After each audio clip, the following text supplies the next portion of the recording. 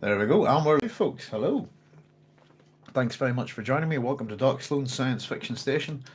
And it's our Dune book club. We just gone 10 o'clock. I'll get my glasses on and get ourselves organised. And if anybody's out there, say hello. And thank you very much for joining us. We have shifted a wee bit onto Fridays at the minute. We were normally on a Thursday at 10 o'clock GMT +1. So I hope you can bear with me. I'm trying to kind of get a regular time slot, but sometimes these things take a wee bit more time than we need to have a wee look at. So in particular, this chapter was enormous.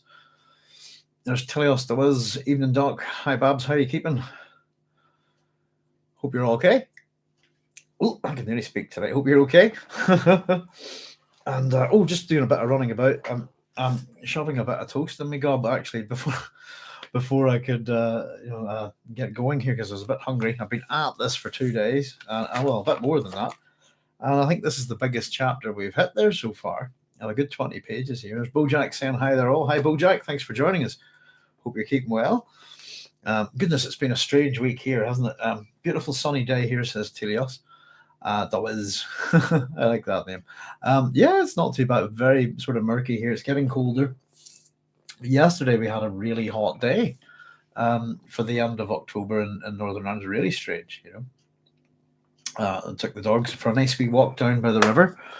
And sort of as I got them out of the car, I had to sort of run back with my coat and my hoodie. I just was starting to sweat like nobody's business. It was really, really warm. So I hope you can all hear me okay. I've got a wee green mark there on my microphone. Hope that's okay. Testing. Yeah, there we go. I got a bit of a reaction from it there. So we're going to have a wee look at chapter 35 today to celebrate Feyd-Rautha Harkonnen's 17th birthday is what this is about. And as we keep mentioning, folks, I don't think this book's going to do much longer. I've got a full split going right down the seam. I don't know if you can see that there. Trying my best to keep it. It's done a full split at chapter 32, and I might have to get the sellotape out if we go much further in this book. I don't think it's going to last me, but I'm not going to replace it. So if it does start falling apart, which I highly suspect it will, we're going to sellotape the heck out of it and hopefully keep it in one piece so we can get through it. I was doing a wee bit of a scan ahead, and I think we have about a total of 48 chapters in Dune. I'm not too sure, and that's not including the appendices. So we're heading towards the end of the book, and at this point we're a couple of chapters away from book 3 of Dune the Prophet, and then it's kind of all the way down into the through the end. So we're heading there, and I think hopefully we'll finish it before the end of the year. There's Vela saying hello again. I'm about to go to dinner, but listening while I can. Excellent, Vela. Have a nice dinner. Thanks very much for joining us. So yeah, this is one of those, I suppose, one of those chapters that there's quite a bit going on, and it's reasonably, I would call it dialogue heavy. But as always, let's have a wee look at our epigraph, shall we? Just to start with another nice short one.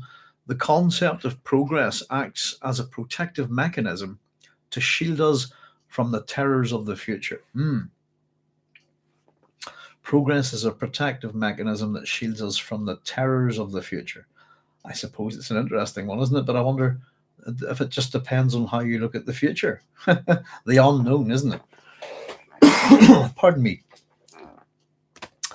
So, on his 17th birthday, we're told, Feyd-Rautha Harkonnen killed his 100th slave gladiator in the family games. And we're also told that we have visiting observers from the Imperial Court, two of my favourite characters, of course, and we get to see a good chunk of them here. We've kind of only heard of them, really, previously, and of course it's Count Casimir Fenring and the Lady Margot Fenring. And they're on the Harkonnens' homeworld, Geidi Prime, for this event. So, yes, eventually as we get through this, I suppose the slave gladiator that Feyd kills will be his 100th victim, which is kind of an interesting thing to take in, isn't it, really, that before adulthood, if you like, before what we might consider adulthood, say around the 18, it's different in different cultures, this person has killed 100 people, which is not a nice thing at all. So the Count and Lady Fenring have been invited to sit that afternoon with the immediate family in the golden box above the triangular arena. It's an interesting shape for an arena, isn't it? And this is in honor of the Ney Baron's nativity, and we're told to remind all Harkonnens and subjects that Feyd-Rautha is the designate heir. That's going to be quite important later on. So this is, as much as it's to do with his birthday, to honor his nativity, is the way Frank puts it. It's for all intents and purposes, this is to demonstrate to all of the people here that Feyd-Rautha is the designate heir. And it's because it's been made into a holiday on Geidi Prime, we've been told, and that the old Baron decreed a meridian to meridian rest from labours.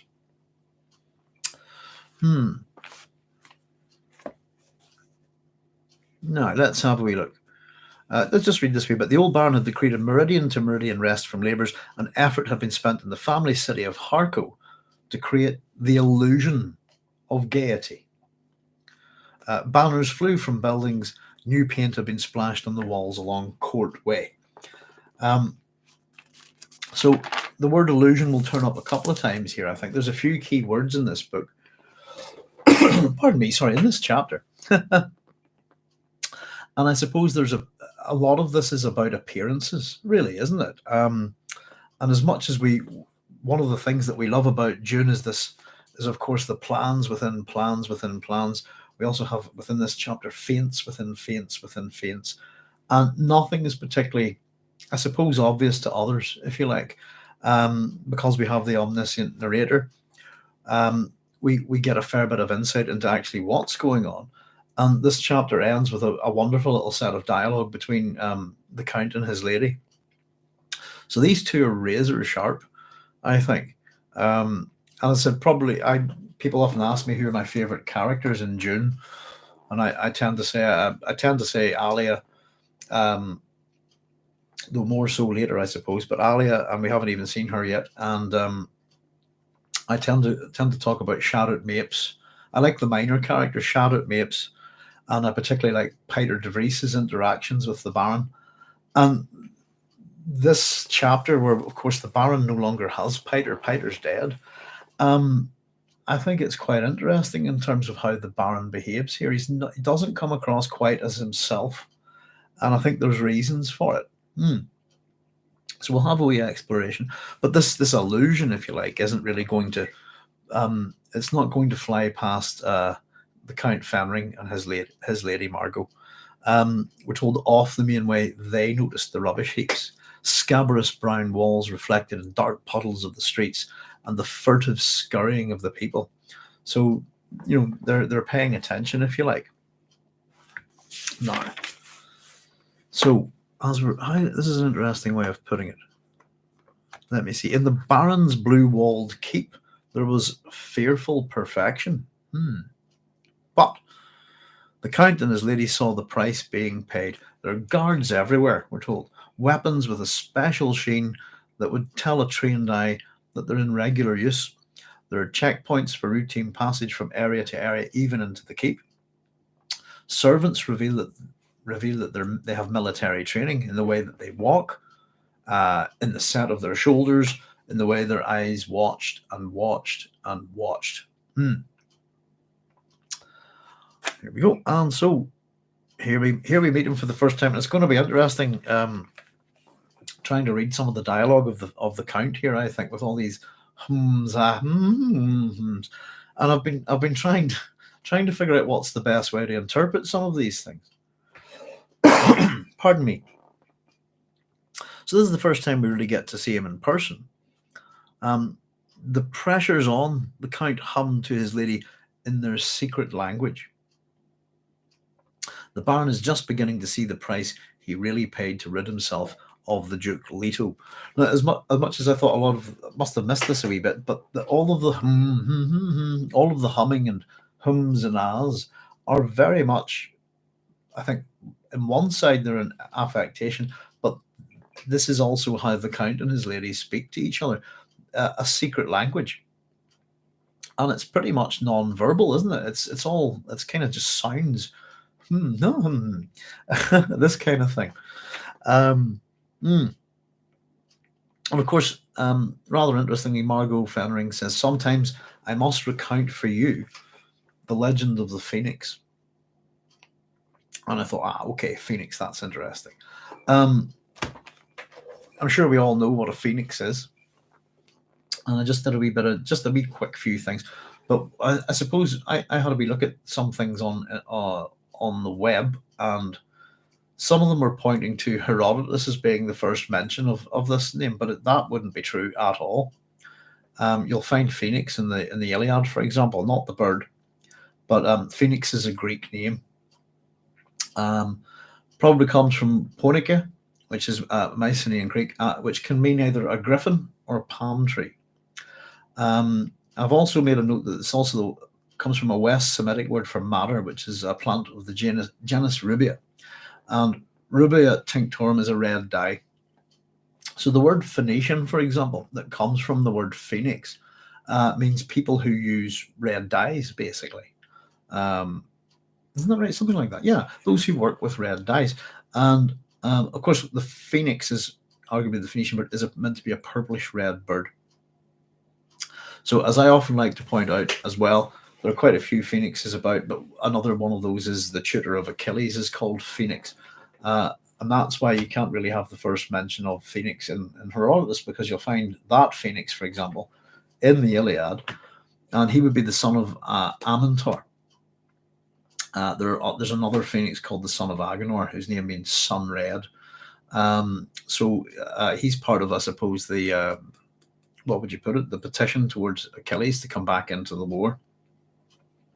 So generally, of course, we know that the phoenix is a bird that I suppose it's associated with resurrection, and either from its own flames or its own ashes, it arises a new bird, etc., etc. And there are many analogues to the phoenix throughout mythologies all around the world, quite frankly. There's Joseph Smith saying, "Hello there. Hello, Joseph. How's it going? You're sending me a wee message early going, what were you up to?" Probably wondering where I was at yesterday, but I've been working at this quite hard, Joseph, as I was saying. And I literally finished this at 9 o'clock tonight. So I finished this an hour ago. And I've been at it since I got up, and then I was at it all day yesterday, doing a wee bit of tutoring in between. So there we go. She must recount for you the legend of the phoenix. The pressure's on. In context, the Baron is just beginning to see the price he really paid to rid himself of the Duke Leto. Why would she mention that there? I suppose it's not the Baron that's going to rise from his own ashes, is it? It's more of a suggestion towards the Atreides, isn't it? I think that's going to be backed up. Excuse me. That's going to be backed up with something that Margot says right at the end of this chapter. And it's sort of something that you think that the Harkonnens would know. So we're told that they're in a reception hall of the keep, waiting to go to the family games. We're told that it's not a large hall, perhaps 40 meters long, 20 wide, but there are false pillars along the sides, shaped with an abrupt taper, and the ceiling has a subtle arch, giving the illusion, there's that word again, of much greater space. And of course, Count Fenring, here comes the Baron. So we're told the Baron Harkonnen moves down the length of the hall with a peculiar waddling glide imparted by the necessities of his guiding suspenser hung. Oh, hang on, I better read that. That's my handwriting failing me again. By the necessities of guiding suspenser hung weight. His jowls bobbed up and down. I think that's great. Pardon me. And the suspenser, we're told, jiggled and shifted between his orange robe. Something I hadn't picked on before here really is that orange seems to be really the color of the Harkonnens, which is very interesting. Very interesting to me. Joseph saying, I'm well enough. Working night sucks, yeah. Does indeed. I don't know. I do a lot of my work at night, to be honest with you. Only very recently have I been kind of shifted to mornings and stuff. But normally I would do a lot of work at night. Or just have all my fun as well, I suppose. So yeah, orange is Orange is a colour very much associated with the Harkonnens here. Or hospice cast, right? There's that Karen saying, hello. Hi, Karen. Working night sucks. Not a wee bit more quieter at night, Joseph? Maybe is that why it sucks? Pardon me.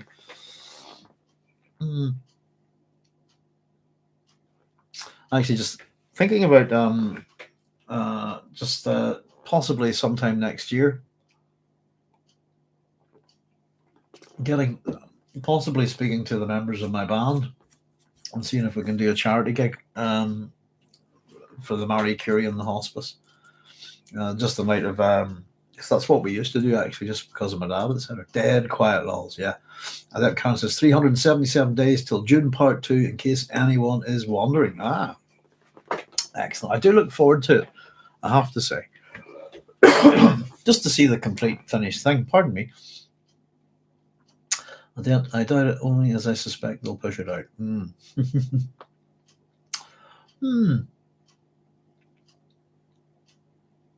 yeah. It will be interesting to see how they do things, and I think how the things that they've messed with in the first film will have some consequences, I think. But push it out. They just moved it forward 2 weeks recently. So what is it? Is it November 2023? Is that correct? I was wondering. Can't wait to see Muad'Dib ride the worm. Yeah. I mean, it's going to be good, isn't it? It's no matter what we think, really, the changes made, etc., etc. I think it's going to make part one much better for me to see a completed thing. And I think hopefully it'll make a lot more sense to other people, I suppose, to a new audience anyway. So a little bit more. Yeah, his orange robe. Orange is a colour that's going to turn up quite a lot here. And of course, we have the black and green of the Atreides, the orange of the Harkonnen. Rings glittered on his hands. Opifiers share where they had. Oh, sorry, hang on. Shone where they had been woven. My handwriting's awful, isn't it? Shone where they had been woven into the robe. So we're told that opifiers are rare opaline jewels of Haggle. Haggle is a jewel planet. We'll find this in the terminology of the Imperium. So another planet here. Haggle. The jewel planet 2 Theta Shaoe, mined out in the time of Shaddam I. So that's interesting in the sense that speaks of an environmental disaster. The planet has been mined out by the time of Shaddam I. I've just made a wee note, environmental disaster, possibly. Now, Shaoe, in terms of, we often like to try and figure out what's the real star, or where's the real location of these. And it's a term from Chinese astronomy, and is the first star of the 3 enclosures, which is in the constellation Leo. So as far as I know, it's 52 Leo Minor, and would be the first star of that constellation. It was kind of tricky to find some stuff on that. What would be really useful would be somebody who's seriously into Chinese astronomy and spoke a bit of Mandarin, or that kind of thing. Always handy to find a linguist with some of this stuff. And I suppose that the interesting thing is that Herbert's not a linguist. He just likes words and language. So there we go. Another little planet. I always like to make a wee note of the possibilities there. Let's catch up with your comments. They're piling down there.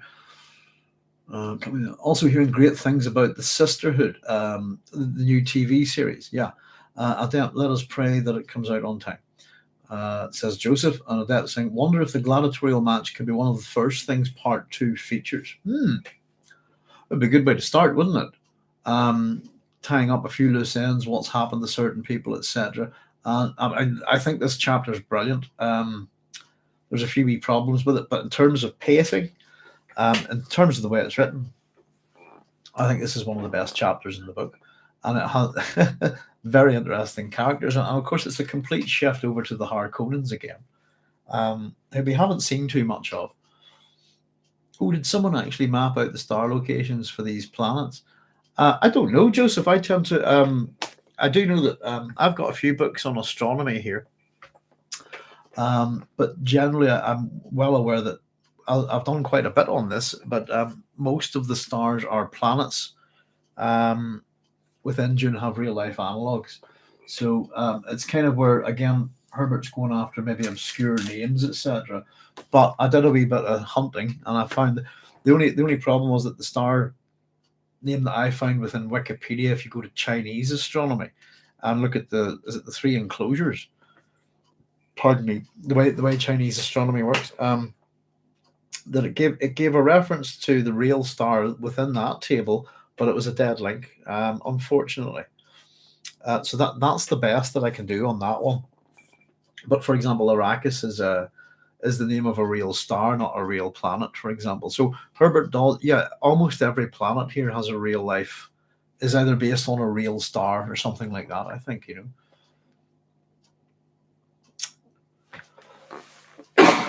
Pardon me.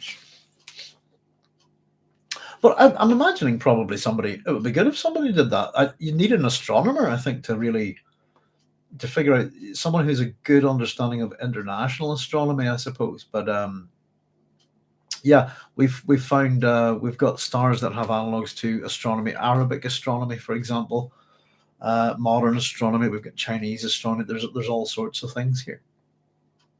Imagine a real Khitan with the rings from Lynch's version. What an amazingly beautiful planet that would be. I would buy that map. I often thought that if you looked at the planet Khitan from Dune, David Lynch's Dune, I thought it looked like Earth. For some reason, and of course it's not Earth, but I thought that was interesting. I would buy that map. We like our maps, don't we?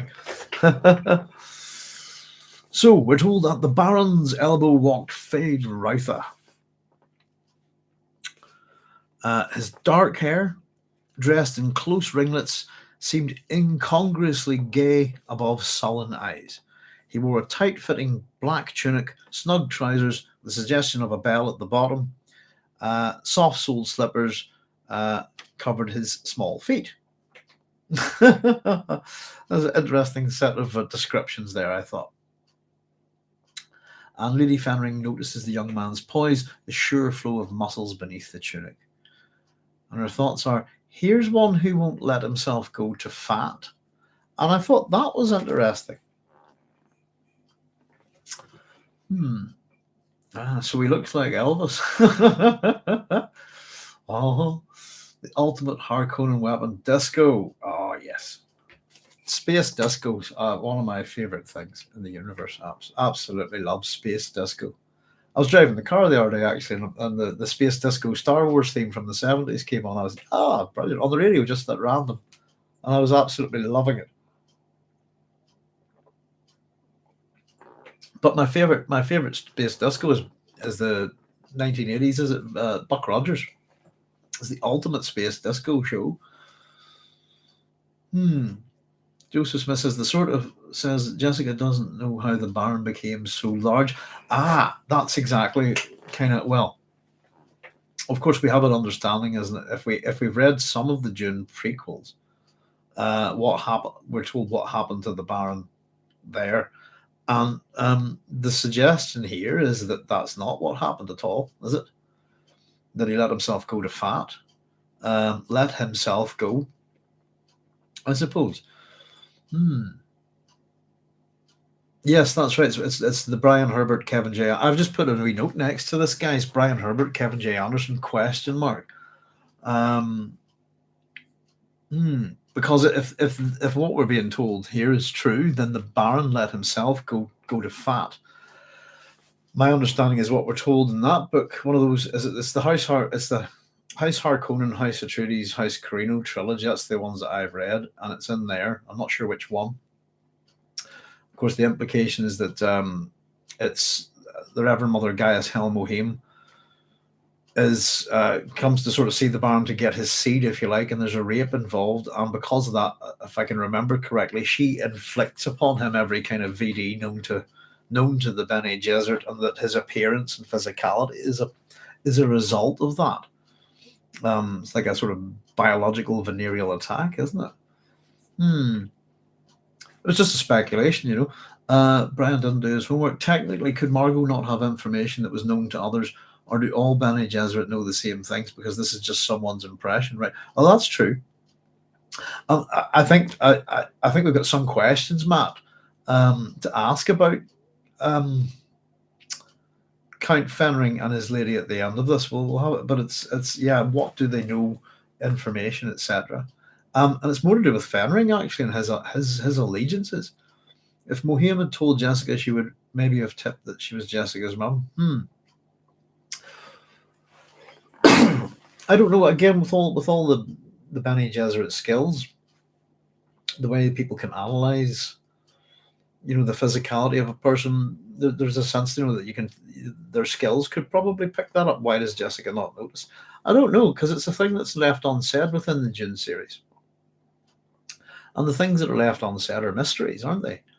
I suppose it's only when we answer these mysteries, or when, for example, I suppose that's the problem with the Brian Herbert, Kevin J. Anderson books, isn't it? That unless you have an exquisite eye for detail, you're going to eventually mess up within the canon of the 6 books of his father. So it was just a question, and it's her thoughts. Here's one who won't let himself go to fat, but the suggestion is that that's what happened to the Baron, isn't it? So it's implied and it's not explicit, I suppose. And I think these two are on Geidi Prime for the first time, possibly. It's like the Nay Baron isn't intentionally large as a showcase of who he is. It was something that was done to him. Oopsie, kind of undermines what the point was, maybe. Well, I suppose at the end of the day, if we're reading Dune from this point of view, if we started reading these books, as I said, the Brian Herbert, Kevin J. Anderson books, they're quite new to a lot of people. Some people haven't read them, I personally don't consider, I don't consider them Frank Herbert canon, because canon belongs to Frank Herbert, that they're his Dune books.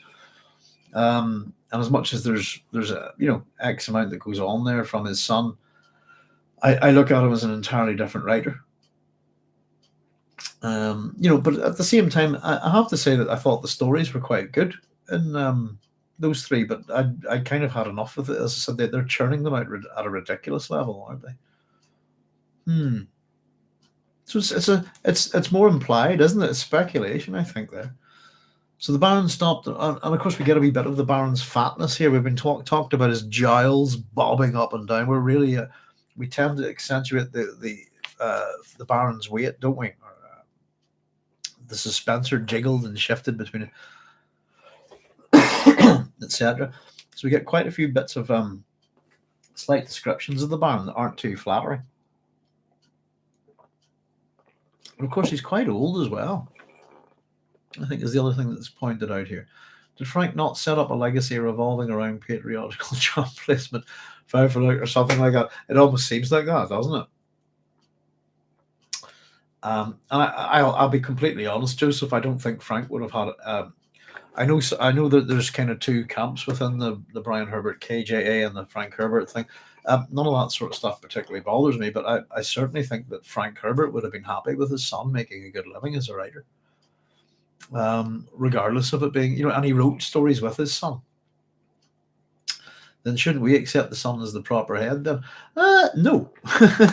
I think it's fine. I think it's fine to enjoy the Dune universe that way. But simply put, the difference in Brian Herbert and Kevin J. Anderson's writing is monumental. And it really just messes with. To me, it messes with the omnipotent narrator voice, if you like. Oh no, lols, fair enough. I had to try. No problem. As I said, I've read a few of them, and I've read a couple. I've read Brian Herbert's biography. I think he writes well. I thought the biography of his father was very good. I've got Man of Two Worlds here somewhere as well. And of course he's brought out these books with Road to Dune, and I've often wondered why he bothered bringing in Kevin J. Anderson at all, to be honest with you. But certainly, I think quality is better than quantity. I think it's often the case. I think we're seeing the dilution of a lot of intellectual properties at the minute. I think we're so hungry sometimes to enjoy another literary world, or to go back to a literary world that we really like, We're seeing it with Lord of the Rings, things like Watchmen, Sandman, all sorts of things, Or no, succinct. I have the best of success when writing when I write in a team. Goodness, I've got to start doing some writing. The amount of writing I've done on these things, I could have written 3 novels by now. But yeah. So yeah, seemed incongruously gay above his sullen eyes. Happiness. We have had gaiety as well. In the old-fashioned meaning, the illusion of gaiety, the illusion of happiness, if you like. His appearance is kind of interesting, I suppose, and the Baron's appearance would seem quite gaudy, I think.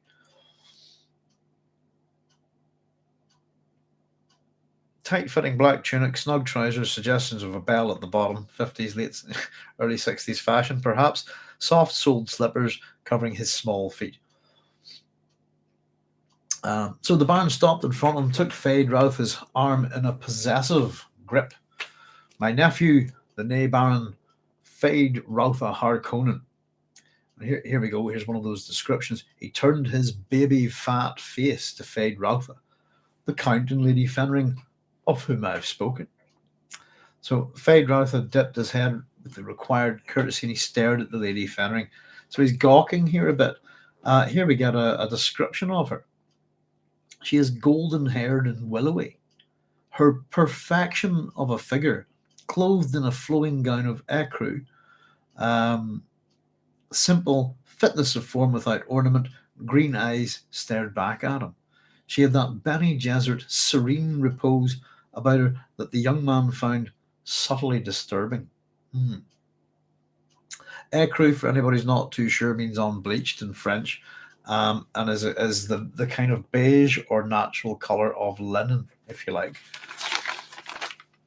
One of those, occasionally we get the odd wee word here, I'm not sure if people know them, so it's always good to explain. And here we go. Here's where I'm going to have a bit of fun here, folks. How do we do this? So I've had to be quite careful, but I'm not too sure. You tell me what you think. Is it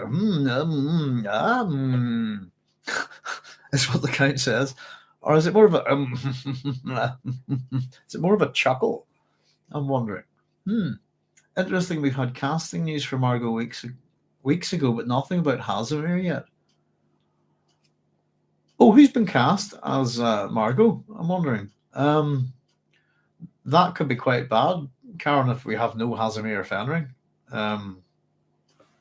He's an incredibly important character and he barely is in the book. But Leah Seydoux. Let's have a wee look. I'm not familiar with the actress. Does she kind of match up to the description, I suppose? Oh, yes, she does, actually. Yeah. Where are we? Oh, I've jumped over the page. Golden-haired, willowy. Perfection of figure, clothing, flowing. Should be a very elegant, serene repose. I'm not familiar with the actress. It says here, Leah Hélène Seydoux. She's French.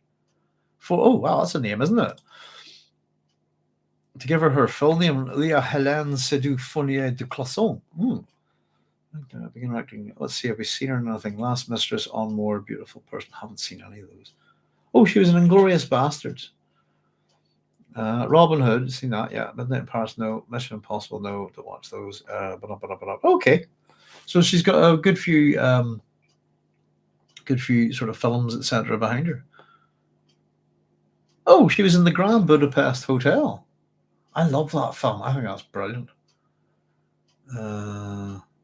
Spectre, No Time, and James Bond, and she was in The Lobster. Oh, I quite like The Lobster. So it seems I've probably seen her in quite a few things, actually. I thought The Lobster was great. Who did she play in Bastards? Hang on, I'll bring that back up. Where do we see that? Let's see.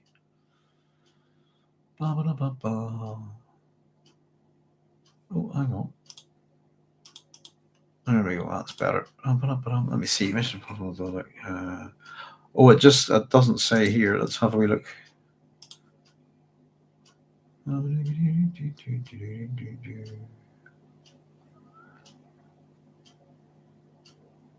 I actually can't see her in the list of starring there at all.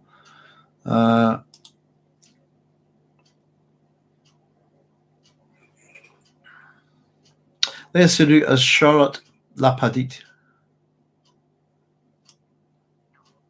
Is that the family at the start that gets sort of one of the three? Yes, one of the three daughters of French farmer Perrier Lapadite. There you go. She's got the right look about her. No worries, Milk Farm.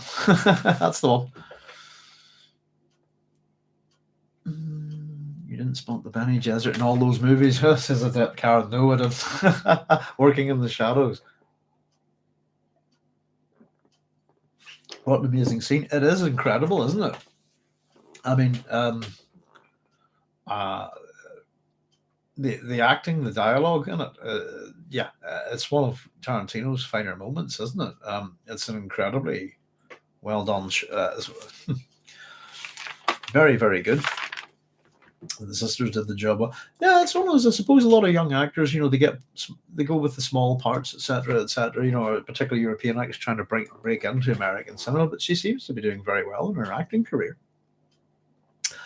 And it's a small role, isn't it, in Dune? But I think it's a very important one.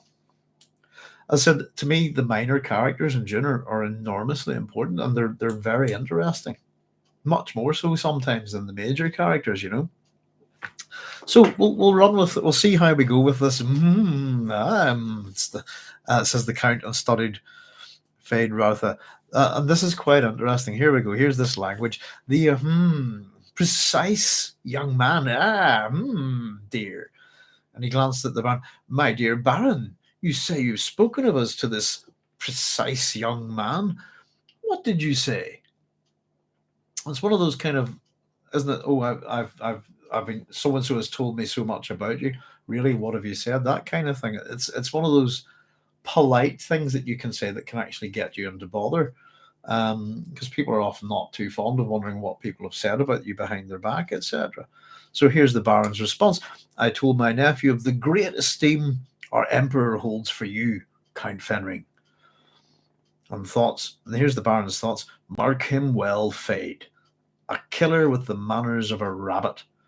This is the most dangerous kind. I wanted to say this, guys, by the way, as well. I like it when you had the voice of the cat. She says, Joseph, and it was terribly frightening. He said, yes, it was indeed.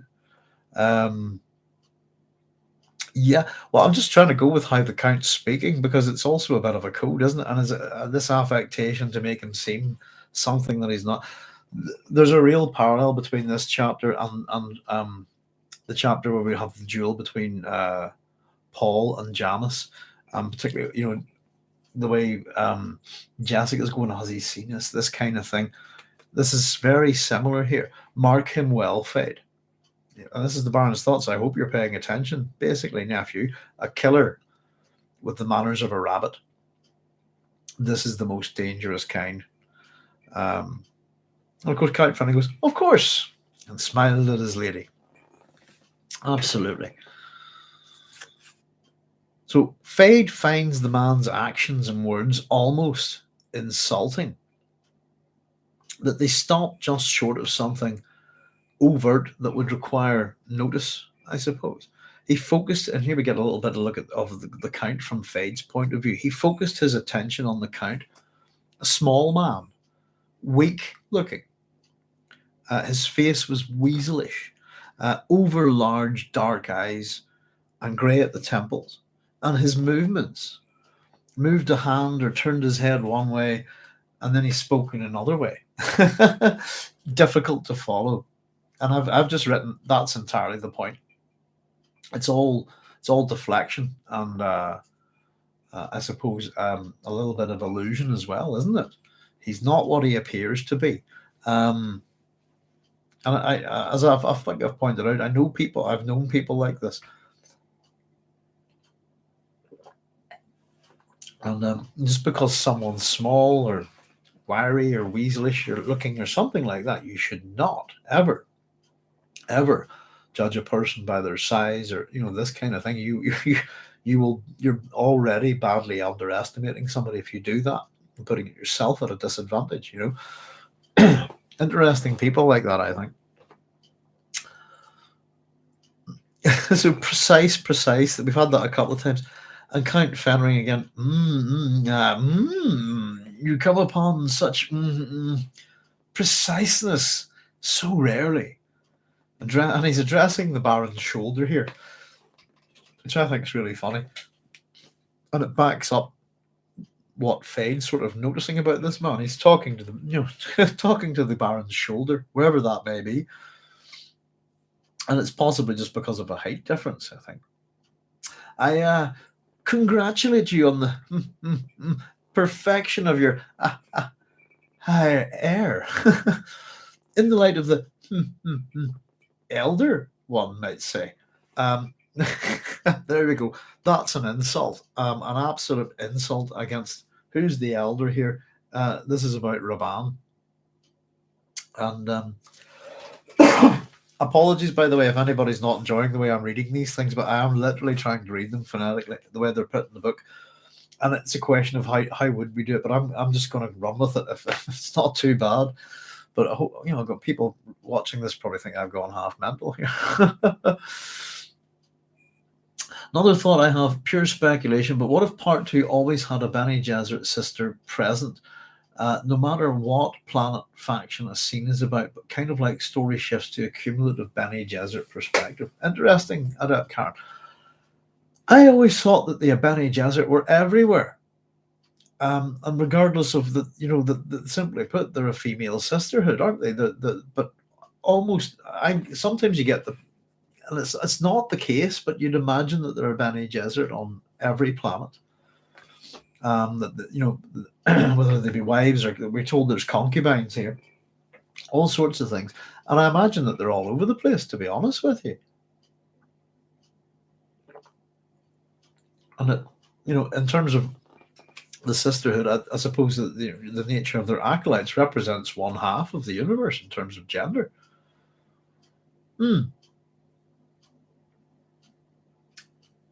Kind of like the story shifts to the cumulative Bene Gesserit perspective. Yeah, I think there's something of that at the end here, Caroline, as well.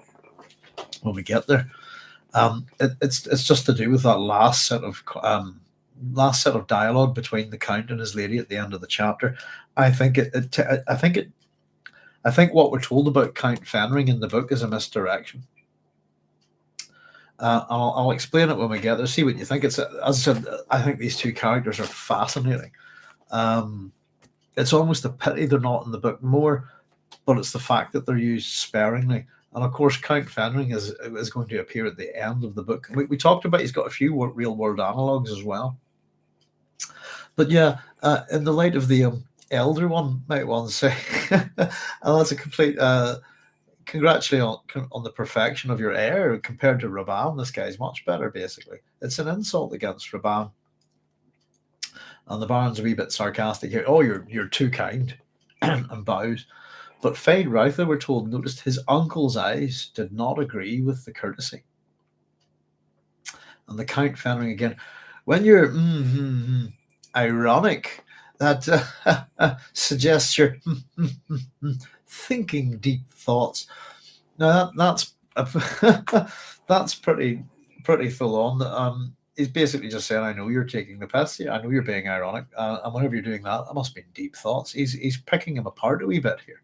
And it must be disconcerting for him,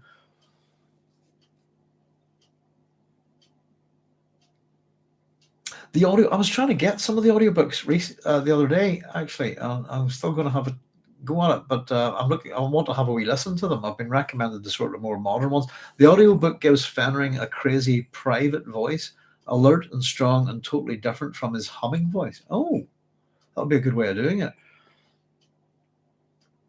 The audiobook goes full Jeff Goldblum. I don't know how I'm doing compared to that. Just doing my best, guys. I hope it's not too jarring. I think it's kind of funny. I'm enjoying it anyway, but there's a lot of H's and M's and M's and A's that actually read out. and I really wanted to get the dialogue correct in this because I think it's quite important. Think, yeah, when you're ironic that suggests you're thinking deep thoughts.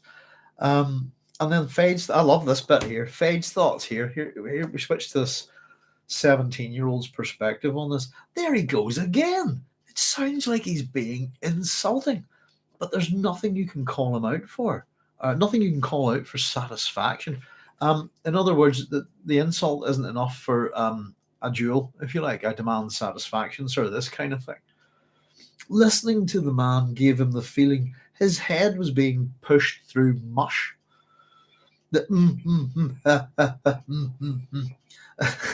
And he turned his attention back to the Lady Fenring. I made a wee note here. If the Fenring is a count, if Count Fenring is a count, then his lady is a countess, by the way, not a lady. She should be Countess Fenring, but I don't know why they have that here. So, here we go. So Lady Fenring, and this is what I didn't remember this, by the way, from the book. It's been a wee while since I read it. It wasn't too long ago, but I suppose I wasn't looking at it in this detail. I didn't realize that she's kind of running the same thing here too, but not to the same degree. We're taking up too much of this young man's time. I understand he's to appear in the arena today. I'll just put matching her husband's affectations. They really are a pair, these two, and what I think is really interesting is I genuinely believe they actually really love each other. By the way, that's something to point out. And it's something that Jessica's figured out, isn't it, earlier? Whenever she got Margot's secret messages, she realizes that the Count married his lady. And it suggests that he married her for love, whereas the Duke wouldn't marry her. So there's a comparison to be had between the Count Fenring and Lady Margot and the Duke Leto and Jessica, I think. Oh,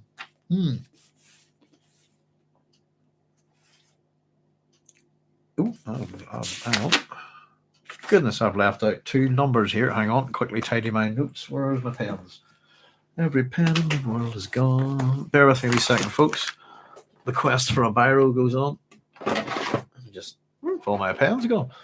There's one. I'd be a poor tutor if I couldn't find a pen, wouldn't I? Was it they always used to say one good indicator is if you're being a student was that you wouldn't own a pen. Remember that from a long time ago. Oh yes, right, all right, 17. That's 18. There we go. I forgot to write these down. 19. There we are. Okay, sorry about that. So, by the Horai of the Imperial Harem, she's a lovely one. That's his thoughts, Feyd's thoughts here. He said, I shall make a kill for you this day, my lady. I shall make the dedication in the arena with your permission. Just before we go to Lady Fenring's response, Horai, or Horus, if you like, is a term from Islam. It basically means having eyes of intense contrast of black and white, as far as I understand. Are meant to be this reward to the faithful in paradise. We'll get this term much, much later with the God Emperor. And there's a bit more to it than that, but I just thought I'd drop that in there. Now, here we go. Lady Fenring returned his stare serenely, but her voice carried whiplash as she said, you do not have my permission. And we've got a little bit of a possible incident going here. The Baron's like, Feyd! And his thoughts here are, that imp, does he want this deadly Count to call him out? As much as that's the possibility, I imagine that Lady Fenring here is equally, if not more deadly than Count Fenring. And of course, the Count smells. And the Baron says, you really must get ready for the arena, Feyd. You must be rested and not take any foolish risks. Like now, is what he's saying here. You're taking a stupid risk. Get out of here. And Feyd-Rautha, of course, bowed with his face dark with resentment, which I'm sure is picked up by everybody. And he says, I'm sure everything will be as you wish, uncle. He nods to the Count Fenring, sir, to the lady, my lady. He turns and strides out the hall, barely glancing at the knot of families minor near the double doors. I suppose we've got the houses minor, if you like, or the minor houses, hanging around and being in the background a bit. And there's a little bit of a threat in relation to that coming up from the Count to the Baron. I'm wondering what the audiobook goes full Jeff Goldblum means. he's got a lot of sort of interesting quirks as an actor. I suppose I read a number of people. People always talk about Karen. Who would you like to see as in a certain role? And I think that Jeff Goldblum's name came up a few times for Casimir Fenring. But I think he's too big. I think he's too tall. Not that matters, I suppose, anymore. I don't think there's really an attempt to sort of cast like for like, though. I would say that Lady Fenring seems to have been cast quite, accurately in terms of the actress's appearance. Of course, making excuses for him here, the Baron says, "Oh, he's so young." The Count replies, yeah, indeed. We get the Lady Fenring's thoughts here. Can that be the young man the Reverend Mother meant? Is that a bloodline we must preserve? So this is kind of why they're here. Well, this is why she's here. Pretty much, they're here to preserve the bloodline. We'll get a bit more on this later. And this I suppose is the question. He's not impressed them here. Comes across as a bit of a callous youth. My vote is still Jake Gyllenhaal, but I doubt that's what will happen. I don't know. I was actually thinking, is it Barry Keoghan? Who we saw? I haven't seen too much of him. I think he's in the Banshees of Inish. What's that new film called? Inisherin or something, is it? But he was in the Green Knight. Banshees of, oh goodness, where'd that go? The Banshees of Inisherin, I think he's in. He has that kind of look, I think, and he's I don't know how big he is, but I sort of saw him being interviewed the other day with oh goodness, Colin Farrell, and he didn't come across as being particularly large, but I understand he's a wee bit of a boxer, etc., and he has that kind of. So he's quite young though, isn't he? Mark Rylance. Yes, somebody like that, possibly. Yeah, that's a good choice, Matt. It's a tricky one. I'm trying to think of actors that come across that way, that are small, thin, have that kind of look about them. And again, you could do wonders with makeup, etc., and all these kind of things, can't we? So Lady Fenring's kind of put him in his place a wee bit here, putting the Baron a wee bit on, I suppose, on the left foot, if you like. He's having to be a bit cautious here. Let's get Feyd out of here before he does takes any more foolish risks. Let's not insult this deadly man and his wife. But yeah, so there's the Bene Gesserit are involved here. Is that what the Reverend Mother meant? So they're here to preserve a bloodline. Feyd, UWU. Oh, doctor. I'm not sure what you mean there. So the Baron, we're more than an hour before we're going to the arena. Perhaps we could have our little talk now, Count Fenring. And he tipped his gross head to the right. Again, we're always with the physical descriptions here. There's a considerable amount of progress to be discussed. Now, just to stop right there, that's the important word from the epigraph, isn't it? We're here to talk about progress, aren't we? Just to remind us, the epigraphs always have got something to do with what's going on in this book. In each chapter, the concept of progress acts as a protective mechanism to shield us from the terrors of the future. Considerable amount of progress to be discussed. So the Baron's thoughts here are, let us see how the Emperor's errand boy gets across whatever message he carries without ever being so crass as to speak it outright. This is going to be kind of ironic in a second here, but and I think it's particularly funny that we get the Baron's thoughts here on this. Here we go. The Count Fenring is well, excuse us, my dear, to his good lady wife. And she replies, each day, sometime each hour brings change, she said. Hmm. Or even. And she smiled sweetly at the Baron before turning away. Her long skirts swished as she walked with a straight-backed, regal stride towards the double doors at the end of the hall.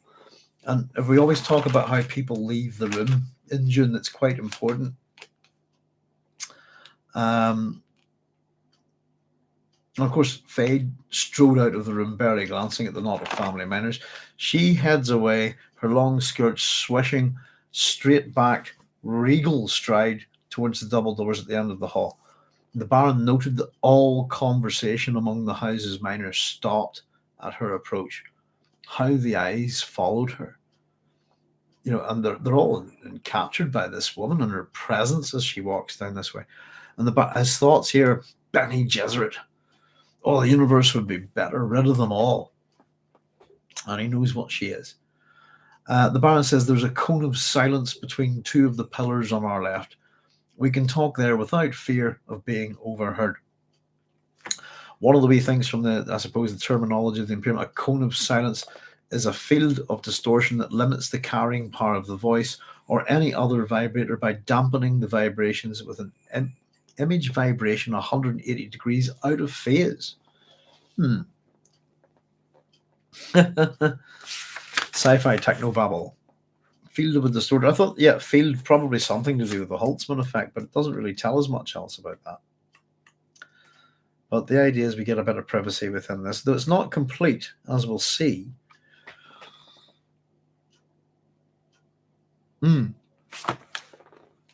Because both men have to protect their lips from being read as well, don't they? So he led the way, here we go, with his waddling gait into the sound-deadening field, feeling the noises of the keep becoming dull and distant.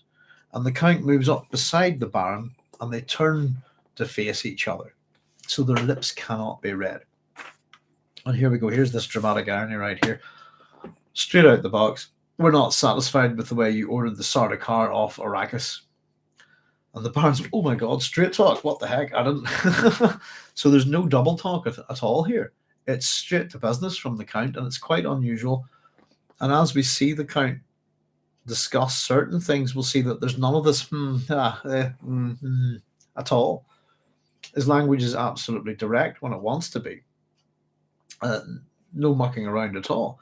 And this really surprises the Baron. It's taken him unexpectedly. And we're going to see this is a back and forward here, and there's a lot of dialogue. Do not underestimate the model. Oh, hang on, back up a wee bit. Adept Karen says, Uru, also stylized as a Uru, is an emoticon representing a cute face. Oh, that's why you lost me, Karen. The U characters represent eyes, while the W represents a mouth. Okay, thank you. I've just learned something I did not know. I tried to create an emoticon a while back, and it was a kind of a silly thing, but I call it's a Rishin Gurn, and it's the two brackets that you would get, the curly ones that make a kind of a, like a vase and then an unhappy face. I called it a Rishin Gurn, as opposed to a Grecian urn. Thank you very much, Carol. I've learned something. There you go. Ooh, I'll have to give it a try actually and see what it looks like. Hang on. That's the ooh, big U, little W, big U. We'll give it a go, see what it looks like. Do not underestimate the waddle, says Matt. Penguins are now in control of Antarctica. Do you own a continent? I don't think so. I would never underestimate a waddle. Oh, says Joseph. Ooh. Let me see. Hang on, if I can do a Rishin Gurn. Let me see, where would it be? Where's my curly brackets on this keyboard? There we go. Well, all the way around. Doesn't quite look the same, I suppose. There you go. That was my Rishin Gurn. Emoticons. Very good emojis, etc. All these things are very groovy. I don't use them very often. As you can tell. Okie dokie. Here we go. So we're not satisfied with the way you ordered the Sardaukar off Arrakis. Straight talk, didn't expect this. The Baron's response: the Sardaukar could not stay longer without risking that others would find out how the Emperor helped me. The Count replies, but your nephew Raban does not appear to be pressing strongly enough towards a solution of the Fremen problem. The Fremen problem, there's a euphemism. And of course the Baron said, well, what does the Emperor wish? There cannot be more than a handful of Fremen left on Arrakis. The southern desert is uninhabitable. The northern desert is swept regularly by our patrols. So the Baron's got a lot of wrong information here, hasn't he? Here comes the Count, who says the southern desert is uninhabitable. He's got a response for this one. Your own planetologist said it, my dear Count. But Dr. Kynes is dead. Yes, unfortunate that. Why would the Baron be allowed to order the Sardaukar anywhere? There's Stevie Campbell said, hi, Stevie. That's a good question. But I'd imagine I don't think he would, to be honest. It's a good point, Matt. We're maybe just assuming that because the Emperor is not quite in place, that he's kind of, the Baron is running the show, and that I suppose the Sardaukar are all meant to be dressed in Harkonnen livery, aren't they? Interestingly, the Baron cannot conceive of the Fremen as a threat, even though he is otherwise extremely perceptive. Meanwhile, Fenring is clearly an open-minded person. Correct. I have a theory about that, Matt. And I think we'll get to it in a wee bit whenever we're going to discuss. In fact, we're going to get to it really shortly, actually, here. Let me see. It's to do with Feyd-Rautha, actually. It's the fact that the Baron has a crutch, and his crutch has been taken away, and I think he's not quite. The Baron's often pretty sharp, isn't he? But in this chapter, I suppose part of that sharpness comes out at the end, but he's misinterpreting things, and of course there's a bit of a plot here against him as well. So he said, what does the Emperor wish? We did that bit. Who says the southern desert is uninhabitable? Your own planetologist said it, my dear Count. Dr. Kynes is dead. Whoops, unfortunate accident there. A lot of unfortunate accidents, as somebody will point out. So Count Fenring says, we've word from an overflight across the southern reaches. There's evidence of plant life. And this is a wee bit of a back and forth again. Has the guild then agreed to watch from space? And that's not what Fenring said, by the way. He said overflight across the southern reaches. It's nothing to do with the guild here. And I think that's a a tactic to divert Fenring here. It's a subtle change so it's not quite what the Count said. Count Fenring says, you know better than that, Baron. The Emperor cannot legally post a watch on Arrakis. And this is very interesting, and I cannot afford it. Who made this overflight? Which is a good question. But we've always talked about that no matter who asks, no matter what the price is, anybody approaches the guild in terms of satellites, weather control, this kind of thing, the price is always outside of whatever wealth that person has. It's as simple as that. Count Fenring, smuggler.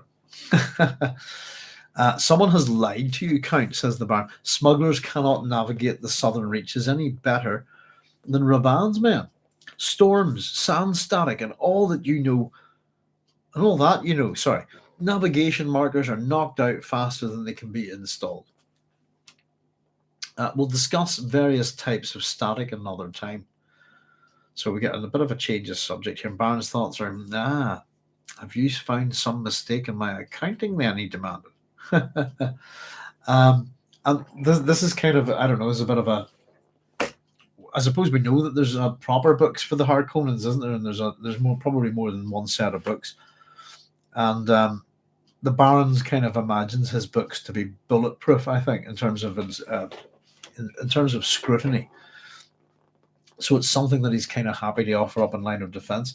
But the Count replies, when you imagine mistakes, there can be no self-defense. and I just put so no.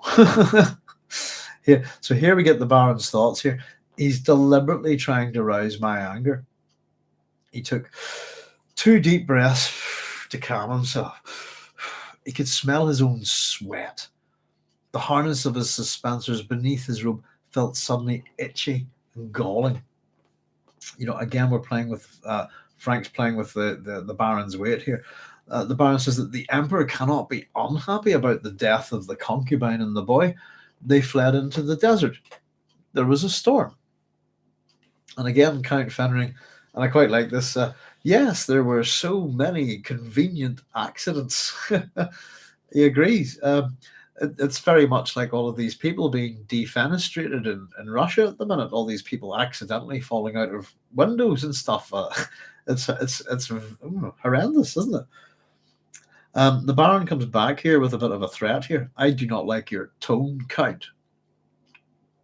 And the Count's response is quite good here. Anger is one thing, violence another. Let me caution you. Should an unfortunate accident occur to me, here, the great houses would learn what you did on Arrakis. They've long suspected how you do business. So that's simply a warning. Anything happens to us, we've made arrangements, you'll be outed, pretty much. And the great houses long suspect how you do business. Of course, the Baron replies, the only recent business I can recall was transportation of several legions of Sardaukar to Arrakis. So they're all complicit in this pretty much illegal action, if you like. And so if you want to pull that one on me, then that's the Emperor involved. So it's a real back and forth here of I suppose they're all playing their cards here in terms of manipulation. You think you could hold that over the Emperor's head? And the Baron goes, I wouldn't think of it. And Count Fenring smiled. Sardaukar commanders can be found who'd confess they acted without orders because they wanted a battle with your Fremen scum. And of course, the Baron says, well, many might doubt such a confession, but the threat of this staggers him, we're told. And he wonders about this. Are the Sardaukar truly that disciplined, he wondered? That one of them would actually, a commander would go up and go, yes, I did this off it was all my idea. I just want to kill Fremen. It's nothing to do with the Emperor. I'll take the blame. And if that means a death sentence, yes, so be it. I think is the implication there. And of course, Fenring says, well, the Emperor does wish to audit your books. Anytime. This is expected by the Baron, I think, here. And Count Fenring goes, you have no objections. None. So there's a certainty here. My Chom Company directorship will bear the closest scrutiny, and no doubt it will. And no doubt that you'll never see the real books, if you see what I mean. Let him bring false accusation against me and have it exposed. The Baron thinks, I shall stand there Promethean, saying, behold me, I am wronged. Then let him bring any other accusation against me, even a true one. The great houses will not believe a second attack from an accuser once proved wrong. False in one thing, false in many, isn't it? That kind of thing.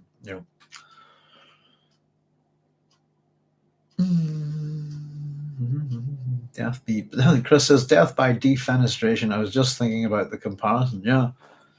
Oh, it's a great word to be defenestration, isn't it? It's to be put through a window is essentially what it means.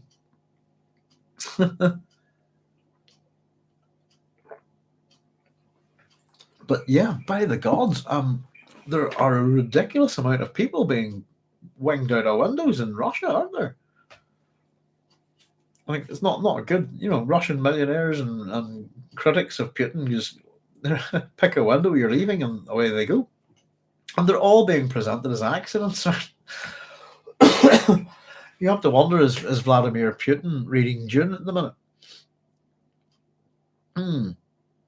Yeah, bizarre, isn't it?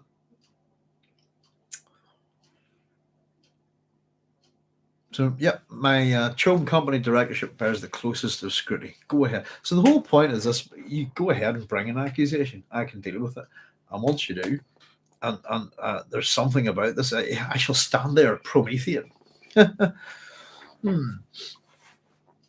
Behold me, I am wronged. It's the language and the Baron's thoughts there is quite enigmatic, isn't it? And of course, Fenring, no doubt your books will bear the closest scrutiny, he muttered. Aye, right, is what I've put. So that, there's no doubt, yeah, it's not a way that they're going to get him. So, why is the Emperor so interested in exterminating the Fremen? That's another good question. Changes the subject here, and the Count picks up on it. Every time, pretty much. You wish to change the subject, eh? Shrugs. It's not the Emperor, we're told. Here we go. It is the Sardaukar who wish it, not the Emperor. They needed practice in killing, and they hate to see a task undone. Of course, we know that the Sardaukar have declared a pogrom on the Fremen, haven't they? Because they've kind of got their butts handed to them a few times by these people. They don't like it. Does he think to frighten me? The Baron wonders. By reminding me that the Emperor is supported by bloodthirsty killers. This is a wee bit ironic, isn't it? A certain amount of killing has always been an arm of business, but a line has to be drawn somewhere. Someone must be left to work the space.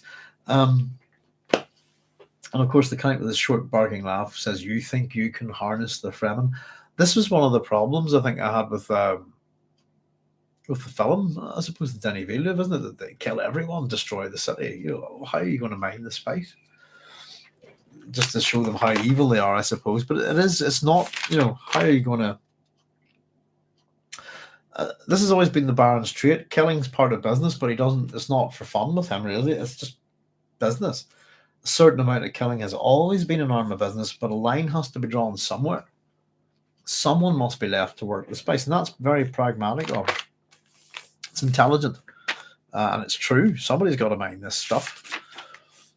And it doesn't seem to be particularly easy to mine in the first place, is it? You kind of really wouldn't want to be killing off your working population. You would want, as the Atreides point out, you would want experienced sand miners, this kind of thing, So Baron says, again, there's information here. There'll never be enough of them for that. But the killing has made the rest of my population uneasy. It's reaching the point where I'm considering another solution to the Arakeen problem, my dear Fenring. And I must confess the Emperor deserves credit for the inspiration. And the Count goes, and you see, Count, I have the Emperor's prison planet, Salusa Secundus, to inspire me. I just written there, here we go. The Count stared at him with glistening intensity. What possible connection is there between Arrakis and Salusa Secundus? Boom. Very quick. And the Baron felt the alertness in Fenring's eyes. Something's not right here. Very much what have I just said? This guy has just shifted, and he's completely changed in body language, glistening intensity. There's alertness in Fenring's eyes. This man's deadly. The Baron said something that's not quite right here. He's not sure. What possible connection is there between Arrakis and Salusa Secundus? I get the sense that if the Baron gave the wrong answer here, that the Count would kill him right there and then. It's the secret of where does the Emperor get his army from. And of course, this is one of the mysteries that is solved in Dune. No connection yet. The Count yet. Well, you must admit it'd be a way to develop a substantial workforce on Arrakis. Use the place as a prison planet.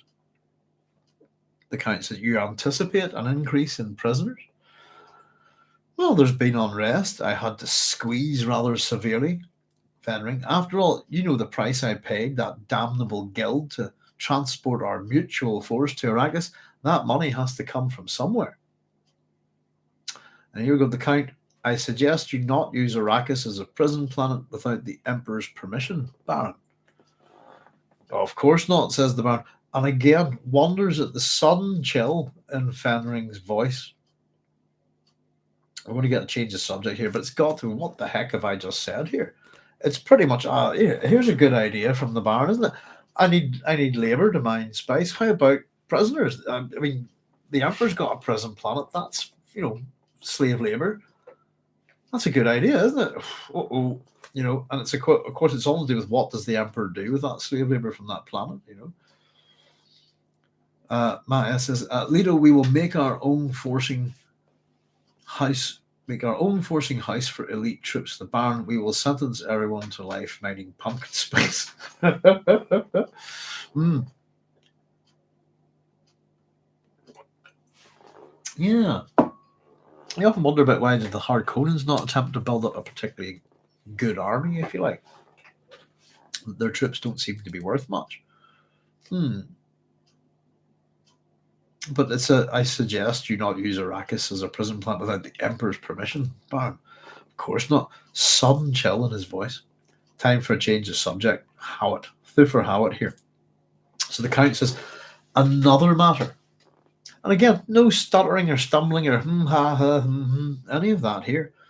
Another matter. All business-like. We learn that Duke Leto's mentat, Thufir Howat, is not dead, but in your employ. How did they learn, I wonder? The Baron, of course, says, I could not bring myself to waste him. The Count, you lied to our Sardaukar commander when you said Howat was dead. It's only a white lie, my dear Count. I hadn't the stomach for a long argument with the man. Was Howat the real traitor? Now, this bit's interesting. Oh, goodness, no. It was the false doctor. And he wipes perspiration on his neck. The Baron's nervous here. You must understand, Fenring, I was without a mentat. You know that. I've never been without a mentat. It was most unsettling.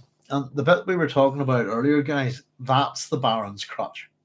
And possibly the reason why he's not quite thinking as straight as he should be in this chapter. The other question I kind of wondered was, it's suggested that earlier on in the book that he's got another Piter de Vries ready to go somewhere. As soon as he kills this one, he can get another one. Why hasn't he? And it's something, maybe it's just not noticed, not picked up on, or not followed along in the story. But the Baron, as much as Howat's in the background in this chapter, we don't see him. We do get some of his words and thoughts. And his plan, I suppose, is everything to do with how Feyd operates within the gladiatorial arena. But yeah, I've never been without a mentat. It was most unsettling. That's the Baron's crutch, I think, was Piter. And I think the Baron is so much more interesting with Piter. I think they're absolutely they're an odd couple, definitely, but they riff off each other, and their sense of violence towards each other. I think they want to. It's such a shame about Piter, but his death is very, very, very badly underused in the Danny Villeneuve film. And is it? I don't know the name. David Dahl. I don't know how to pronounce it. Let me see. I'll just get this actor's name correct before I say it. David Dahl. Dasmalchian. Isn't that correct? David Dasmalchian. I think he's a pretty decent actor for what I've seen him in, and I thought he was well cast for it. And what a waste! Just what a waste of it. Not only an actor, but a great role. Give the little affect. No, Piter had so much more to say, I think, and it's a real shame. Absolutely real shame about the way that character and actor were underused in the film.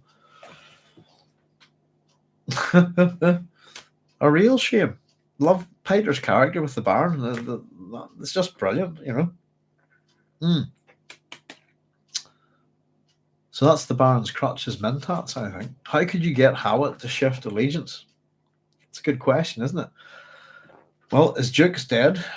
His Duke was dead. There's nothing to fear from Howat, my dear Count. The mentat's flesh has been impregnated with a latent poison. We administer the antidote in his meals, and without the antidote, the poison is triggered. He'd die in a few days. And the Count says, I kind of wonder why I suppose maybe the Howat could just go on hunger strike, couldn't he? The Count says, withdraw the antidote. But he's useful, and he knows too many things no living man should know. Hmm. You said the Emperor doesn't fear exposure, says the Baron. Don't play games with me, Baron, replies the Count. Again, there's that edge to this character. When I see such an order above the Imperial seal, I'll obey it, but I'll not submit to your whim. So the Baron's standing up for himself here a bit, and the Count, you think it whim? What else can it be? The Emperor has obligations to me too, Fenring. I rid him of his troublesome duke. The Count replies, with the help of a few Sardaukar. Well, where else would the Emperor have found a house to provide the disguising uniforms to hide his hand in the matter? And I don't think we got that sense in the film either, did we? I think you do get it in the David Lynch version.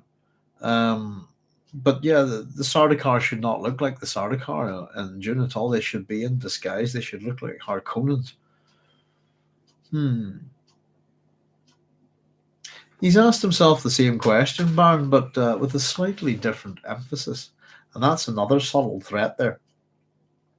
So the Baron studies Fenring, notes his stiffness of his jaw muscles and the careful control.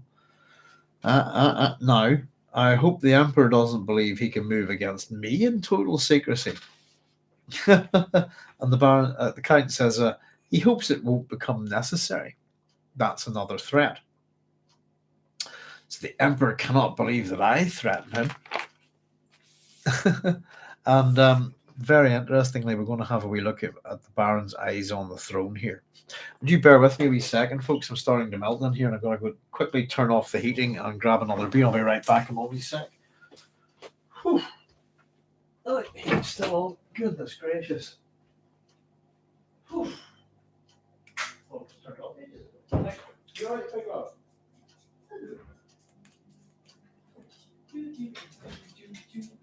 Are you coming in to join me? Come on.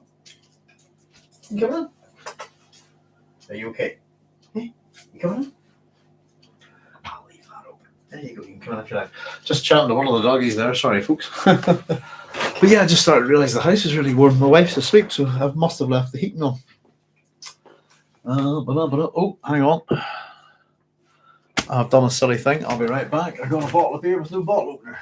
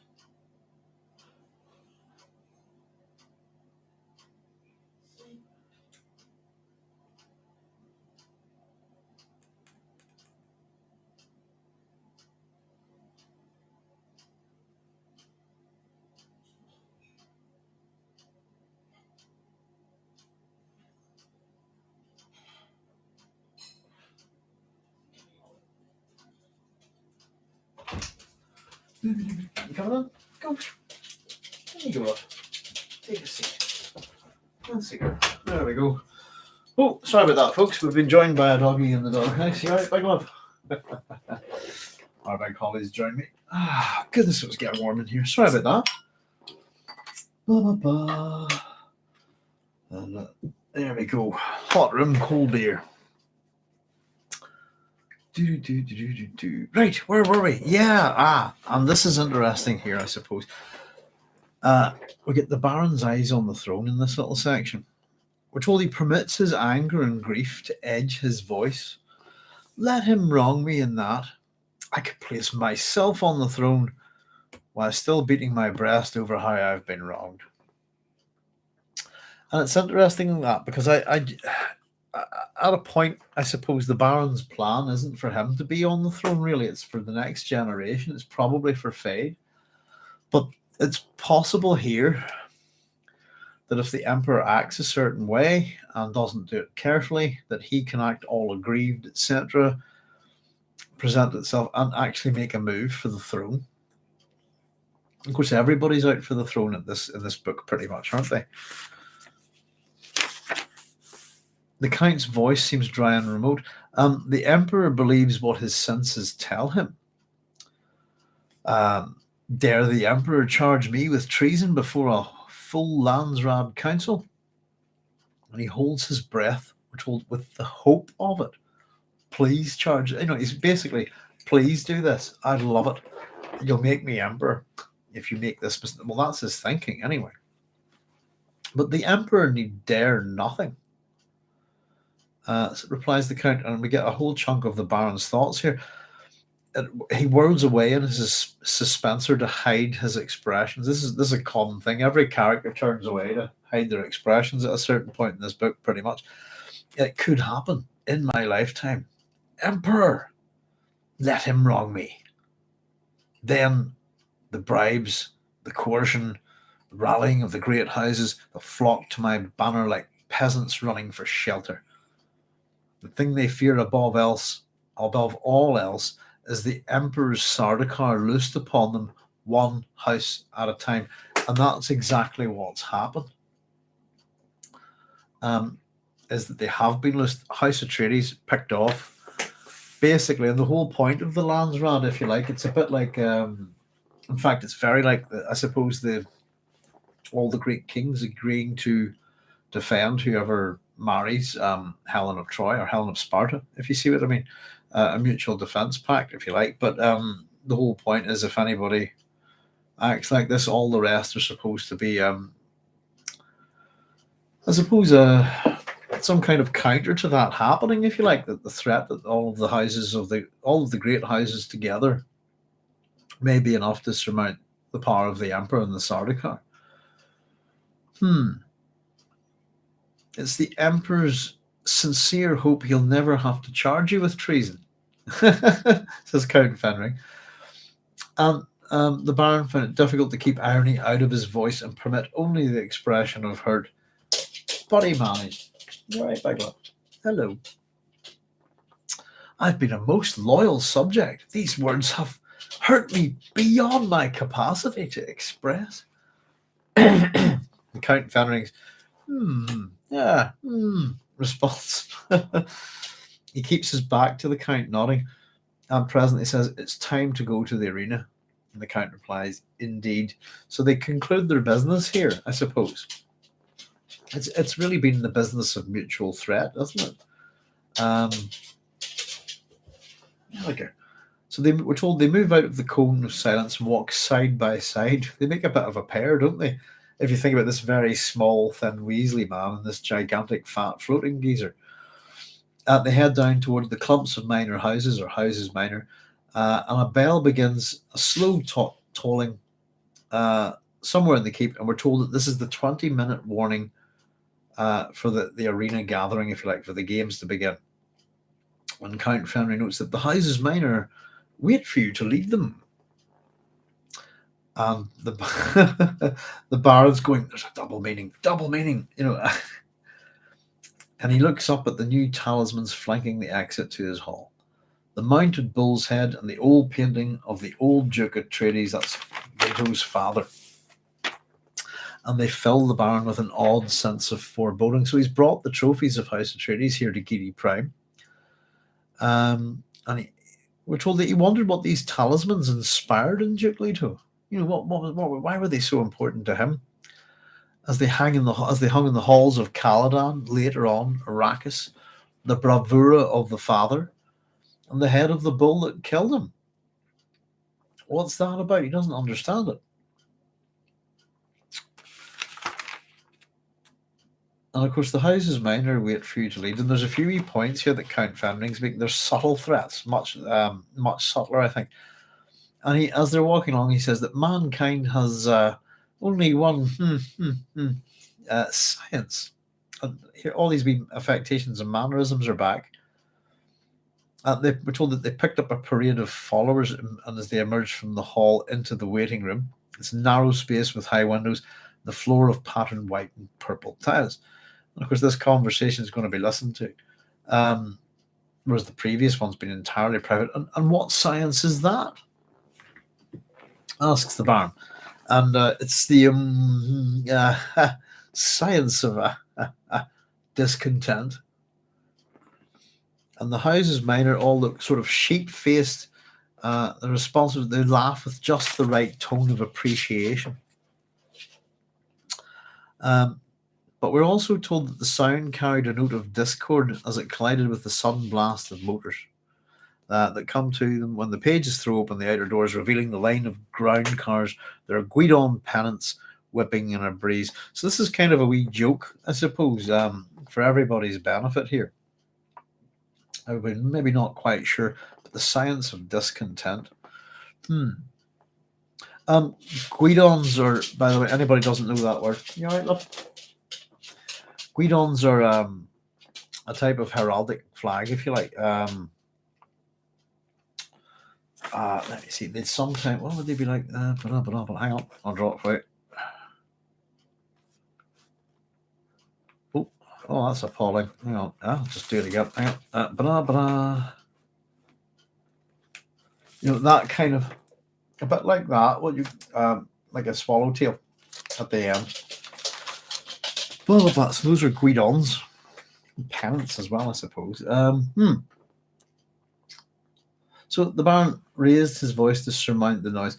I hope you'll not be discontented with the performance of my nephew today, Count Fenring. And the Count Fenring replies, I filled only with a sense of anticipation, yes.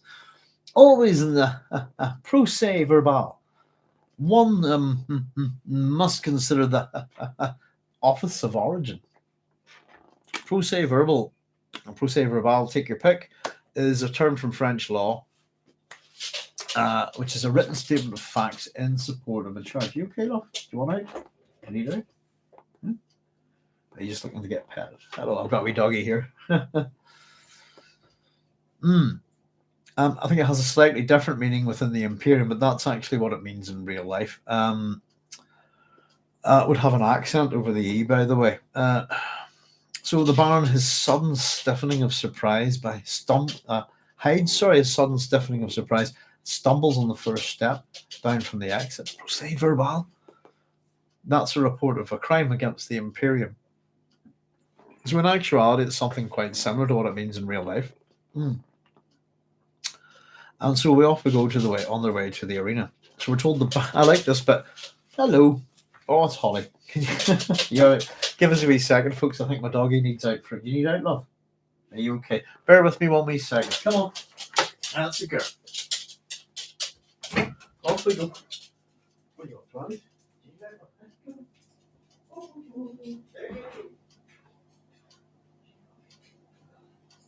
That's a girl.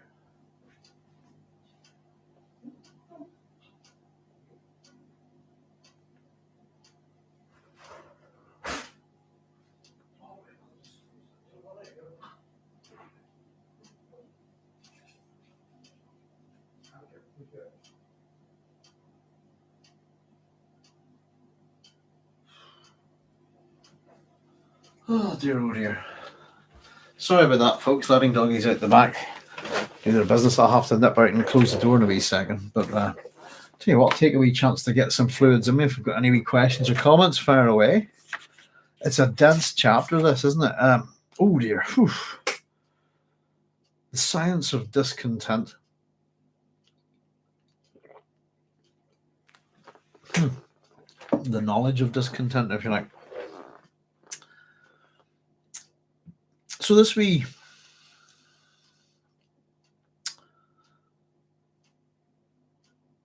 I am filled them with a sense of anticipation, yes.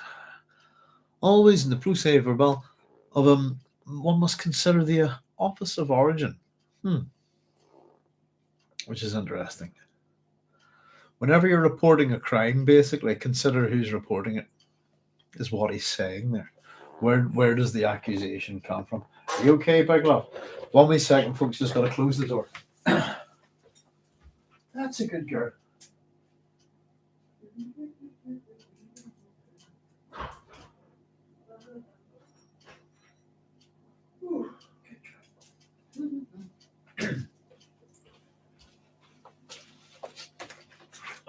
Sorry about that, folks. Excuse me. Right, where are we? Time for me to pour a beer for the old throat. Let's see, we're about halfway through this chapter. I think I've done about 110 notes on it, so I'm up to about note 56 at the minute. Goodness gracious. As my wife was just saying, I could have written my novel by now if the way I'm working at this, and I might just start writing one next year. Give it a shot. Why not? So yeah, it's an interesting little comment. The Baron had his sudden stiffening of surprise by stumbling on the first step down from the exit. Report of crime against the Imperium. But the Count chuckled, seemed to seem like a joke, and patted the Baron's arm. So off they go to the arena, and we're told the Baron sat back on the armoured cushions. I like that. Armoured cushions in his car, of his car. And he casts covert glances at Fenring as they go. He wonders why the Emperor's errand boy made that joke, particularly in front of the House's minor. And it's obvious that Fenring seldom did or said anything unnecessary, or let me just read that again. Obvious Fenring seldom did anything unnecessary or used two words where one would do, or held himself to a single meaning in a single phrase. We get a bit of a shift in locus here. So change in location. And it's done in an interesting way, I suppose.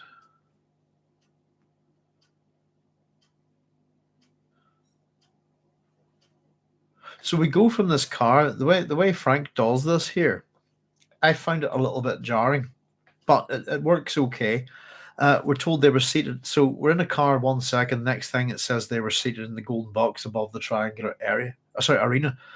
Horns blaring, the tiers above and around them jammed with a hubbub of people and waving pennants when the answer came to the Baron.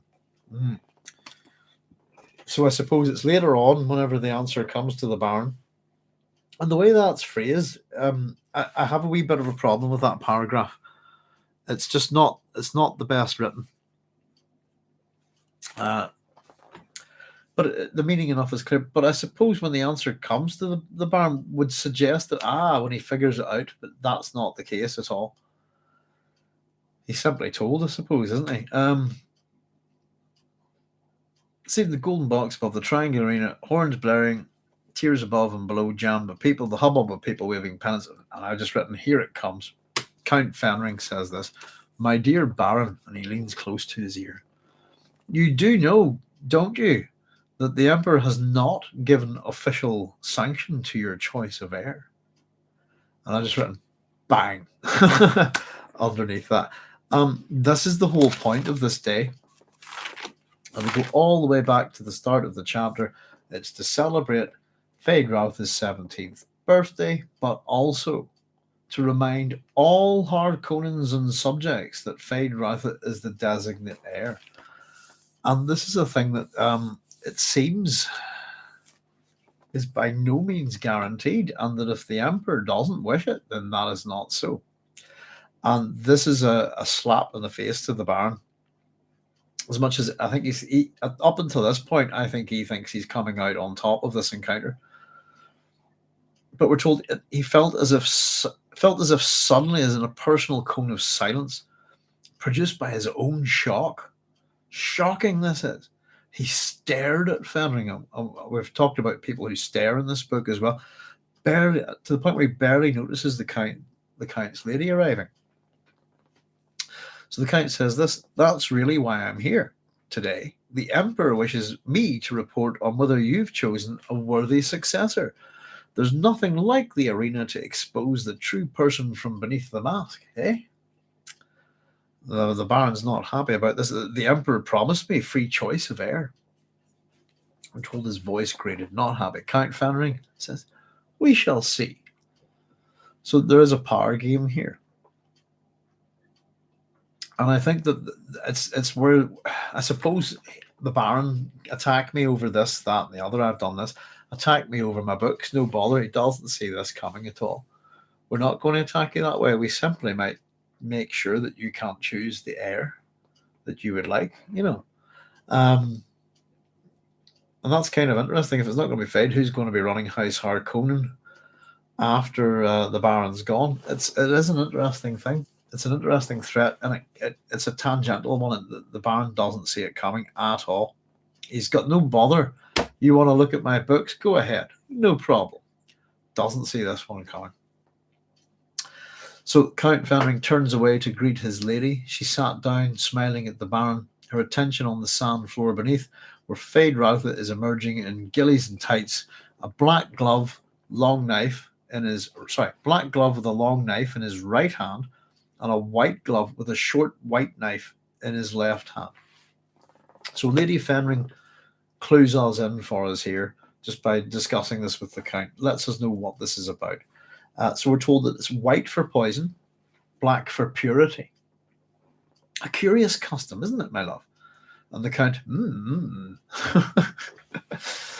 So we get this greeting chair lifted from the family galleries as Feyd-Rautha paused to accept it, scanning the faces, the cousins and cousins, demi-brothers, concubines, and out-fraying relations.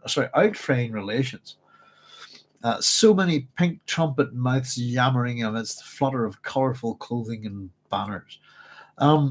Frayne is a kind of old word, I think Anglo-Saxon, isn't it? It means good-natured. It's where we get neighbourly, even. It's where we get the word friend from. So out-friend relations, if you like. So Feyd-Rautha, it occurs to him that the faces would look just as avidly at his blood as that of the slave gladiator. Lovely bunch, the Harkonnens. They'd just be happy to see him dead as they would be a slave. No doubt of the outcome. Here was only the form of danger, no substance yet. So that, again, illusions that presents the form of danger, but there's no substance. And that's how things normally run here. The word yet is left to linger. He holds his knives up to the sun, salutes the three corners of the arena in the ancient manner. Something to do with the sense of the Roman gladiatorial games, this kind of thing, I think. Very much, in fact. I've made a wee note here. This is all what the Romans would call bread and circuses, which is a very interesting thing. So the short knife, we're told, in the white gloved hand, white being the sign of poison, is the first into its sheath. The long blade in the black gloved hand, pardon me, the pure blade that was now unpure, his secret weapon, to turn this day into a personal victory, poison on the black blade. So we're told it's meant to be a tradition in this sense, and he's actually shifted. He's done something different, which is kind of interesting if you think about things, particularly with how its plan means to go here. But he's not got that. He's done something that's a bit unexpected. There's an adjustment of his body shield, and he paused as he sensed the skin tighten at his forehead, which assured him that he is properly guarded. The moment carried its own suspense. And he drags it out, the sure hand of a showman, going around the arena, nods to his handlers and distractors, and checking their equipment with a measured stare. We're told that the gyves are in place with their prickles sharp and glistening, barb and hook waving with blue streams. Gyves is an old word for shackles. I've put down here. Hello. And then Feyd signalled the musicians, and a slow march begins. It's sonorous with its ancient pomp. Feyd-Rautha led his troop across the arena. Obeisance at the foot of his uncle's box, and he catches a ceremonial key as it's thrown to him. The music stops, and there's abrupt silence, and he takes 2 paces back and raises the key. This is all pomp, circumstance, theatre, if you like, bread and circuses. One of the ways that the Romans keep everybody under control pretty much and keep them happy. And let me see if I can remember the term. Hang on. Oh, ba ba ba ba. It's Panin, it's circenses, isn't it? Something like that. I'll just grab this from here rather than me run off and try to find it. It's an easy. There we go.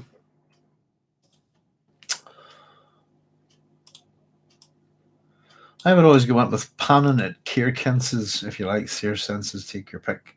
Depends on how you want to pronounce things. Oh, hang on. Okay, next.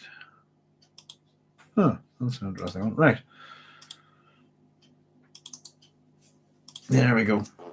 That's the term there, folks, if anybody's interested. You want to have a wee look at it. It is quite an interesting thing. Bing, there we go. Commodus is an interesting Roman emperor to look at. I'm sure you probably know Commodus from the film Gladiator. He's Marcus Aurelius's son. Yeah, he's a bit of a... I think it was one of his contemporaries described him as not particularly evil, just totally feckless. Something like that. I think it's a good description. But yes, he was into his gladiatorial games and so on, wasn't he? And in the sense that bread, for example, they used to throw bread into the audiences. Pardon me. I believe that he was a bit of an asshole about it and would put snakes. And I think they were harmless snakes, but like out of every 10 baskets of bread, he'd have one of them filled with snakes. Bread in the circus, as the old Duke died in the bull ring. He did indeed. He did indeed. Yeah, and it's for the same purpose, really, isn't it? That we're going to get the same words used here. I think we have it used already. Bravura, and bravura is not. It's not really the same as bravery. It's more about showmanship, isn't it? It's bravura. Let me see. Get a meaning from a dictionary here. Bravura is the definition here. It would be great technical skill and brilliance shown in performance or activity. There you go. It can also be the display of great daring, I suppose. But in the sense of, I think the word comes from a similar term. But bravura to me is much more about showmanship than just simple bravery. Have the heating turned off.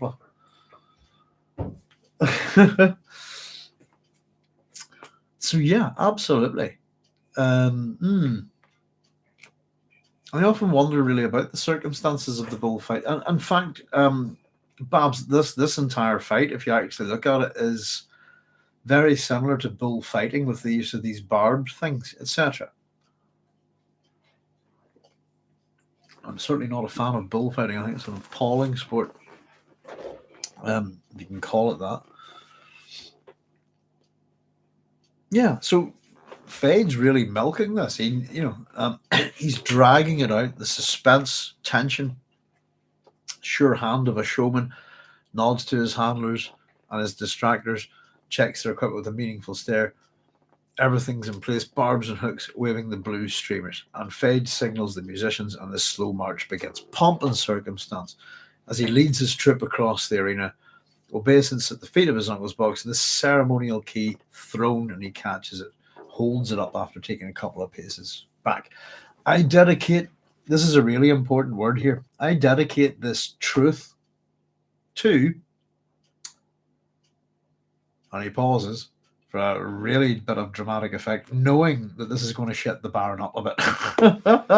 And this is what I think this is just something he's thought of, because he's only had this interaction with the Lady Margot Fenring just a short time ago. And of course, I will dedicate this. He said previously, I'll dedicate this to you, but she went, no, you won't, basically. So the fear is that he's mucking around with the Baron here psychologically. I dedicate this truth to thinking, and he knows that the Baron's thinking, this young fool's going to dedicate this to the Lady Fenring after all, and cause a ruckus. But he doesn't. He's just winding the Baron up. To my uncle and patron, the Baron Vladimir Harkonnen. And he's delighted to see his uncle sigh with relief. You can just see the Baron going in his little box, you know. The really interesting bit there is I dedicate this combat, no, this killing, no, this battle, no, these games, no, this truth. And it reminds us a wee bit of the Amtal rule, if you like, in the previous combat with Paul and Jamis, that it's that personal combat was designed to test the truth of the prophecy. It's just it's a very out of place word here. I dedicate this truth to this. Strange. To my uncle and patron, the Baron Vladimir Harkonnen. And he's a bit of delight to see his uncle sigh. So the music resumes at a quick march, and Feyd leads his men across the arena to the Prudence door, which admits only those with the correct identification band. So Feyd prided himself, we're told, that he never used the Prue door, as it's also known, seldom needed distractions, seldom needed his distractors, though it was good to know that they were available this day. Special plans sometimes involved special dangers. We're going to find out this isn't going to be the standard Harkonnen gladiatorial fight where they're fighting against highly drugged individuals who can barely move. It's not much of a danger, is it? So as silence settled over the arena, we get these silences that keep coming. Feyd turns and faces the big red door across from him, through which the gladiator would emerge. The special gladiator. So, Thufir's plan. What's this about? So here we have the plan that Feyd-Rautha had devised was admirably simple and direct. Feyd-Rautha thought, what's this about? Thufir, House Atreides Mentat, being captured, seems to be working for the Harkonnens now. There's a wee bit of everything's not quite what it seems in this chapter. Thufir's plan is admirable, simple, and direct, we're told. The slave would not be drugged. There's danger there. But instead, a key word has been drummed into the man's unconscious, which will immobilize his muscles at a critical instance. Feyd rolled the vital word in his mind, mouthing it without sound. Scum. I have a problem with this word, but we'll get to it in a wee bit. But I think it's probably we'll explain it as I suppose whenever we get the gladiator out and he starts insulting Feyd. But I actually thought there was a really high chance of the gladiator calling Feyd scum, Harkonnen scum, which would have instantly paralyzed himself. He would have paralyzed himself by this. But we'll get to this. But it seems a bit of I wouldn't have picked that simple a word. Possibly that in terms of insulting. Scum's probably likely to turn up, isn't it? So this word has been implanted within, and that's very interesting because it seems very much like a bit of a Bene Gesserit trick, doesn't it? To the audience, it would appear an undrugged slave had been slipped into the arena to kill the Nabaran. All the evidence would point to the slave master. This is all a setup, isn't it? There's a low humming with the red doors of the servo motors as they're armed for opening. So Feyd-Rautha focused all his awareness on the door. The first moment is a critical one. We all know this, don't we, from Dune? Beginnings, as we know, are a very delicate time to make sure that the balances are correct. This is a beginning of a fight at the first moment, if you like. It's a critical one. The appearance of the gladiator as he emerged told the trained eye all it needed to know. So all gladiators, we're told, are supposed to be hyped up on the Alaka drug to come out kill ready in fighting stance. We've had a wee bit of a look at the Alaka drug before, but we'll just refresh our memories for those who are here. We'll go to the terminology of the Imperium. We're sort of making a good wee list of all the sorts of... There's an awful lot of drugs in Dune. So the Alaka drug, we're told, is a narcotic formed by burning blood-grained Ilaka wood of Ikaz. This is one of our planets. Akaz is the fourth planet of Alpha Centauri B. The sculptor's paradise because of its fogwood. Okay, so its effect is to remove most of the will to self-preservation. The druggy skin shows a characteristic carrot color, commonly used to prepare slave gladiators for the ring. There we go. Carrot being a bit of an orange color. Orange, of course, being associated with the Harkonnen.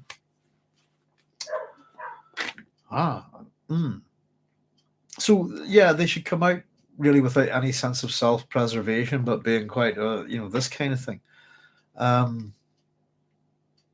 That's the way all of these gladiators are supposed to come out. This is a special gladiator, and he's not coming out the same way. You had to watch, Feyd says, but you had to watch how they hefted the knife, the way they turned in defense, whether they were actually aware of the audience.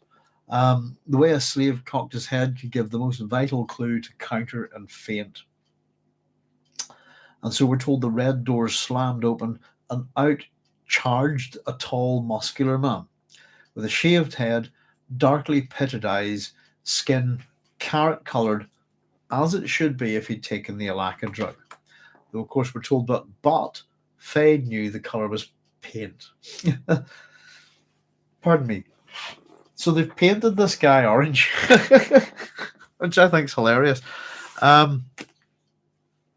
Not something you might see if you're ever in Holland or even possibly Northern Ireland. People painted orange.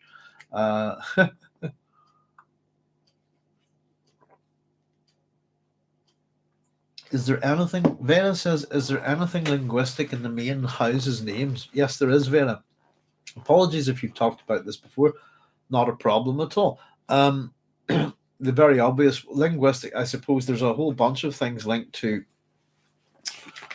I've actually got some work on Feyd-Rautha's name here because I don't think I've mentioned it before. So Feyd, for example, is from the North Middle English word for feud, if you like. Rautha is from the Proto-Finnic Rauta. So feud would be hatred, enmity, as in the modern word. Rauta would be another word for hematite, the blood red stone, red, iron, shackles, and also iron.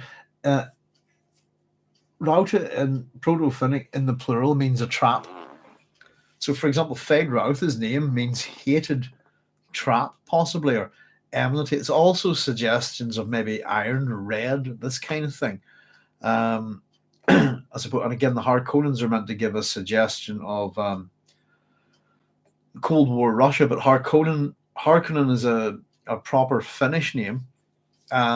Atreides is Greek, as Greek can be, is the name of the family of Agamemnon and Menelaus, and they're part of what's known as the Pelopid line. Vela, I've done a few videos on the Pelopid line.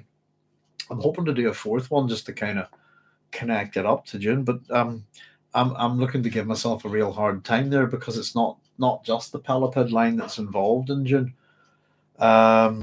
Unfortunately, there's the Minoans, etc., and particularly I think the Baron Vladimir Harkonnen's based on Laius, who's the father of Oedipus. Hello, girls. Woof woof. You all right, girls? How you doing? All the girls are in the doghouse tonight, aren't we? How you doing? Holly Holiday and Evil Noodles have joined me, folks, and they're looking for love. Yeah, all right, girls. Woof woof. Bark bark. I know. Maybe dog Noodles. The really sad thing is that Holly kind of fits directly above her, and every time we run up the road today, Holly keeps pissing on the Noodles' head. That's really sad. Bear with me a wee second. Do you want up there, pet? Come on. Here you go. That's a girl. There you go. There, chill. Oh dear. Our girls are incredible. They're really good fun. So sorry about it. Yes, there's lots of cues within almost every name. As I point out, in Dune is absolutely loaded.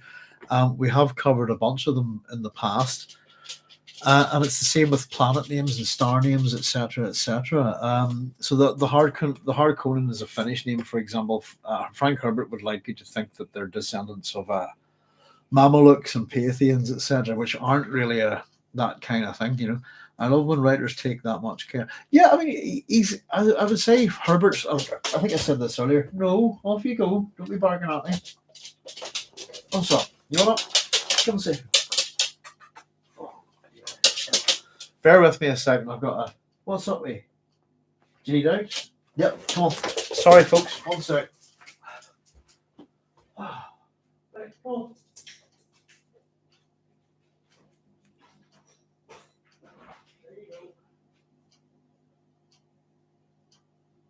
Oh, dear, oh dear. Right. Honestly, sorry. The joys of living with dogs and being dog-like, I suppose. It makes the story stand in a different way. It is very interesting. I love words. There's a few things that are linguistically not quite right within Herbert's universe, I suppose. But yeah, almost all the names are loaded. The only one that I've never really been able to get a proper hold on, I think we were talking about this the other week, Vela, was the Carinos. Suggestion of Corn, for example, which is an Irish name, but I always got the sense that they were kind of Italian, something like the Medici or that kind of thing. But that's the one I didn't really get. But I must have a wee look. I suppose it's how much time I suppose you put into looking into these things. But I've got a big, really old 7-language dictionary over here. But words in Dune were all over the place in multiple languages, and Herbert's certainly not a linguist, but he certainly enjoys his words and finding, let's go find words from all sorts of cultures and so on and so forth, But there's definitely, I mean, there you go, Feyd-Rautha, you can choose your meaning from it, but he's not just making these words up, if you like.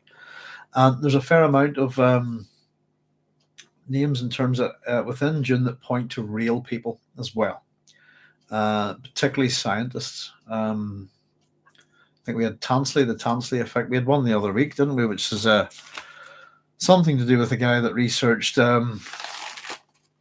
digestive juices and stuff like that. I can't remember his name, but we were talking about him. So yeah, there's all sorts of things there. Bullfighting, I suppose, you can all the way back to Minoan culture.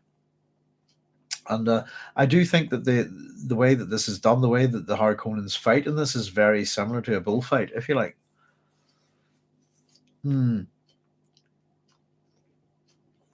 But yeah, Vela, we've put all of these up on a playlist, Doc's Dune Book Club, if you like, or whatever it's called. Almost, so I don't know, this is episode 36, isn't it, or something like that now? Where are we at? This is episode 35, sorry. Some of these are ending up over 5 hours in length, if you see what I mean. But if we can find a meaning for a name or a word within this, we do, and we'll let you know what it is. So that, yes, indeed, it makes the story sound in a different way. I totally agree. And words are fantastic. I love all words have meaning, as I always like to point out to my students. We'll have a word coming up in a minute. Hai, for example, which means whoa in Hindi. There you go. And it's not hello. It's not that kind of hi, Let's see. Right, hang on. I've jumped ahead a couple of pages here. So the word that's been programmed into this man, for want of a better word, is scum. And we're told to the audience this appears like an undrugged slave has been slipped into the arena to kill the Nibbern. All the evidence is going to point to the slave master. He's going to get killed for this.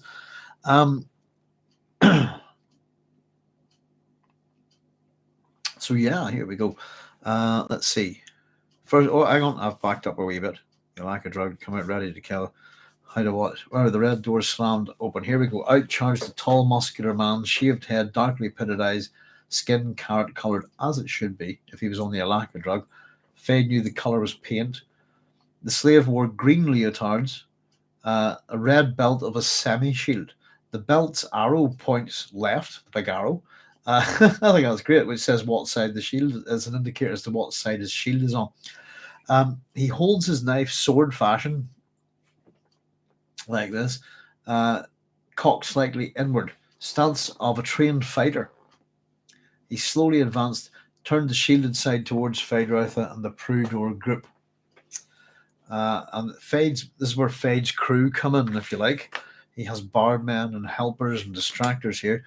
So this is all part of the theatre of it. And of course, the Baron's not really aware of this, and neither is the audience. But this is how it's planned. So here we go. This is all pretty much stage. It's theatre and ritual. I like not the look of this one. Are you sure he's drugged, my lord? He has the colour. Yet he stands like a fighter. And Feyd advances 2 steps onto the stand and studies the slave. What has he done to his arm, says one of his distractors. Feyd's attention goes to the bloody scratch on the forearm. Forearm followed the arm to the left hip of the green leotards. And there's a wet shape there. And we're told it's a formalized outline of a hawk. Hawk! Big exclamation mark. Feyd looked up into the darkly pitted eyes, glaring at him with uncommon alertness. I've actually made a wee note of this at the top just before we're going, how much of this is theatre. And because I'm reading it as if a first-time reader when I do my notes, if you like. I just move through each chapter in a linear fashion. And I've just wrote down, this is absolutely great for tension in this chapter. It really is. And it plays with our kind of preconceptions of how this should go, I suppose, doesn't it? So, Feyd's thoughts. This is one of Duke Leto's fighting men that we took on Arrakis. No simple gladiator, this. I suppose you all know I'm a classicist. I have a thoroughly different understanding on what a gladiator is. Gladiator is, I suppose, a slave who fights in the arena professionally, but a gladiator is a person who fights with a gladius, Roman short sword. They've all different kinds of names. They're all named after pretty much the weapons that they use, I suppose. So a chill runs through him. And he wonders, does Howard have another plan for this arena? A feint within a feint within a feint? A plan within a plan within a plan. Only the slave master prepared to take the blame. So he's starting to wonder, hang on, is there a possibility that Howard set me up here? As much as this is Howard, he's our mentat now. And it looks like Feyd's using him against the Baron. It looks like Howard's using Feyd against the Baron. And there's almost a kind of triangular kind of set of deceptions and etc. Feint within a feint within a feint. Another one of our triplets, if you like. And only the slave master has been set up to take the blame for this. So if something happens to Feyd here through Howard's actions and the slave's actions, it's all going to point to his slave master. And of course, we're going to find out about this in a wee bit, that he wants rid of the slave master. Do you know something, Vela, what you're saying about words and stuff? It was something really interesting for me. Oh, holly dolly there. Excuse me a second, I better bring the girl in. It's a bit late here. Goodness gracious, doggies. Come on, bring up. Come on, bring it in. That's a girl. Good girl. Right, settle. Let's go, chap. Julie, come on up there. That's it. Don't lie on noodles. There we go. Chill. Go. Yeah, excellent. Come on, alright. Go. Oh, she's looking at all this love and attention. Isn't that right, big love? And they both need baths, I'm afraid. What was I saying? Sorry, just in terms of names, things and words. Hello. You saying hello? Hello. Kiss a kiss. Oh, you're gorgeous. Go on. Go sit down. Go. Oh. Sorry. There's a bit of a love in here today. You alright, big love? Go sit with noodles. Go on. That's a girl. That's a girl. Yes, that's a good girl. Sorry, folks. What was it? Oh, they are indeed. They're a pain in the ass as well, but I wouldn't trade them for the world. Isn't that right? And they are such good girls. Aren't they? Oh, yes, you are.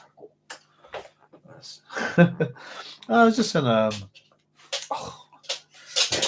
You alright? What are you wigging your bum at me for? Huh? Right, bear with me. Sorry, folks. This one's looking for too much attention here. Right, off you go. Go find Wendy. Find Wendy. Go on, go on.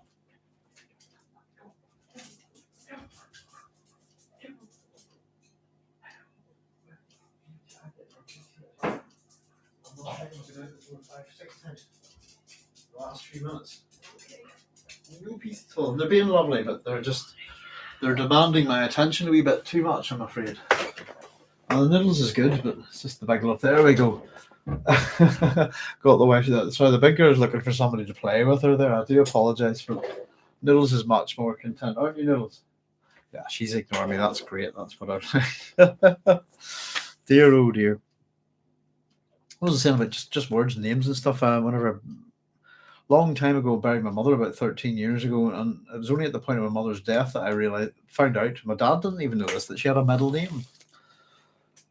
Which was interesting, which was Veronica. And I recently found my grandmother's birth certificate there and found out that her name wasn't Jean at all. It was Jeannie on her birth certificate. I'm just always interested in finding out things like that. But yeah, never knew my mother was a Veronica. But yeah, words are interesting. Oh dear, oh dear. Right, that was a bit mad. Let's take a wee second. So where were we? Yes, the hawk, the wet shape, formalized outline of a hawk. Hawk! Feyd looked into the darkly pitted eyes, glaring at him, uncommon alertness. So this guy's pretty much cut himself to make a hawk insignia to represent the Atreides. This is one of Duke Leto's men. Fighting when we took on no simple gladiator this, and a chill runs through him. Does Howard have another plan for this arena? Feint within a feint within a feint, and only the slave masters set up to take the fall. Okay, so his chief handler. I like not the look of that one, my lord. Let me set a barb or two in his left arm to try him. Feyd-Rautha, I will set my own barbs. He takes 2 long hook shafts, hefts them, tests the balance. Barbs are supposed to be drugged, but not this time. His chief handler might die because of that, but that's all part of the plan. So very happy just to have people murdered to make it all look right. We get a bit of Howard here in the past tense. This is Howard's plan. You'll come out of this a hero. And this is really important in this chapter. I suppose this is about heroes in particular. You'll come out of this a hero, killed your gladiator man to man, and in spite of treachery, the slave master will be executed and your man will step into his spot. So there's intrigue to do with this as well, and also the maneuvering of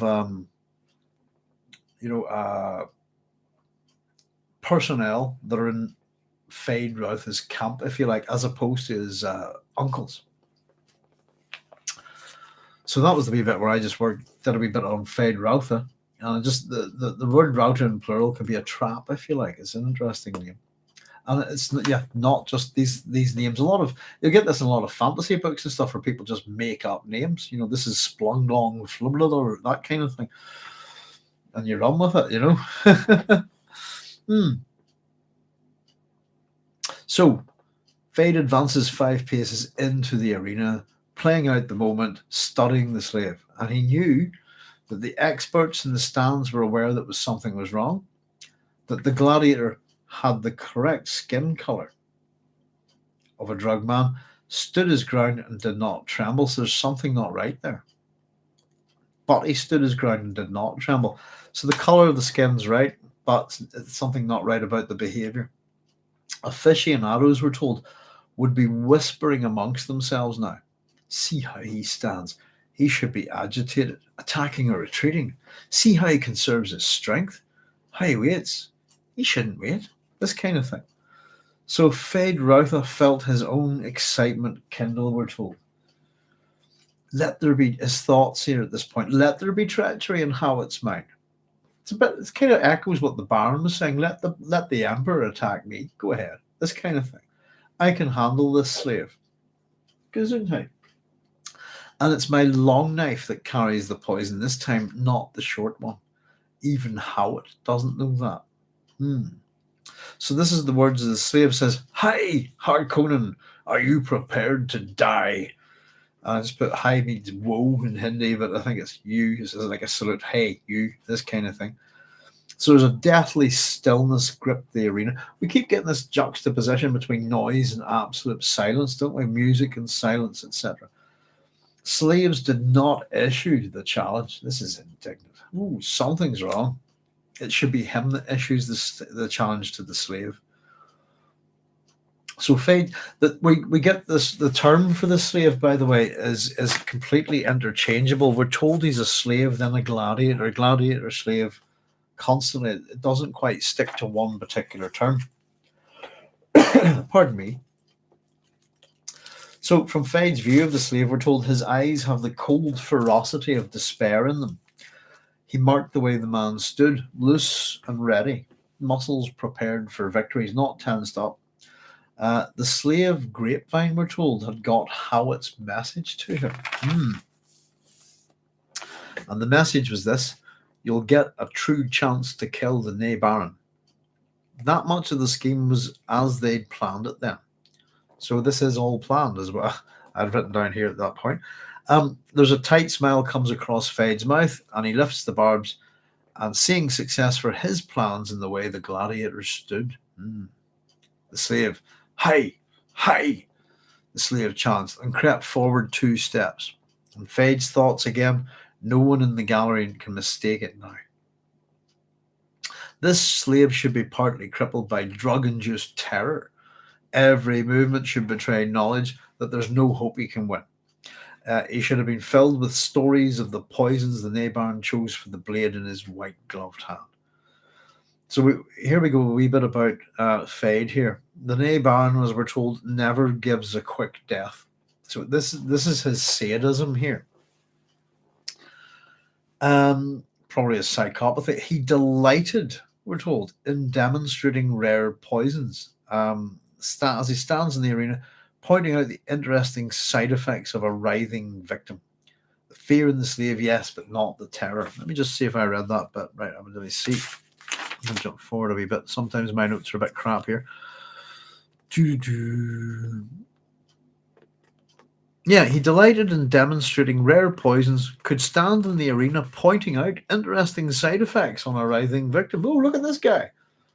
Look how he spasms. This is my, Harkonnen Chanel number 5, deadly poison or whatever. There was fear in the slave, yes, but not terror. Fear natural, but this guy's not terrified of him. So Feyd lifts the barbs high and nodded in an almost greeting to the slave, the gladiator. And we're told the gladiator pounced. Feint and defensive counter as good as any Feyd-Rautha had ever seen. A timed side blow missed by the barest fraction from severing tendons of Feyd's leg. This guy's good. Feyd dances away, which I think is interesting. And there's a barb shaft in the man's forearm. The hooks buried in the flesh, where man can't withdraw them without ripping tendons. Funny enough, I was just reading about. I think I told you folks I was recently finished a new translation of the toy. Is it there? There it is. Yeah. There we go. The bull, the town bull cully, as it's also known, the cattle raid of Cully. This is the Ulster epic, and I was kind of surprised, and maybe it was just that I've read a different translation of this. The way Cuchulainn warps, I suppose is it the famous Kinsella translation. This is where you get the warp spasm. This is the guy that warp spasms, and I think it's just that he twisted or torque man is the way this translation describes it. But there's a weapon in this known as the Gay Bola, and it's a barbed spear, if you like, that rips the guts out of people if you pull it out. It's quite a famous Irish weapon, and it's associated with Cuchulainn and the warriors of Ulster. It made me think a little bit of that. And I was kind of wondering why. I thought, actually, to get the death of Cuchulainn, you'll have to read something else because it's not in that text. And I was interested, actually, the really famous translation of the Toynes by a chap called Kinsella, Thomas Kinsella, I believe. And I remember reading it a long time ago and thought it was very good. This new translation is quite good. It's by Kieran Carson. There we go. So if you're looking for, if you ever want to read the Ulster epic or the Irish epic, if you like, I saw some stuff on Twitter where people were trying to figure out what is the Irish, or sorry, what's an American epic? Is there an American epic?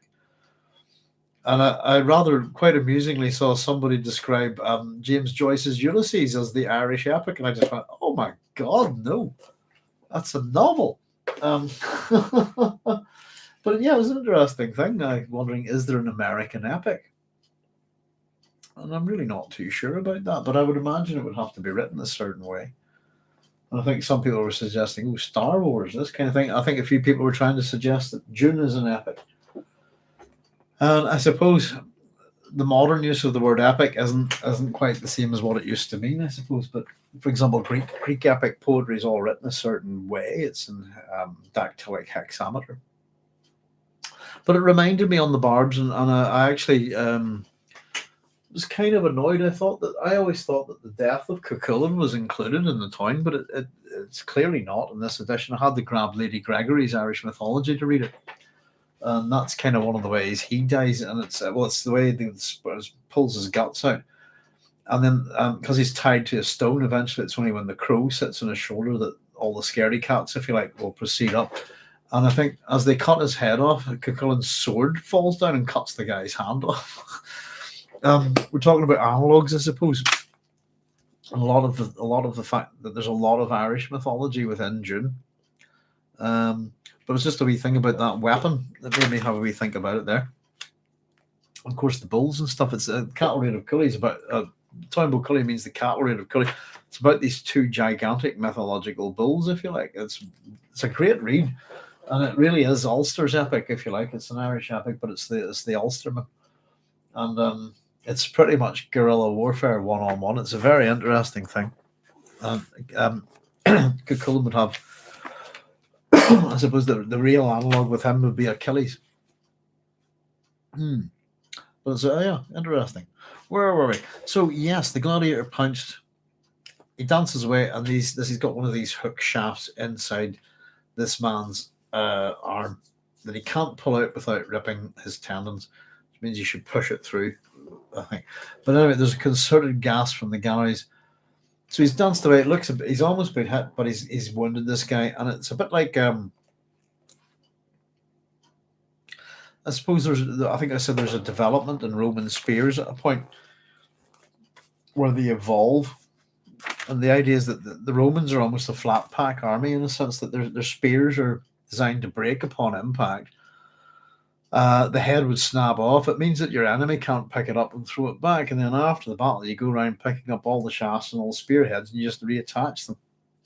But they made a slight change in that, where the weapon, if it hit a shield, it would bend, it wouldn't snap off. And the weight of it would force the shield down, I suppose. But again, I think you see these kind of barbed things in bullfighting. Not that I would watch such a thing. But yeah, that's very much the sense I got from it. So there's a concerted gasp from the gallery, sound filled Feyd-Rautha with elation. He's loving this. He loves the performance. He knew now that his uncle was experiencing up there with the Fenrings. The observers from the imperial court beside him there could be no interferences in this fight. Forms must be observed, that's ritual, in front of these witnesses. The Baron would interpret the events in one way only, as a threat to himself. That's very interesting. So we're told the slave backed up, holds his knife in his teeth, lashes the barbed shaft to his arm with a pennant. "I do not feel your needle," he shouted. And he crept forward again, knife ready. Left side presented, the body bent backward to give it greatest surface of protection from the half shield. That action doesn't escape the galleries. There are sharp cries from the family boxes. "Oh no!" Feyd-Rautha's handlings are calling out to ask if he needed them, building this tension for the audience. He waved them back to the Prudor. He's just so amazing, isn't he? This is Feyd's thoughts on the matter. It's to do with the fear of him, if you like. I'll give them a show such as they've never had before. No tame killing where they can sit back and admire the style. There'll be something to take them by the guts. This will be something to take them by the guts and twist them. Interestingly enough, what he's saying here isn't actually true when we get to what Fenring says about it, about style. When I'm Baron, they'll remember this day. There's his. So the Baron wants to be Emperor, and Feyd wants to be Baron. And won't be a one of them that can escape the fear of me because of this day. That they'll always remember how truly deadly he is.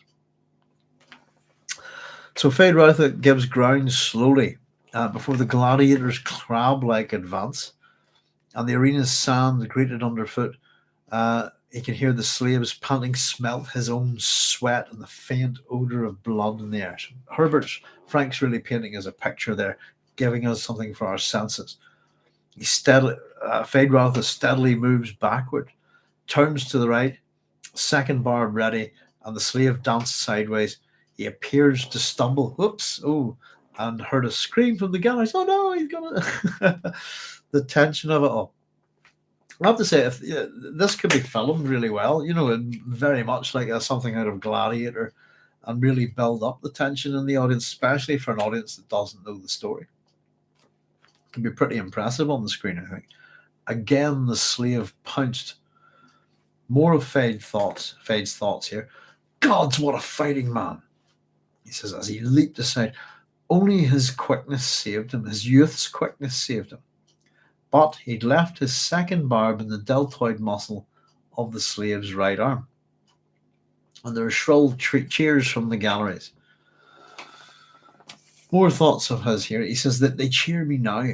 They heard the wildness. He heard the wildness in the voices just as Howard had said they would.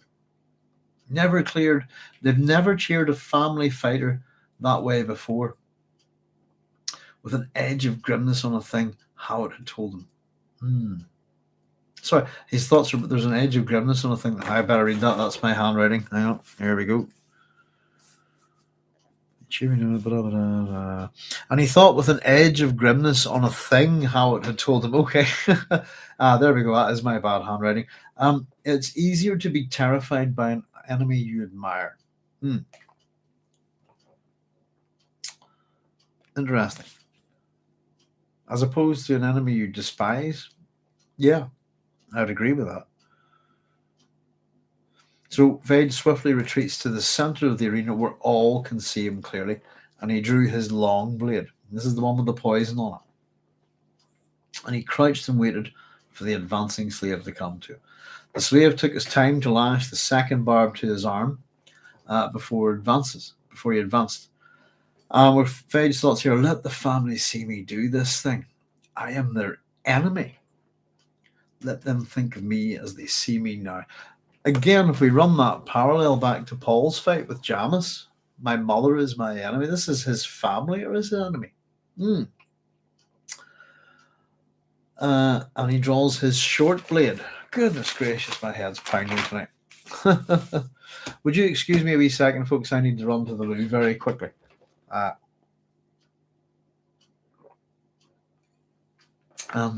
Goodness, because I'm doing there's so much dialogue and thoughts in this chapter. I'll be right back. We're heading towards the end anyway. Bear with me a wee second, folks. You're right there, dudes.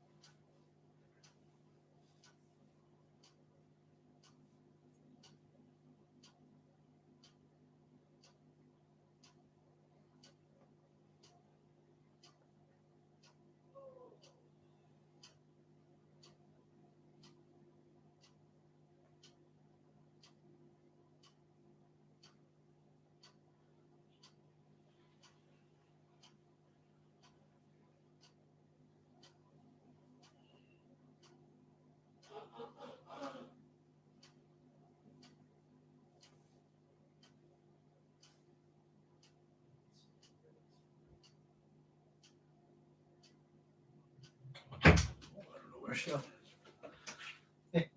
Right there. There we go. Sorry about that, folks.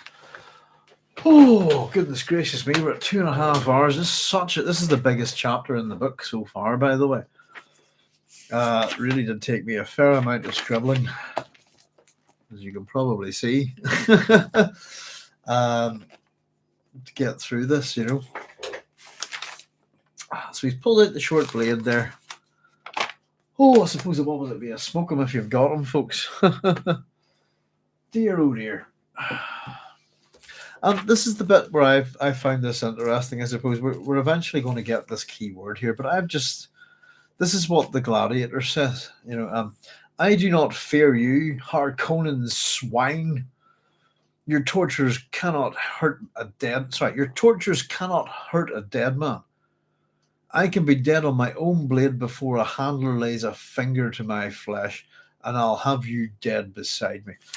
And that's the bit where I was saying, wouldn't it be funny? He says there, I do not fear you, Harkonnen swine. And what if he'd said Harkonnen scum? At that point.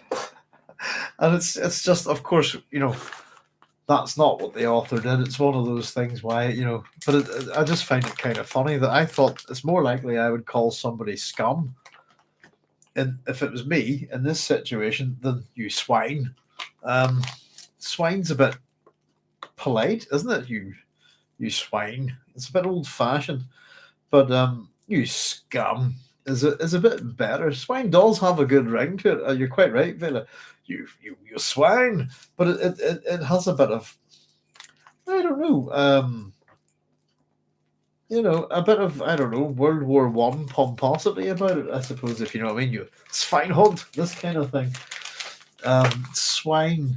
What's wrong with pigs? Nothing wrong with pigs. But I just thought, yeah, of all the words that he would have used here, why, you know, I just thought, yeah, we've set this up, and I think within the writing very much it could easily have been scum. And I just think that would be hilarious if the actual gladiator ended up paralyzing himself. You Harkonnen scum, and just fell over, and it would completely ruin all of these plans, wouldn't it? Either that, or it would be a bit Python-esque, I suppose, and it would look like the guy had just had a cardiac arrest in the middle of the gladiatorial arena. But yes, I do not fear you, Harkonnen swine. Your tortures cannot hurt a dead man. I can be dead on my own blade before a handler lays a finger to my flesh, and I'll have you dead beside me. Chilling. And a little bit prophetic, actually. But I just written above it on my own book, what if the gladiator called them scum here? And I just thought it's good to speculate, isn't it? Python-esque is one of the best words created in the last 60 years, indeed. I love words. Python-esque, multi-Python. I'm getting a bit of a hard time in the Python. Well, John Cleese, isn't he? He's having a bit of a bother with wokeness and stuff. I suppose it's kind of interesting when people get slagged off for, you know, work and humor that they did, you know, half a century ago, pretty much. It's kind of weird. But I think, yeah, it's interesting that he's not taking it lying down, I suppose. Oh, John Cleese from Monty Python. I suppose he's involved in all of this wokeness. I suppose the woke argument, if you like, or I don't know if it's woke is the term, but if you type it in, you'll see, just type John Cleese's name and you'll have a look on Wikipedia. You'll see top stories J.K. Rowling and John Cleese get wrong about cancel culture. This is cancel culture, this kind of thing. You know, and I'm not sure if his I think it's more, I don't know. J.K. Rowling having some issues with young people. Yeah, I think she's been under attack for the whole sort of trans thing, isn't it? I suppose. But no, within John Cleese, it's very much about cancelling people, I suppose. And it's an argument that's evolving, but you can kind of see his point, I suppose, and especially that it's if you look back at how how the Pythons were treated by, for example, the church in this country. I think there's actually a film about that now, and the funny thing about it is interesting. The funny thing about cancel culture is if you ignore it, cancel doesn't happen. Yeah, I think it also only applies to certain people. Vela, I don't think, for example, if I'm not someone that can be cancelled um, in any shape or form. Not that I've done anything to be cancelled, if you like, but I think it's simply it's a thing that applies to famous people, really, that are on certain media platforms, really, that we don't want to. We'll just remove. There's a term from the Roman Empire actually called memento damnatio, and so it's nothing new. And funnily enough, I mentioned. Let me see if there's anything about this on Wikipedia, rather than me having to run and grab Roman history books. But I think I was talking to you about Commodus, Marcus Aurelius' son. Commodus is for those who know either maybe don't know the Romans too well. You probably know him as the villain in Gladiator, and it's about But let me see. Whenever he was bumped off, let me see if it says on. Yeah, here we go. So have we listened to this just quickly in November in terms of cancel culture and all this stuff? This is an interesting thing. The Romans have this concept, and let's see, in November 192 AD, Commodus held the plebeian games. Pardon me, in which he shot hundreds of animals with arrows and javelins every morning, and fought as a gladiator every afternoon, winning all his fights. In December, he announced his intention to inaugurate the year 193 as both consul and gladiator on the 1st of January. Pardon me.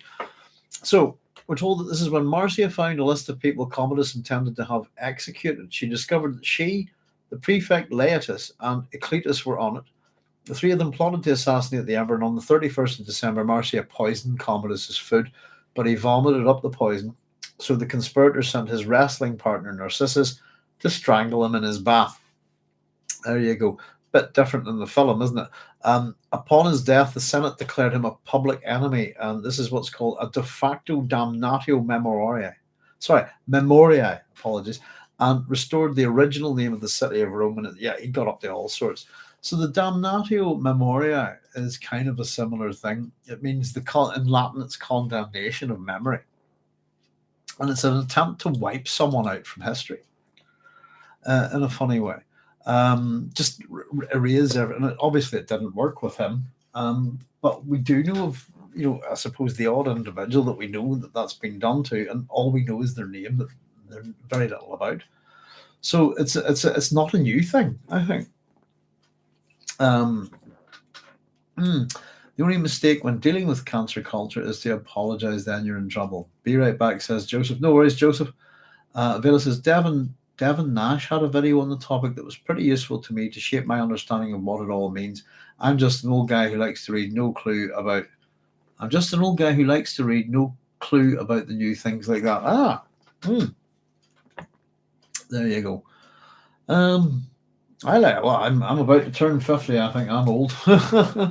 And I love to read. But yeah, it's part of my I'm a classicist originally, Vela, so it's a part of my world, if you like. As people here know, I'm quite well invested in the ancient world, But yeah, I suppose put it this way: I've had people trying to pretty much murder me my entire life, so people trying to cancel me wouldn't bother me one bit. Nothing.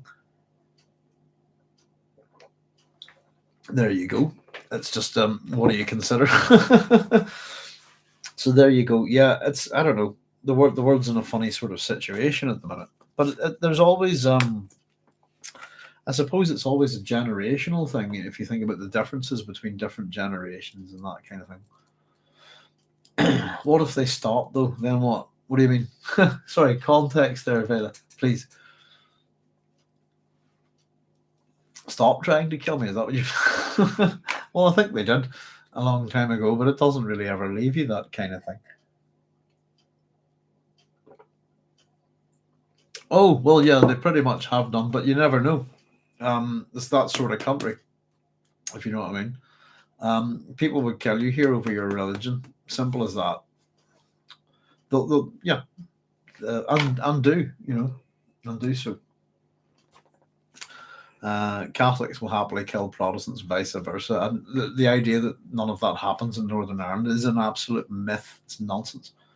It's if you hit any of our kind of local papers, Belfast Telegraph, that kind of thing, Irish News, you'll see it's just the troubles never didn't stop in any shape or form whatsoever. It's the troubles is a good euphemism, isn't it? But yeah, it's I suppose you have to be out there. It's about trying to silence people, isn't it? In a way, and people have difficulty with argument, and as you call it, what is it you said? The only mistake when dealing with cancel culture is they apologize. An apology has a different slight, apology is in a defense for something in some ways to me. Apologia, isn't it?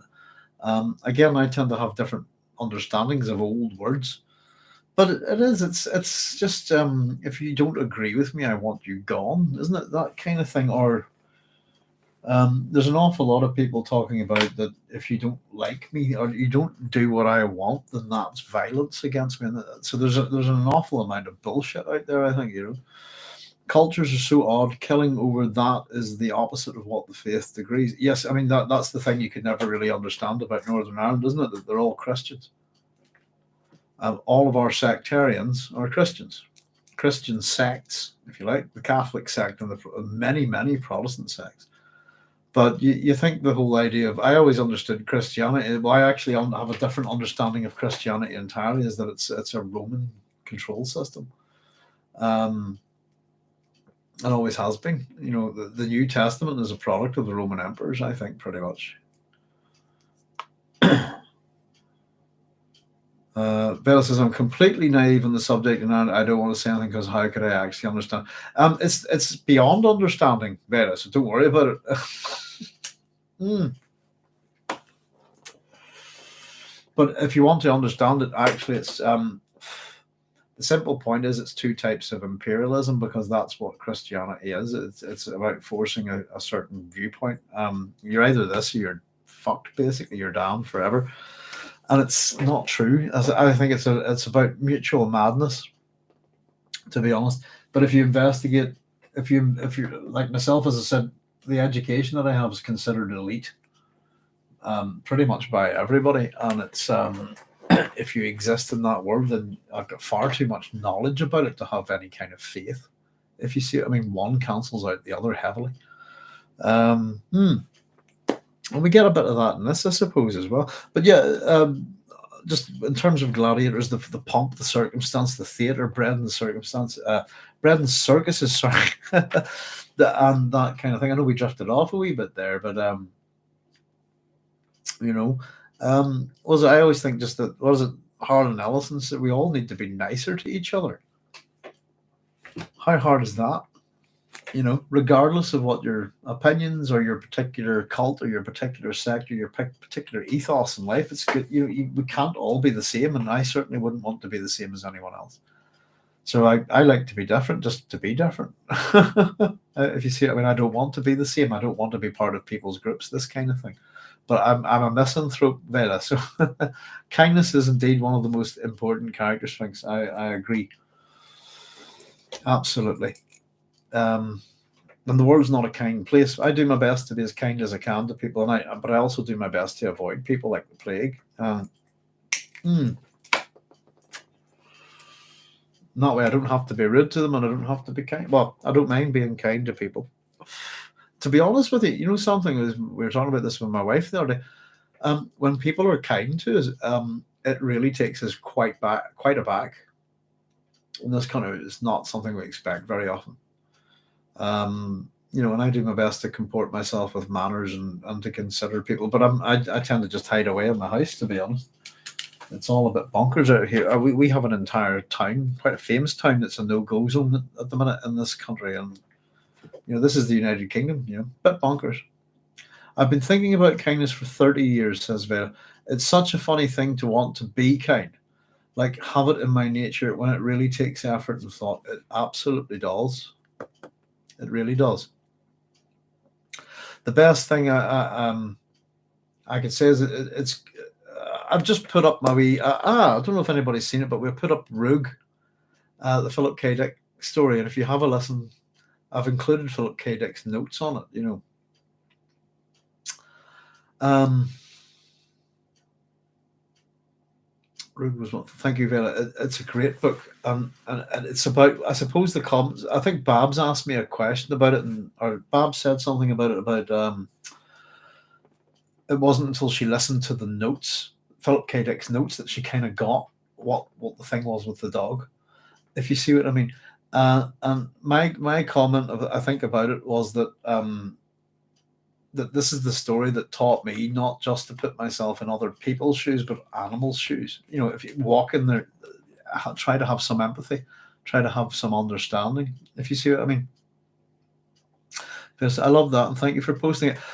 You're very welcome. It's something that I want to do quite a bit of on the station, is try to find stories in public domain, and particularly some odd ones. And I'm a big fan of old time radio and stuff like that, and audiobooks, and I've been told I have a voice for it, so I'm enjoying doing them. And I haven't had too much time lately, obviously. But yeah, a few more PKDs to come. He indeed was a master, and I think he's one of probably the most important science fiction writers of the 20th century. Absolutely brilliant. As I always say, you never see that coming with a Philip K. Dick story. He was brilliant. Not always the best of people, but he had his problems, But I think what's real to you? Empathy. I mean, it is about. He talks about trying to understand his dog's pain and to be a voice for it. And I'm the same. This is the doghouse, and as I point out, I'm a kynic. I'm a dog. Woof woof. Is probably the best description for me.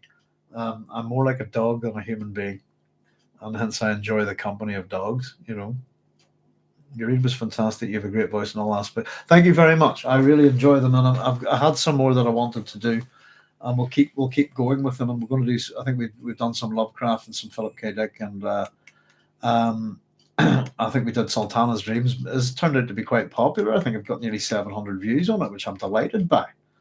Yeah, I love it. As long as my voice holds up, that's the main thing. So here, let's get back at this. Let's see. It's easy to get distracted here, isn't it? That's me running off to the loo. It's very warm in this house. This house, we're freezing, and then we put the heat on, then we melt. Let me see. We were joking about the swine possible scum. So the gladiator, I do not fear you, Harkonnen swine. Your tortures cannot hurt a dead man. I can be dead on my own blade before a handler lays a finger to my flesh, and I'll have you dead beside me. So Feyd grinned and offered now the long blade with the one with the poison. Try this one. And he feinted with the short blade in the other hand. So again, back to the slave. The slave shifted knife hands, turned inside the parry and feint to grapple the Nabaron's short blade, the one in the white gloved hand. Tradition said that this should carry the poison. You will die, Harkonnen, he gasped. They struggled sideways across the sand, with Feyd-Rautha's shield meeting the slave's half shield. The blue glow marked contact, and air filled with ozone from the fields. And the slave, trying to turn the blade against him, die on your own poison, he grated. He began forcing the white gloved hand inward, turning the blade he thought had the poison. And Feyd again, let them see this. It's all about theatre, spectacle. He brought down the long blade, and it clanged. Hang on, let me just check my bad handwriting again, folks. Where are we? 89. Woohoo. Oh yeah, it was clang. It clanged uselessly against the barbed shaft lashed to the slave's arm. So this thing's gone into this guy's arm. He doesn't rip it out because that would be bad. What he does is he attaches it down like that and wraps the ribbon around it. So it's almost like an arm greave, if you understand. Armor. Greaves are metal or leather plates that run along the sides of the arms here and the legs, etc. So, and this is interesting, something unexpected, isn't it? It clangs uselessly off these barbed things. And Feyd-Rautha quickly felt a moment of desperation. Hadn't thought that the barbed shafts would be an advantage for the slave. They gave the man another shield.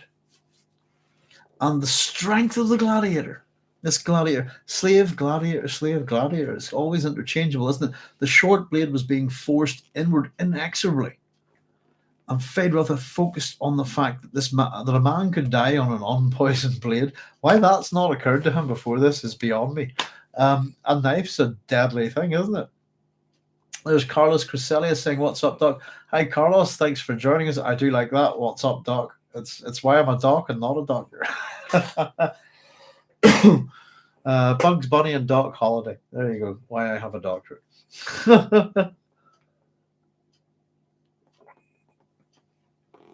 And of course, I don't know if I occasionally tell you that Evil Noodles, my little Jack Russell, is occasionally known as Nurse Noodles, by the way. And our other girl, Holly, is Holly Holiday. So I can be the doc with the nurse or the doc with the holiday. It's good. It's fun to play with words, isn't it? Good to see you, Carlos. Thanks for joining us. And here it comes. Feyd-Rautha focused on the fact that man could die on an unpoisoned blade. Okay. Feyd-Rautha, he gets the word out now. Scum! That's the key word. And the gladiator's muscles obeyed with a momentary slackness. And it's interesting. We talk about the Bene Gesserit implanting things like this. We've also mentioned that different groups within the Imperium don't seem to think that other groups can have the same skill set that they have. And it's maybe not to the same degree, but this seems almost like a Bene Gesserit tactic. And there's probably going to be a real sense of dramatic irony here when we get to the end of the book. And if some of us are reading for the first time, in terms of a particular keyword, Feyd-Rautha, etc., that's important later on. So the keyword activates, it just causes this slackness in the gladiators' muscles, a momentary slackness, and just nothing he can do about it. And it's enough for Feyd-Rautha, we're told. He opened a space between them, sufficient for the long blade, and we're told the poison tip flicked out. And it almost like get the sense like a snake tongue, isn't it? Flicked, the poison tip flicked out, drew a red line down the chest of the slave. And the instant agony in the poison, the man disengaged himself and staggered backward. And Feyd's thoughts are not really. Again, I suppose he shifts from the gladiator really to the audience, to his family, to all of those around him. Now let my dear family watch. That word "dear," by the way, every time it's used in this, regardless of who's using it, whether it be my dear Count, my dear Baron, my dear family, it means the exact opposite, pretty much, doesn't it? Let them think of this. Hang on, there's my bad handwriting. Slave who tried to turn the knife he thought poisoned and use it against me. Let them wonder how the gladiator could come into this arena ready for such an attempt. Who's done this? Let them always be aware that you cannot know for sure which of my hands carries the poison. And I just put traditions, if you like, so much for that. The other thing that I actually thought about was if I had to fight Feyd-Rautha, and knowing that this guy loves poison, I would consider that there's poison on both blades, regardless of anything. I wouldn't just go, just because there's a white glove, that means that, I wouldn't even think that way. If treachery is so readily usable by the Harkonnens, But I would be equally wary of one knife as much as the other, I think.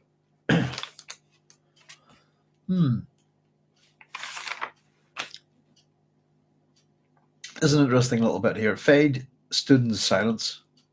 Keep getting these silence, noise, silence, these juxtapositions. He watched the slow motions of the slave. The man moved with a hesitation awareness.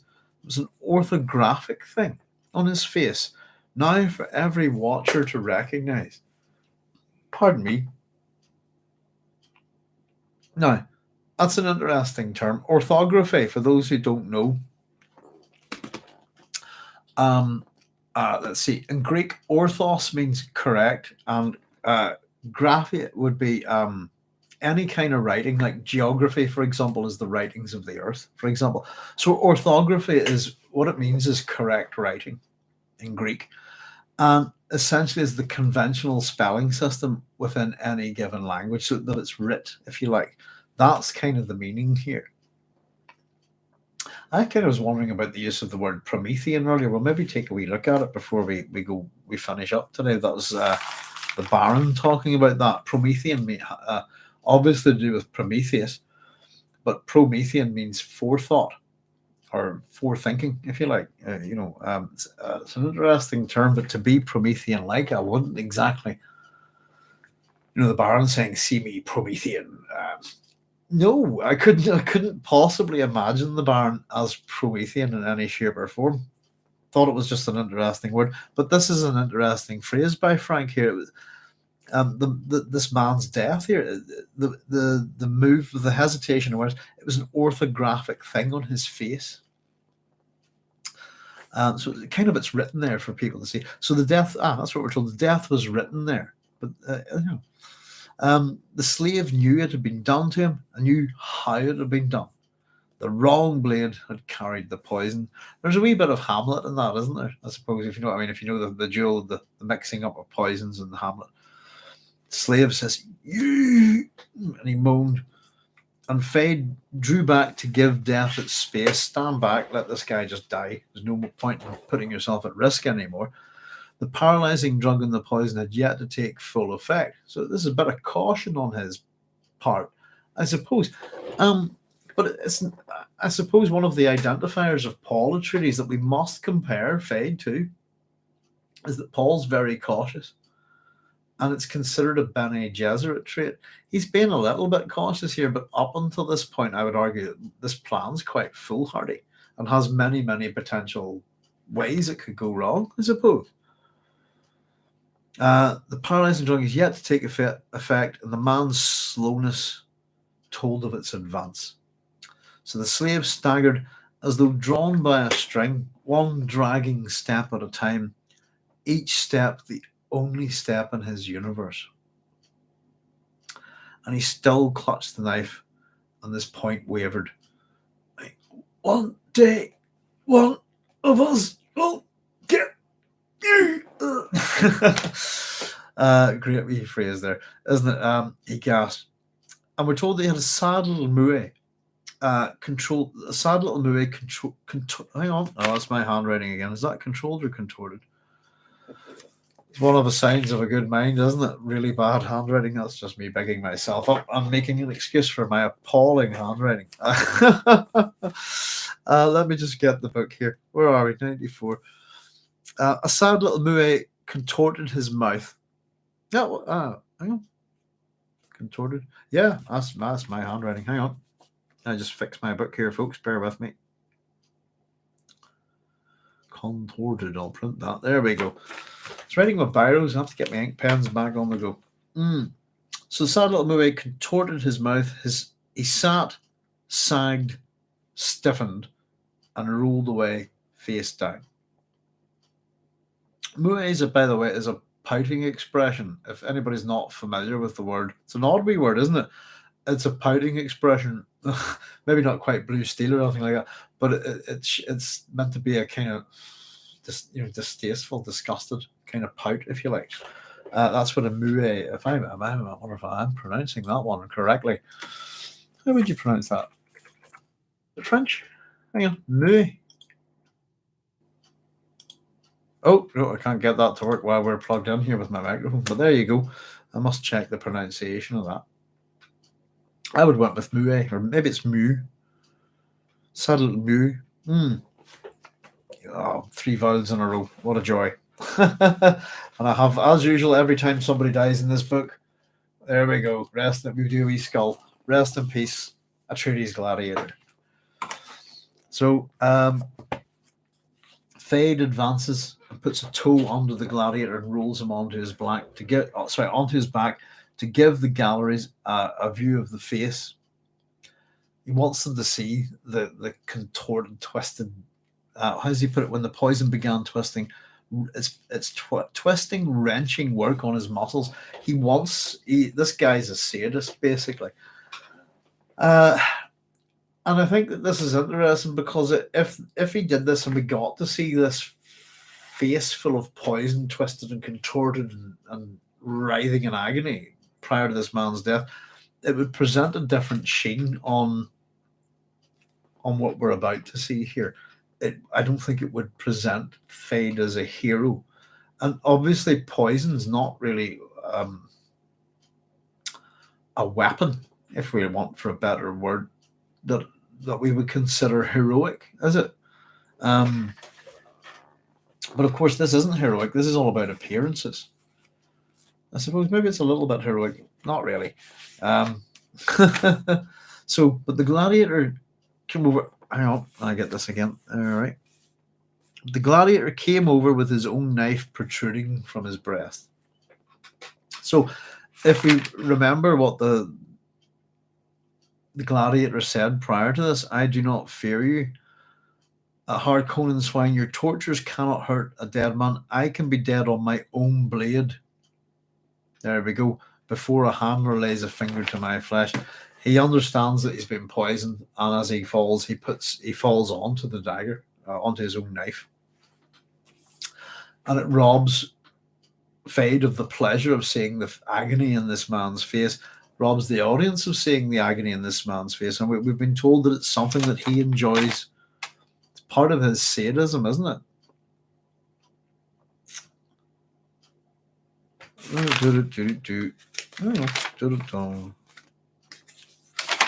Yes, it is. There we go. If we just back up a wee bit, my notes here. He delighted in demonstrating rare poisons, we were told earlier, as he stands in the arena, pointing out he likes to point out the interesting side effects on a writhing victim. Nothing heroic or admirable about that. Just quite twisted and sick, isn't it? So the Atreides soldier here has evaded him in some way. He's managed to take his own life and rob him of this kind of quite sadistic death. And in spite of the frustration, we're told, for Feyd-Rautha, he has a measure of admiration for the effort that this slave had managed in overcoming the paralysis to do this thing to himself. So the poison is a paralytic, and the amount of effort it's taken for this guy to do this must be quite impressive. Well, it impresses Feyd, and we have to assume that he has a good understanding of this poison.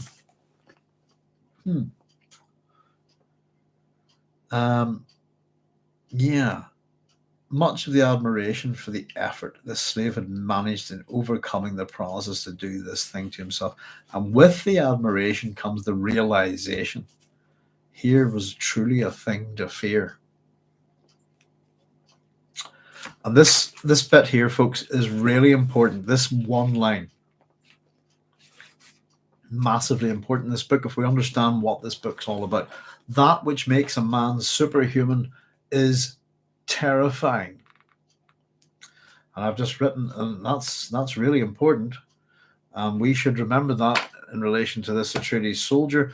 We should remember that in relation to Feyd-Rautha, but especially that's about Paul, isn't it? Ultimately, he's going to become our Superman, isn't he? Our superhuman, our Kwisatz Haderach. He's well on his way.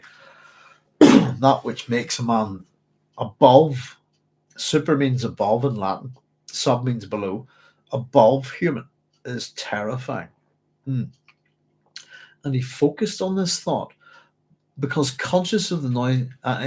He focuses on this thought, becomes conscious of the noise from the stands and the galleries around him, cheering with utter abandon. The crowd's going wild here.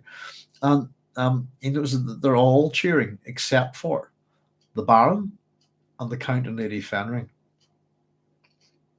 The Baron's sitting there, hand to chin, deep contemplation. And the Fenrings are staring down at him, faces masked by smiles. The feminine. Here's a good word for you, folks. If you want a good word, I love this word. If I can spell it right. There we go. The equidentesiasts. Isn't that a great word? I hope I've spelled it right. Hang on. I'll go quickly check it. Oh. There we go. Enthusiast. How did I do? I think I did it right. There you go. I'm not. My old brain's not so bad, is it? And I behold my smile, behold my behold, if you like, dente. So look, behold my teeth, behold my smile. An equidentesiast is a person with a false smile. Utterly false. That's a great word. It's almost actually. I was saying earlier. I love the word defenestrate, but I love the word equidentesiast. It's a great word. There you go. If anybody's not aware, I like to use it in conversation as much as I can. So they're faced or masked by smiles. Here we return to the Count and Lady Fenring here. We're going to get a wee bit of a shift in view, etc., as we go through this. But here we go. A resourceful young man, my dear. Lady Fenring responds. His synaptic responses are very swift. They're such an odd couple, aren't they? They're really weird, these two, but I think they're brilliant. But the whole and of course we'll find out that this is actually all of these little are actually part of their. Well, we've already mentioned this earlier, but it's part of their private language. The Baron looked at her and the Count, and then returned his attention to the arena, and we get his thoughts here. If someone can get that close to one of mine, and there's an exclamation mark with that in the book. If someone could get that close to one of mine, he's shouting in his mind. Rage began to replace fear, which makes him fear. You can still think pretty well when you're afraid, but if you're in a rage, you're not going to think well at all. I think anger clouds your thought process. Rage much more so. I'll have the slave master dead over a slow fire this night, exactly as Howard predicted. The slave master's been set up for this. And if this Count and his lady had a hand in it, well, what? That's the Baron's possible suspicion here. He's not correct. They don't have a hand in it. Could lead him to making a very, very, that presumption could lead him to making a very bad mistake here, couldn't it? The conversation, we're told in the Baron's box, was remote movement to Feyd-Rautha. The voices drowned in the foot-stamping chant that came now from all around. Head, head, head, head. This is pretty gruesome, this bit, I suppose, if we think about it.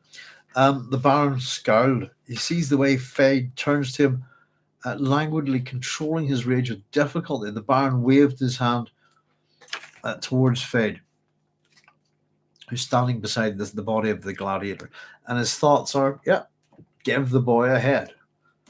But I give the dog a bone, doesn't it? He earned it by exposing the slave master. Baron's thinking's not right here. And I still think this is because he is completely absent of his mentat. He's missing Peter. He's pining for the De Vries. No pun intended after all the Monty Python stuff there. Feyd saw a signal. Sorry, hang on. I'll move the page. There we are. Goodness, what a chapter. Feyd-Rautha saw the signal of agreement. Thought, they think they honor me. Let them see what I think. So this is where the crowd's wanting something here. He's going to go the other way. He sees the handlers approach with a saw knife to do the honors, as it's put, to saw this man's head off so he can keep it. That's what the crowd want. And he waved them back and repeated the gesture. No, bugger off, get off. No. As they hesitated, clear off. He wants them back. Thoughts. They think they honor me with just a head. And this is the interesting bit. He honors the slave. He honors the gladiator.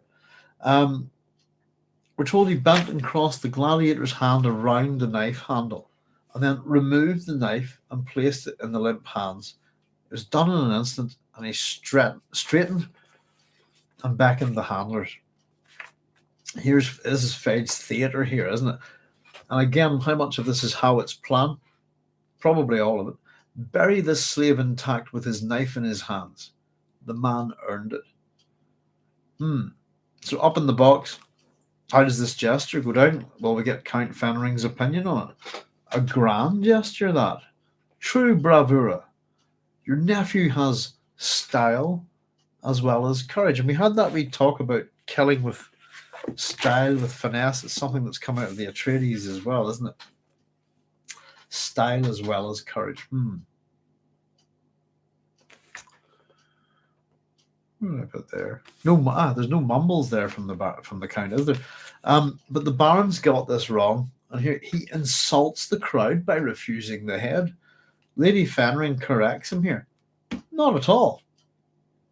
And she turns and looks around up at the tiers around him. And this is one of our little bits again with our Baron's character here. We've had all the fatness continually presented within this chapter, his grossness, his sweating, the usual with the Baron. And at this point, he noted the line on her neck. Truly lovely flowing of muscles like a young boy's. There we go. His pedophilic response, if you like. And often, if you look at the end of the chapters with the Baron, he's often kind of lusting either for food or a young boy by the end of the chapter. And I think there's something here we'll pick up on in a wee second. Lady Fenring, as I put, the crowd goes wild here. Lady Fenring says they like what your nephew did. And it causes him to sort of reevaluate, I suppose. The import of Feyd-Rautha's gesture goes around the arena. The handlers are carrying off the dead gladiator intact, and the Baron watched them and realized that she had interpreted their reaction correctly. He realized that he didn't as well, if you like. So the people were going wild, beating on each other, screaming and stamping. And the Baron says wearily, I shall have to order a fete. You cannot send people home like this. Their energy's unspent. They must see that I share their elation. Bread and circus is about keeping people happy so that they don't revolt and kill you, pretty much. He gives a hand signal to the guard, and the servant dipped the Harkonnen orange pendant over the box once, twice, 3 times, the signal for a fete. And Feyd-Rautha crosses the arena. A fete, uncle? The noises subside. People can see that there's a conversation they want to hear. They're waiting to see what they say. In your honor, Feyd. And he, let me just see. Hang on a second. My handwriting again. Oh dear, oh dear.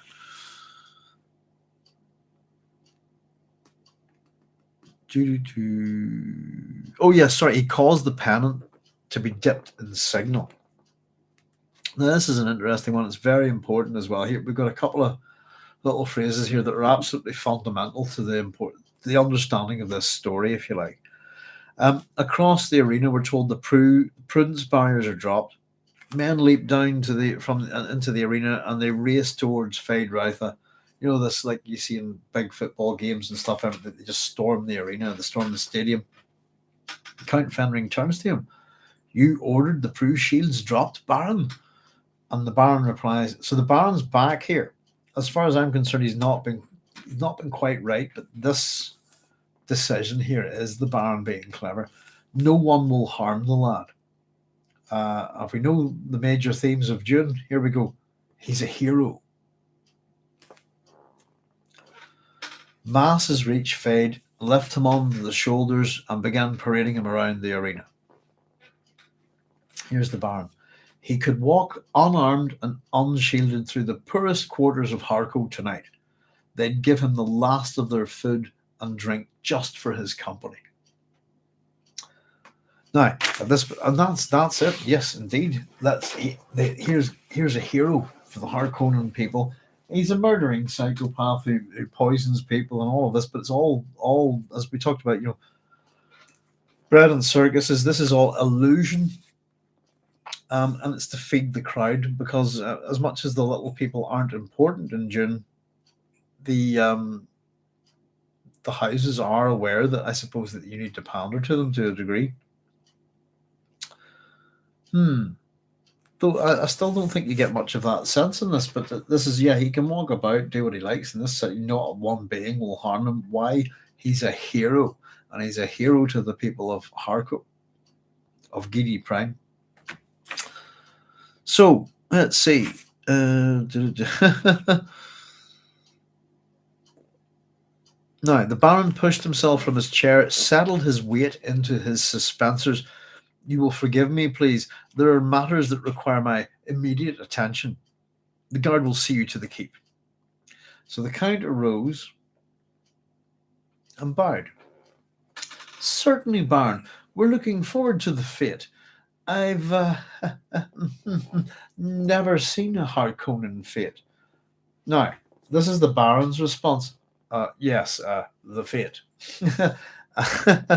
And he turned, was enveloped by guards as he stepped into the private exit from the box.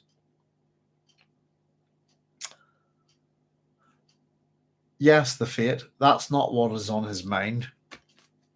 And we're pretty much told that like a young boys, it's the same thing. As much as the fate. That's what I'm off to sort out. Yeah, he's off to deal with one of his young boys. I pretty much think that's the implication here. Again, for anybody who's coming to us from the Denis Villeneuve film, you'll have no idea about the Baron's character at all, except he's just a fat guy who's a bit evil.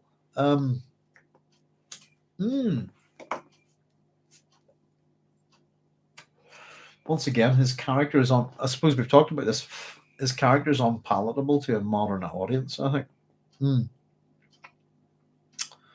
Absolutely unpalatable. That's why and I said we've seen that aspect of him in the David Lynch, and I think we get some of it in the TV miniseries. It's been a long time since I've seen it. I would have to look at it again. But absolutely, yeah. Oh yeah, that's what I'm doing. That's what I get there. Yes, the fate. And it's that's what I'm off to do. You know what I mean? It's almost like it's an odd little statement there. So the guard captain turns to the Count Fenring. Your orders, my lord. And he says, we will wait for the worst. Crush to pass. Guard captain says, yes, my lord. Backs off 3 paces. So the Count Fenring turns to the Lady Fenring. Talks in their this is their personal humming code. In their personal humming code tongue. That thank goodness that's what it is. I suppose you saw it, of course. There is some sort of meaning that's probably only between the two of them. In the same humming tongue, we're told. Lady Fenring replies, "The lad knew the gladiator wouldn't be drugged. There was a moment of fear, yes, but no surprise." This wee bit's brilliant. I think this is how we end this chapter. Is just a run between husband and wife here and what they're really about. And it's just dialogue heavy, so we'll hit it here, folks, and see how it goes. It was planned, the entire performance, Lady Fenring, without a doubt. The Count, it stinks of Howard. He's correct. She says, indeed, she's also. The Count says, I demanded earlier that the Baron eliminate Howard. And his wife says, that was an error, my dear. And I think this interaction between them is brilliant. I see that now. It's not like she's, there's no telling off. That was a mistake, my dear. I know that. They're very much these two on the same page, if you see what I mean. The Harkonnens, Lady Fenring says, the Harkonnens may have a new Baron ere long. And the Count replies, if that's how it's planned, well, that will bear examination. True, she says. But the Count says the young one will be more amenable to control. One of the reasons why they're here. And she says, for us, we can control him. Us. I wonder what that means. I think we're going to find out it's not the Fenrings, it's the Bene Gesserit, is what she means by us. For us, after tonight, yep. The Count says, "You don't anticipate difficulty seducing him, my little brood mother?" "No, my love. You saw how he looked at me." "Yes," says the Count, "and I see now why we must have that bloodline." That's the bit that makes me. I've written right next to this. I don't know what you think, guys. Count Fenring is meant to be the Emperor's personal agent, and at this point, I believe he's a Bene Gesserit agent. And regardless of how he works for the Emperor, uh, I see now why we must have that bloodline. That's the Count talking, not his lady. Indeed, and it's obvious we must have a hold on him. I'll plant deep in his deepest self the necessary prana bindu phrases to bend him. So what Feyd-Rautha and Howard etc. have done to this gladiator, the Bene Gesserit are going to do to Feyd. There must be a sense of irony about that, maybe a sense of natural justice or something like that. "We'll leave as soon as possible," says the Count, "as soon as you're sure." She shudders. "By all means, I should not want to bear a child in this terrible place." The Count says, "The things we do in the name of humanity. Yours is the easy part," she says. And you would imagine it is. And here the Count says this: "There are some ancient prejudices I overcome, but they're quite primordial, you know." And she goes, "Oh, my poor dear," pulls his cheek. "You know this is the only way to be sure of saving that bloodline." And he says, "I quite understand what we do." What he means here are there are some ancient prejudices I overcome. If I read that correctly, hang on, I got the right tense. There are some ancient prejudices I overcome. He said they're quite primordial. You know, that's just his prejudices. I don't want some guy screwing my wife. Basically, is what he's saying there. But this is exactly what they need to do. This is part of their plan. She needs to sleep with Feyd-Rautha to secure the bloodline, and he's totally on board with this. And he's just saying there are some ancient prejudices I overcome, but they're quite primordial. Sometimes they do surface, I think, is what he's saying there. My poor dear, you know this is the only way to be sure of saving that bloodline.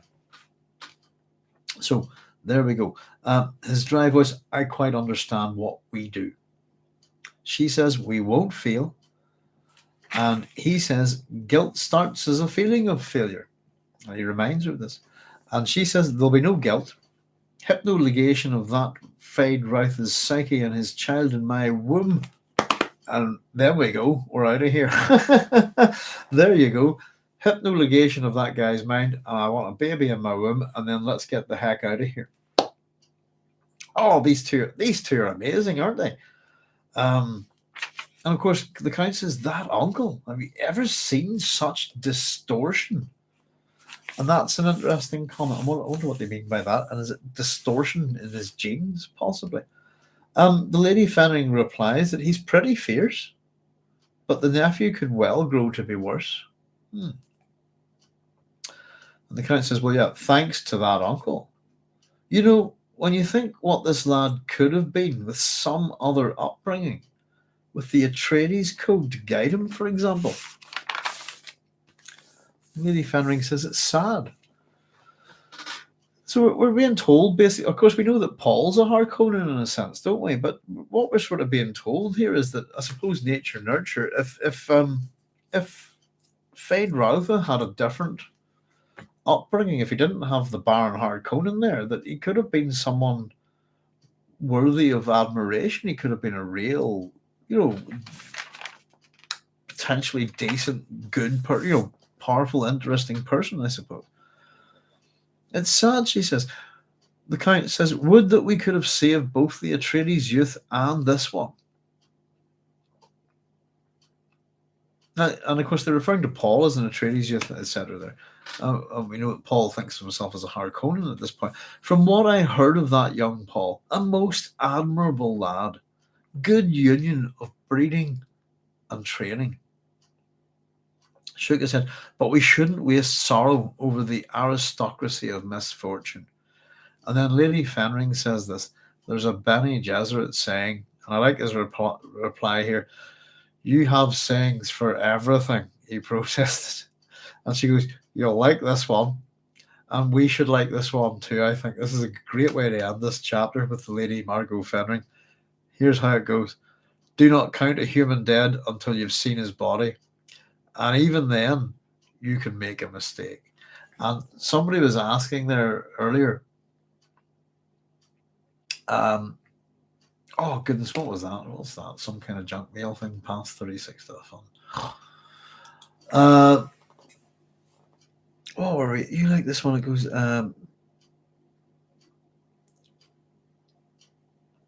what was I thinking about? Sorry, I lost my train of thought there.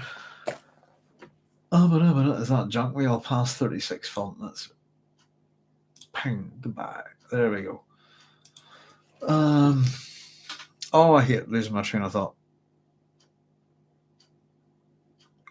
Somebody was asking about what did the Bene Gesserit know? It's way, way back, isn't it? Something about Margot. Is she aware of something that? I don't know. It was a wee comment. Just what do they know? What does she know? There it is. It was Matt. Matt S said, technically, could Margot not have information that was known to others, or do all Bene Gesserit know the same things? This is just someone's impression. Yeah. At this point, we're wondering, what do the Bene Gesserit know? And it's a strong suggestion that as much as they're here for the Harkonnen bloodline, what do they know? But there's a suggestion that Margot knows that Paul's alive. And she's telling her husband, you'll like this one. Because he's talking about, and if there's so much double meaning and these guys have their own private language, etc., it's almost like she's hinting at him. I wouldn't write off Paul Atreides just yet. Don't count a human dead until you've seen his body. No one's seen his body is what she's saying there. And even then, you can make a mistake. So there we go, folks. Goodness gracious, we piled through that one. I thought I'd be here to 5 a.m. That's the longest chapter, and I've written the most notes on it. Outrageous amount of notes. Chapter 35, there we go. Feyd-Rautha's 17th birthday. If you've any wee questions or thoughts on the matter, would you just tippity type them away there, and I'm going to quickly run to the loo, and I'll be right back.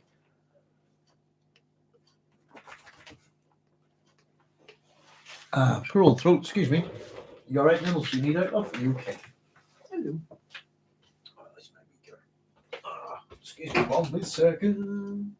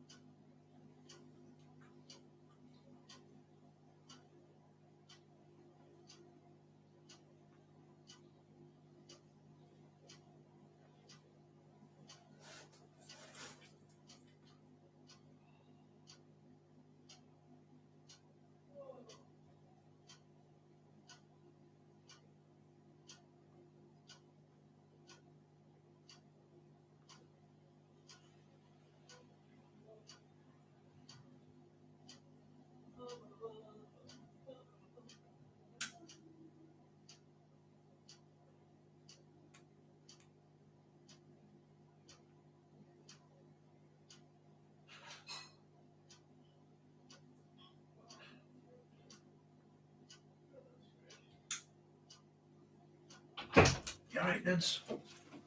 How you doing, me love? Oh, dear, oh, dear. Oh, Joseph Smith says, very good indeed. Thank you, guys. And Velas, no questions, just enjoy, or comments or chat. It's thank you very much, guys. Wow. Oh, that took me out. Oof, goodness, what a dense chapter. And I'll be honest with you, completely honest with you. One of my favorite chapters in the book. Absolutely love it for all sorts of reasons. It's got the action, it's got the intrigue, it's got plans within plans within plans. We've got a well-known character in the background, Howard. What's he up to? And of course, we have this amazing couple. I don't know. As I said, the Count Fenring is quite important, and the Lady Margot. And I suppose we've not really met either of them properly, but we've been aware of them, and particularly if we muck around through the back of the book, we have a bit on the Count.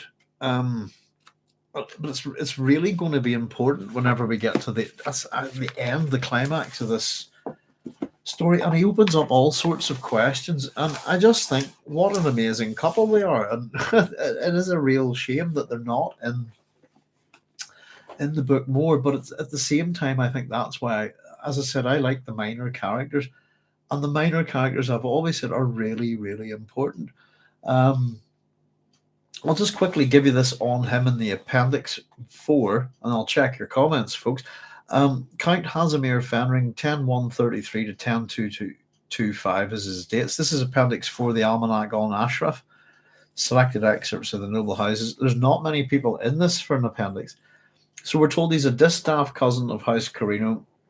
That's on the female line. He was a childhood companion of Shaddam IV. The frequently discredited Pirate History of Carino, another one of our fictional books, related the curious story that Fenring was responsible for the Chaumarchy which disposed of Elrud IX. And of course we have Chaumarchy and Chalmus, don't we, in this? And just quickly, I make sure I'm reading the right one. Chaumarchy is poison in... Chaumarchy, musky or murky in some dialect, is poison administered in a drink. So the suggestion in this discredited book, if you like, is that Fenring's the guy that assassinated Shaddam IV's father and put him on the throne. All accounts agree that Fenring was the closest friend Shaddam IV possessed. The imperial chores carried out by Count Fenring included that of imperial agent on Arrakis during the Harkonnen regime there, and later Sirdar Absentia of Caladan. He joined Shaddam IV in retirement on Solus Secundus. So that's just that wee bit about him in the book, in the appendices. And we pointed out there's actually 2 or 3 real people in that are kind of related, I suppose, that the character's probably based on. And yeah, what a him and Lady Margot, what a deadly pair. And the other thing is that they love each other, which, as we recall, caused Jessica she wasn't too happy about. Well, not. I suppose maybe she's a bit jealous, if you like, that the Count married his lady, and that they love each other. That's interesting. Very interesting within this book, I suppose. Very powerful man. He's a power behind the throne. Everything, I don't know what you think about this, but everything I've just read suggests that, and including that note in the appendix, suggests that he's a Bene Gesserit agent in a similar manner to Miles Tegg, if you see what I mean, later on. Ooh, but good. Take a wee second, catch my breath. Very good indeed, says Joseph. No questions, just enjoying. Truly brilliant storytelling is able to tell story through action. Yeah, it's a good combination of all sorts of things here. Joseph, within this chapter, the action, the way it's done, and it's. I think this chapter is almost a perfect combination of action and intrigue. Joseph Smith says it brings the bad guys to life in such that you can relate to them. With a world character story building all meshed in the action. It's wonderful. It is. I'm wondering, is this a favorite? Like myself, do you think that this is one of the better I think this is one of the best chapters in the book. And oddly enough, one of my other favorite chapters in the book is actually probably book one of the Dune book club. Let's see, is actually where the Atreides are on Arrakis and they're kind of looking round. Let me see if I can find this here a wee bit, because I would have some information on the two of them here. It's the little conservatory, isn't it? That was Lady Margot Fenring's private room, with all the hidden message on the leaf that the weirding room, chapter 10. There we go. And again, that's the appearance of the Fenrings, but they're not in it. If you see what I mean, it's messages, etc. Another Bene Gesserit. And of course, I always make a wee joke about how it's security in that chapter. Let me see if I can find something here just quickly. I've got the right chapter here. That's the way that Margot. Yeah, here we go. To Lady Jessica from Margot Lady Fenring, the coded message. As it permits the room to convey a lesson. Margot Fenring's lesson is the proximity from that chapter. The proximity of a desirable thing tempts one to overindulgence. On that path lies danger. Here we go. Here's what I've got on Casimir Fenring, folks. I lifted this. Let's did this wee back. If I can remember when I can find these chapters. Casimir Fenring's a bit like Fenrir the wolf, isn't it? I also put Casimir as a bit like Casimir. So we'll eventually be told that he's a field Kwisatz Haderach. He's a genetic mule. And Casimir, let's see what I've got here. English from the Latin form of the Polish name Kazimierz, which means proclaimer of peace, from Kazakh, to preach, and mir, peace. So the people that I have are potentially where this character has been built up around are Casimir the Comte de Montron, whose dates are 1768 to 1843. And then we have another Count Casimir Felix Badeni, 1846 to 1909, who was a minister president. And then we have Casimir III, the Great, King of Poland, who had only daughters, by the way, 1310 to 1370. So I sort of put that Fenrir, for example, Hell, the world's they're all children of Loki and the giantess Botha, and you'll find them in the Poetic and Prose edit. So there's Fenrir, of course, is foretold to kill the god Odin during Ragnarok, and will in turn be killed by Odin's son Vithar. What's that? Or dwarf? That's a TH, isn't it? Fenrir wrote a bit of right hand of Tyr. There we go. So I just put, and the bitterness that Jessica had, that was the word I was looking for, not jealousy. The bitterness was the Count married his lady. So that was just some wee stuff that we dug up on him a wee while back. But if you so Casimir Comte de Montron, Count Casimir Felix Badeni, and Casimir III the Great, King of Poland, I thought there was a bit of a combination of bits of those real historical persons, not just in Fenring, but also to do with the Emperor, especially with that Casimir III the Great had only daughters. But there you go. That stuff there was from chapter 10 in the book, The Weirding Room. Goodness, we're going a while back there. The amount of notes we're getting on this is, I'll have to do a proper, there we go. We're nearly 3. Look at this. We're doing well, aren't we? It's getting a bit excessive, but I think it's definitely worth doing. I have to say, I've learned plenty myself this time around. The odd wee things that you never miss. As I've pointed out, you guys have taught me quite a few things while we've been doing this, which is great. It's always good to learn something new. But absolutely, it's what a great wee chapter. It's there's one paragraph in it that lets it down, I think. And it's just that shift in scene. It's a bit jarring, and it doesn't quite flow. It's just a tiny little thing, just a tiny little criticism. But otherwise, I think it's a very well written. It's a very tight, as you say, there's a lot in it there. And it really does let us have a good look at the Harkonnens in a certain way. And I suppose the whole thing about, if you think about Leto's father with the whole bullfighting and all of this, It's these guys have gladiatorial games. Leto's father likes to fight bulls in a bull ring. What's so different about them, I suppose, is the thing that we have to think about sometimes. And I would argue that there's very little difference between the Harkonnens and the Atreides, you know. I'll catch up with a couple of. Oh, I'm exhausted, but I'll catch up with a couple of your comments, folks, and see what we're saying here. Let's see.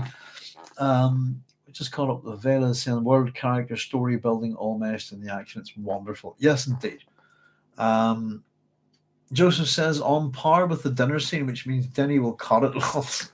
Yeah, it's not as busy a scene, but I would agree it's pretty important. Um, I still can't believe Feyd was not even in the film. You know, we don't really see too much. The Harkonnens turn up in key chapters in the book. They're not there a lot, and when we do get to see them, they're by God, they're entertaining, aren't they? As I said, the Baron seems diminished in this chapter to me because he's missing Piter, and I miss that repartee. You get a bit of this with, I mean, you get it with Count Fenring, don't you? But it's not the same. The power shift's completely different. If you see what I mean, the power balance between the two, and it's just I just keep thinking, why from my point of view, just as fun things, why hasn't the Baron got himself a new Piter? You know, I as much as we talk about how the Baron's character is a bit unpalatable for a modern audience. I personally don't understand why. Um, Villains are villains, and they can have villainous attributes, and not every villain's the same. You know, but the interactions between Piter and Baron are absolutely one of my favorite things in the book. Piter's one of my favorite characters. His death, totally get it, but you kind of always thought, oh, he's got another one coming, and it's a real pity that we don't get to see another Piter, even later on in the Dune series, as a Gola. And we know that he's basically, as we'll find out, he's the first Gola that we know of in the book, though he's not called one in this book. Oh, where do we see on a par? But yes, on a par with the dinner scene. In other words, it's a really important scene. Which means Denny will cut it. Lols. Yeah, the whole ecological thing's gone kaput there, hasn't it? You should try the Dune Spice War game. I'd love to, Joseph. Have to get a wee bit of time. I reckon I'll be at this up till Christmas, New Year, probably, and then we should finish. I think we'll finish within the year. Doing one chapter a week, but I'm starting to find it hard to believe I was trying to do two a week for a while, and I'm so glad I'm not. It's just too much to take. But yeah, I really fancy. I've never played any of apart from the computer games. I've never played any of the Dune board games or any of that stuff at all. I just played Dune. God, it was an Emperor Battle for Dune. And goodness, I'm sure I still have it around somewhere. I think all my CD size kind of thing, but I've got Dune 2000 about somewhere. Always like those Commander covers. But yeah, problem for me and my wife in board games is that there's just me and my wife. So if it's not two-player, we're screwed. But we love games. I am a player of games. I love games. I definitely should try it. It's so excellent when a story stands up to a close read. Yeah, goodness of it, this is my 11th close read of this book. It stands up every time, and I suppose it will be my last. I'm not going to ever do this again. I suppose not. I mean, not like this. I'll probably maybe read it for fun again, and I dare say I'll probably read it just before the film. But it does. It really does. I keep saying that Dune is a book that rewards the reader who returns to it time and time again. It's such a big book. It's the same as Lord of the Rings, I suppose, and even the Gormenghast trilogy. You can see, I'm as familiar with this book as anybody. There's things I don't notice, things I forget, things I missed. Your memory doesn't recall all things perfectly, and it is a joy to return to books like this. Somebody was asking me, I think the other week, do I read a lot of new science fiction, or am I mainly returning to reread classics and stuff like that. And yeah, I mean, I do reread stuff a lot. For example, the Toyn epics and stuff, I would look for new translations, but still know the stories. But I've been tearing through this. Michael Moorcock's The Elric of Melniboné, Tale of the Eternal Champion. It's got 1, 2, 3, 4, 5, 6 of the Elric books in this. And I'm just reading this at night before I go to bed. I'm absolutely piling through it. And I read this probably when I was about 9 or 10. Not all of them. I don't think The Fortress of the Pearl would have been out, for example, them. Though I've had it for a good while. But absolutely love it. And as you would say, a good book. An excellent story. It stands up to a close read. Not only that, the speed at which you read a good book, I think I often suggest, if you read a book quickly, I think it suggests that that's a good book. Just tear through it, But I'm loving the Elric stories. I was meant to be starting to read the Three-Body Problem, but I was only going to read the first one of these. And I went nuts. So I'm absolutely loving reading Michael Moorcock's Elric again. And the prose is interesting. There's a good style about it. Atreides have a way better PR department. Well, I think this is the Atreides PR department working for the Harkonnens here, isn't it? This is how it's planned to make Feyd-Rautha look like a hero to his people, and possibly supplant. This is an attempt by Howat to get revenge on the Baron. Because the Baron's not really clued up as to anything that's going on here, yet he's the Baron's mentat. But it seems that Howat's really working for Feyd-Rautha here, doesn't he? There's a lot of questions that kind of a wee bit opened up in this chapter. And yeah, Feyd-Rautha, and especially that he is comparable. And we have to wonder how much time has passed here, by the way. That's something that it's one of those ones that's tricky to tell. And I think we'll figure it out in the next chapter, actually, how much time has passed. But the suggestion is a wee bit, actually, at the very least. Because we have Howat back on, Geidi Prime, the Sardaukar off, Arrakis, things have happened. And, here's an Atreides captive who's fighting. So there's got to be a little bit of time has passed, at the very least.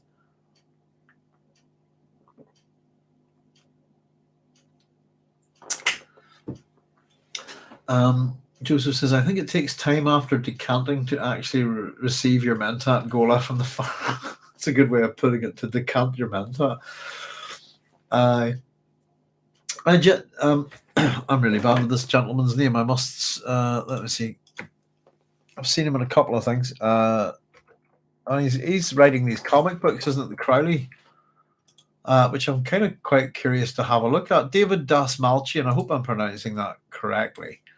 I thought he was cast really well as Peter de Vries. And yeah, I've seen him in Blade Runner 2049, didn't we? What's his comic book? It looks pretty good. There are no comic book shops near me at all. I suppose I would have to. There's ones in Belfast that I wouldn't mind taking a wee look at. Count Crowley, that's it. I've heard lots of good things about his comics. Which I think they're Dark Horse published. I really look forward to trying to catch them, actually.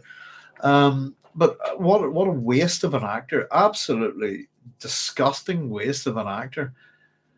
And I thought he really looked the part. I would have loved to have seen him go the proper psychotic Peter de Vries, And he's just very quiet, isn't he? He's just in the background. All the characters like that are wasted in Denis Villeneuve's film, and I don't know how anybody could say that he's an actor's director, if you see what I mean. It's just a waste. By God, would not flesh out the Baron a lot better than Fat Mumbles? Because that's first time we could make out a word anybody Baron was saying. I'm just doing an impersonation, it seemed, of Marlon Brando and Apocalypse Now, to be honest. You can pay homage to people to a degree. I never thought that the Baron was in any way similar to Colonel Kurtz whatsoever. I don't know what you guys think, Let's see. But yeah, it takes a bit of time to receive your mentat gola from the farm. I like that. You can have an unboxing ceremony. You can even have I suppose, thinking about it, was it you could keep your mentat in the packaging so as not to devalue them. This is on Steam and it's inexpensive. Oh, the game. Ah, right, Dune Spice War game. I have to say that money's a big problem for me at the minute. Uh, Joseph, just because of the nature of my father's death. His death is pushing at the bill is pushing £10,000 at the minute because of solicitors and things like that. So we're having to very, very carefully watch our pennies at the minute, just to look after our pennies so that we can look after the pounds. But yeah, I will Steam and it's inexpensive. Is it? Yeah, I'd like to check it out. I suppose the only thing is, Joseph, I'd like to keep things like that for games at the minute. I wouldn't have time to do this. For me, it's Worm, the Crowd, that I keep coming back to reread roughly 10 times now. I think I'm done after the last. It's so hard to read slowly when it's great. It is. It's I would say, Vela, I'm not dyslexic, but I have traits that are similar to dyslexia, that I would read so fast that I find myself skipping words and having to, calm down, Russell, back you go. And I would have taught a lot of dyslexic students. One of the strategies that I would help teach them is actually the thing that I do myself is, slow down a bit. Let's take your time, that thing, and it helps. But yeah, it is hard to read slowly unless it's you say when it's great. Then you get books like Titus Grown, and you can just pore over every word and just think, wow, this is really good. I think putting together a series like you're doing is the only way to really stay focused and not blaze through the reading, taking time and notes and thought. Yeah, Vela, I mean, I think I'm going to ask a wee bit at the start that there's different people that do Dune book clubs, I suppose. They do them in different ways, and I have never done this before. And as you know, I suppose I'm a bit of a misanthrope, but I kind of like engaging with human beings that aren't from my own culture, I suppose is the way I would put it. But yeah, it's such a detailed book. There's this book took, if you want to put the Brian Herbert, Kevin J. Anderson books into context, this one took 5 to 6 years to research and write, and it shows. It really does show. To investigate all of these languages, these terms, these cultures. I have not a particularly hard time with stuff of this, partly because of my background. Excuse me, I'm sitting putting away my ticklish nose.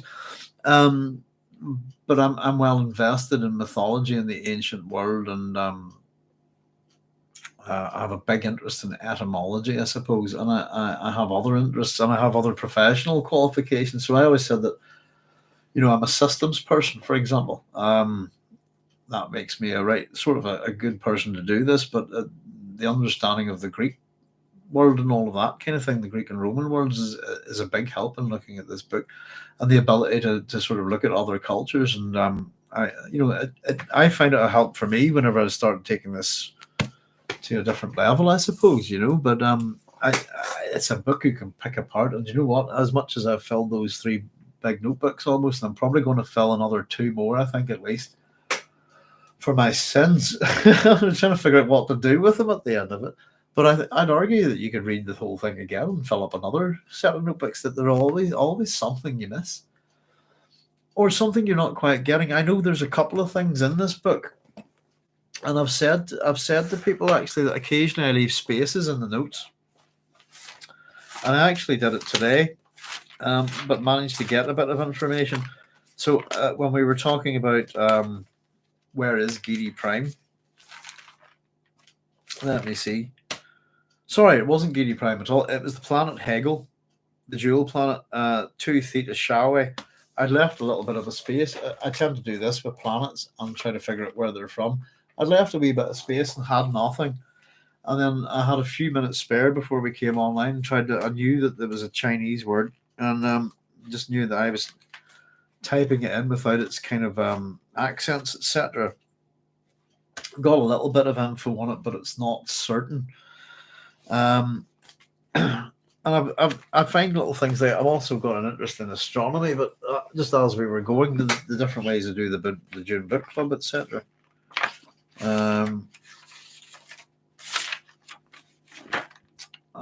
We do all sorts. I've done all sorts of wee things, and the way I'm doing the book, I don't know if you can see it, is I'm trying to color code it as well, just with highlighters. It helps me whenever I'm reading it enormously. But for example, anything to do with violence or danger is red. Dialogue are on with yellow. Purple are indicators of characters and places and stuff like that. Tend to do blue and green. Blue, with, water and finance, ecology, that kind of thing. So we're just trying to sort of, and anytime somebody dies, we give them we have a wee skull in the book, a wee memoriam. That's Archie, who's a soldier. And yeah, and occasionally I've run out of highlighters, as you can see, and have to leave wee bits. So hopefully we'll have all of these done. But I've actually been, in a funny sense, I love books. So what's really nice about this is I'm creating books out of this, and even just the way, there we go. That's how we began. And as you can see, I'm a bit of a doodler, if you know what I mean. And we just talked. We did a whole thing actually where we didn't have a first chapter. We just kind of did an introduction, tried to explain how the book is divided, all of this stuff. And I love doing this. Actually, it's pardon me, and it really does help sort some things out in my head. Actually, I'm the world is supported by all sorts. And particularly because I'm marking Dune doesn't have chapters as we go. I'm marking the book, chapter 1, chapter 2, chapter 3, etc. It's why we were able to double back there and grab those notes. For example, let's have a quick chat about Margot Fenring from chapter 10. Okay, let's grab that notebook. And it's as long as we know what chapter we're talking about, or if you can give me an epigraph, I can go dig out the outrageously detailed notes. I don't know what to do with them yet. But yeah, I'm finding out plenty of things. And even have a few wee sort of insights myself. It's good fun. I enjoy it, and it's not really work to me. It's just very time consuming. But I think we were saying that there's other people that do Dune book clubs. They do them in different ways, and I think they're quite good. But I'm that anal, I suppose. I will pick a thing apart, and it's my particular skill is that I will pick any book you give me. I'll tear it to pieces because I want to understand it. Let me see. Just catching up with your comments, folks. But something? It's a great book, and I've said this. I love it. I think I'm happy to criticize Frank when he gets things wrong, and I point out when he gets things wrong. I'm happy to criticize him when his writing's a bit sloppy, but it doesn't happen very often, does it? And that's just normal criticism. It's not a perfect book, but it's good fun. I love it, and it's a well-written book, and it has time, care, effort, and real love put into it, I think. Regardless of that, I just love the Dune series, and the old joke is if you ever do a PhD in a thing, they say that you'll hate it by the end of it. And I discussed this with Dr. Cara Kennedy once upon a time. I asked her after doing a PhD on Dune, "Do you hate the damn thing?" No. She loves it. I love it. It's a book that I just can't. I'll never dislike it. Never. It's just a great book. It's good fun, but wonderful storytelling with so much more on offer, I suppose. But thank you very much for saying so. It's not a thing that Vela. It's not a thing that I think you could blaze through, as you put, and really get a good understanding of it. There's a lot of subtlety in Dune. Sometimes it's quite overt when Frank wants to teach you a lesson, but he doesn't like to do it in a direct way. But he ends up doing so. But a lot of it's subtle as hell, really subtle. And I love the fact that whenever we get, and goodness, how long will this take us? But whenever we do get to the God Emperor, I always look at it as Frank explaining what he did. If you're not too sure, a lot of the God Emperor is him explaining it, I think, and it's interesting. We were talking about I said one of the analogs to the God Emperor would be Marcus Aurelius. I think his work on meditations. And we were having a wee chat about his son today, Commodus. That's one of our more slightly crazy Roman emperors. Well, they're all a bit crazy, aren't they? I suppose.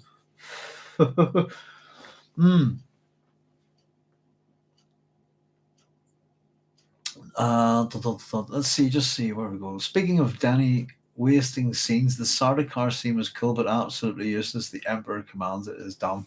Yes. There's a fair bit. I actually think the whole first 15 minutes of the film's a complete waste of time. And it's just an attempt to visually create a bit of space opera and show things. And I think anybody who doesn't know Dune but is coming to the film, they're not really going to get too much of it, I think.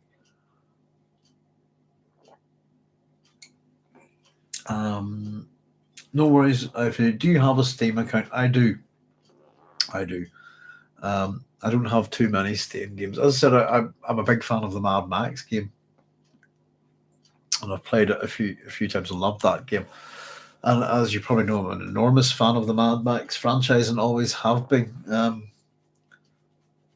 I was a kid, my dad bought our first ever VHS player, and he brought 3 videos home. And one was The Plague Dogs, the other was Mad Max 2, The Road Warrior, and the third film was David Essex in Silver Dream Racer. And if you know those 3 films, they all had pretty. Mad Max was the least horrific of of them all.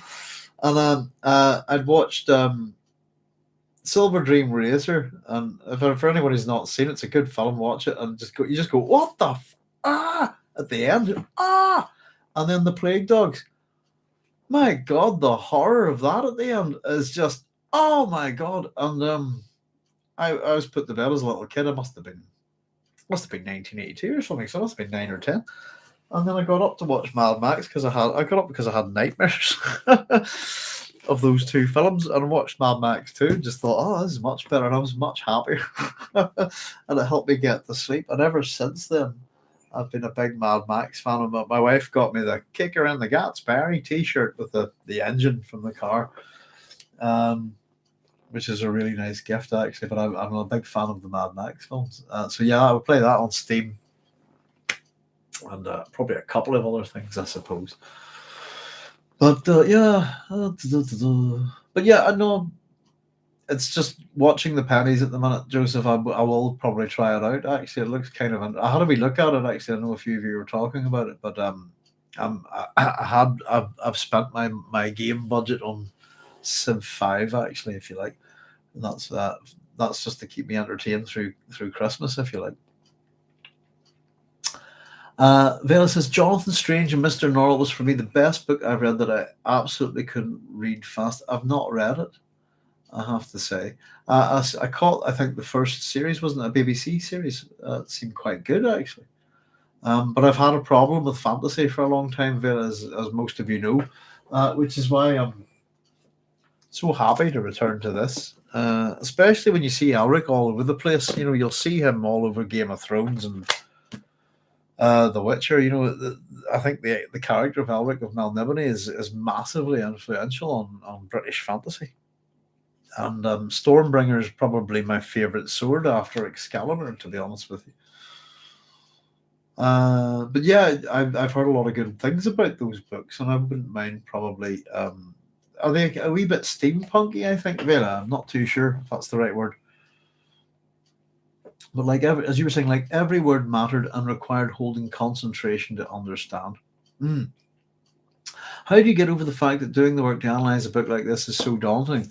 I find it hard to even start something like what you're doing because it feels so heavy overall. I'm trained that way. It's how I'd approach anything, to be honest with you.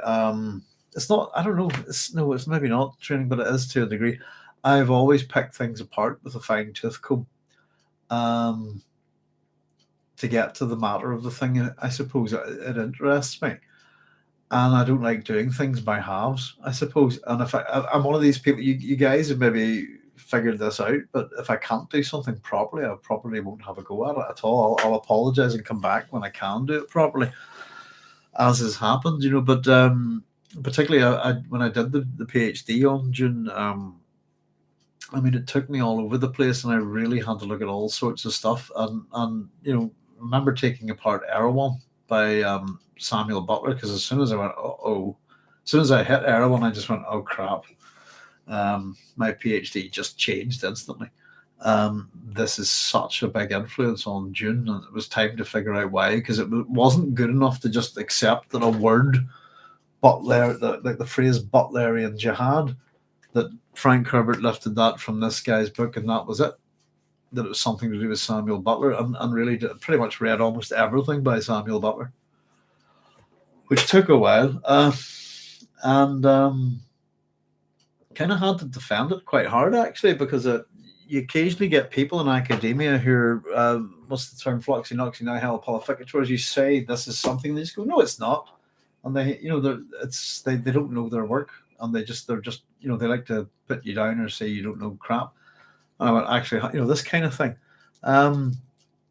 So no, I love reading books, and yeah, I suppose it's the classicist in me. I'm an evidence-based person, and I would work to a level of detail. And I could be quite contrary as well. But yeah, it's to most people this is work, I suppose.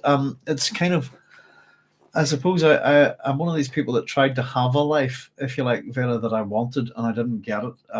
Because as most people know, I had to stop my career and shut it down, and kind of lose everything to look after my parents. I became a carer. It's why I'm not a lecturer. I used to be a lecturer. My last proper job, I suppose, I've been a private tutor ever since. It's the way I can make my money. But I used to be a lecturer in computing and information systems, and I did the PhD because I was getting bored senseless in that. So I have lots of different hats that I wear. So I'm a classicist. I've got all sorts of degrees in all sorts of things. But my first great love, and as those who are here for a wee while will know, is that my head is firmly buried in the classical world, and and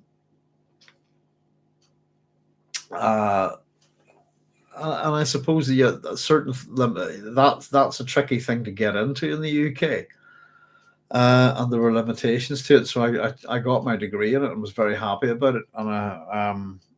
And then I actually really loved science fiction. I went and did a master's in science fiction literature at the University of Liverpool, where they have the Sidney Jones Library, and this whole thing set up there for studying science fiction literature. And I did that for fun. It wasn't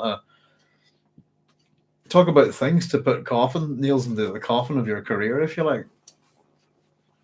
And then I did the whole computing and information systems, and I've got my doctorate in philosophy as well. So it's as Orwell would tell you, the past, present, and future. He who controls the past. This kind of thing.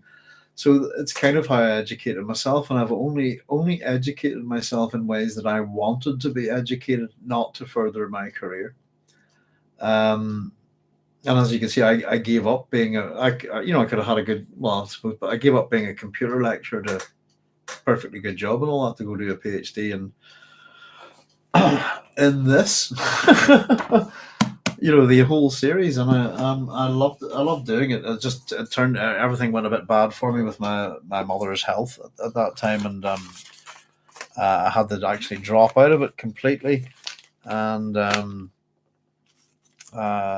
look after my mum for a while, basically, and then she passed away, and then pretty much after that, I had to walk back into the university and threaten them pretty much. I want my PhD and you did jack to help me, so I'm going to make you look so fucking bad, pretty much. So then they gave me 3 months. So all of those Dune videos that you've seen, all 36 of them, I think I had to cut so much of it out. It was all done in 3 months. And a lot of PhDs said that they put their work together in 3 months, but I actually did the whole damn thing in 3 months. So I like to think I'm quite impressive in some ways. But no, it's just one of those things, you know. So no, it's about and it's kind of where I always thought my career might take me would be to lecturing this kind of stuff. 'Cause I enjoy teaching, and I'm not one of those lecturers who go, I must research, I must research, I must research. As much as I do that, I actually always enjoyed teaching, and I've been told I'm a very good lecturer on most things. I'm good at communicating and explaining things in different ways. Uh, and whenever I was a lecturer, I also did a lot of I did a lot of learning support work and did a lot of support for young adults with disabilities. And I have taught in prisons. I have taught in women's institutes. I was a community lecturer, so I've taught all over the place, and I have taught all sorts of ages. So I'm really not limited in the way a lecturer would be normally, in the kind of people that I teach. And that's taught me an awful lot in life, if you know what I mean.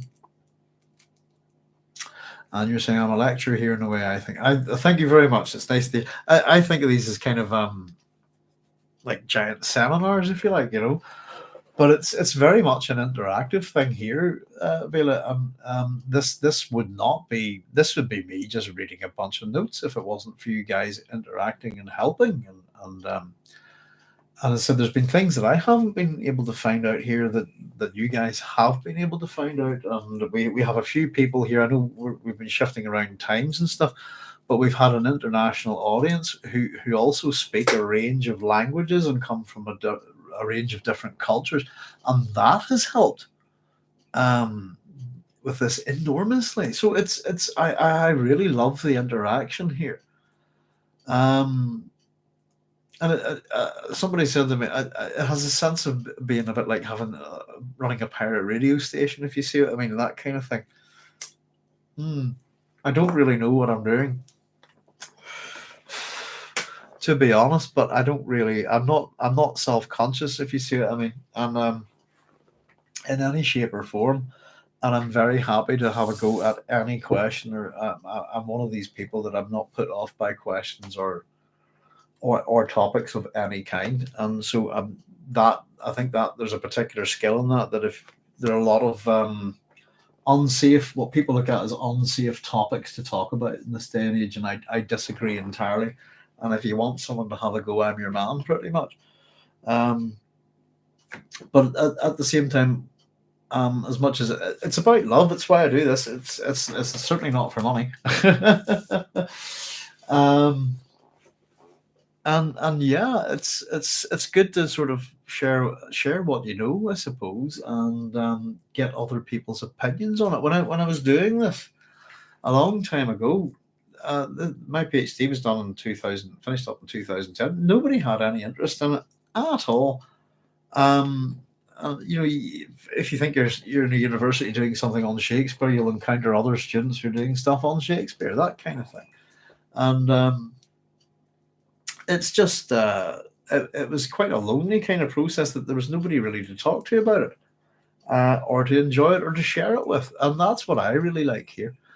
And as I said, we took the PhD that nobody would have ever seen, and one of the episodes has got over 40,000 hits. People are seeing it, and Dune fans, I suppose, is who should see stuff like this. And I suppose the other thing I think about is that this kind of thing should be presented in a way that anybody can understand. And also, Dune's a pretty dense book with all sorts of terms and phrases and ideologies and concepts that a lot of people aren't aware of. And I suppose maybe the average reader won't stop and go, I better go look that up and see what that's about. You know, so we can take a chunk of the work out of it for them, if that helps, and you know, present it hopefully in a fun and understandable way that's interactive and dynamic. You know, I love doing this. It takes a lot of work, but it's just time, I suppose. Sometimes I struggle a bit to get things done in time, but that's it. But otherwise, it's all fun to me. And you can probably get that sense from me. You know, I'm not sitting here going, "Oh God, here we go," another book. It's it's just a giggle. I enjoy it, and I love books. Yeah, and I said June's actually a book I came to quite late in life, but I love it. In fact, Actually thinking about once we get this one finished, the one that I really like to pick apart is Dune Messiah. That's going to be good fun. It's a short wee book and it's a tight wee book and it's very well written. Wee little skulls. Yeah, I got wee little skulls all over the books. Anybody snuffs it, as they would say in this country, anybody kicks the bucket whatsoever, at any point, you'll have a wee skull. And it's occasionally a little rest in peace or that kind of thing. Where do we have? Do we have Jamis there previously? Just to see if I can. There's not that many, I suppose. Let's see.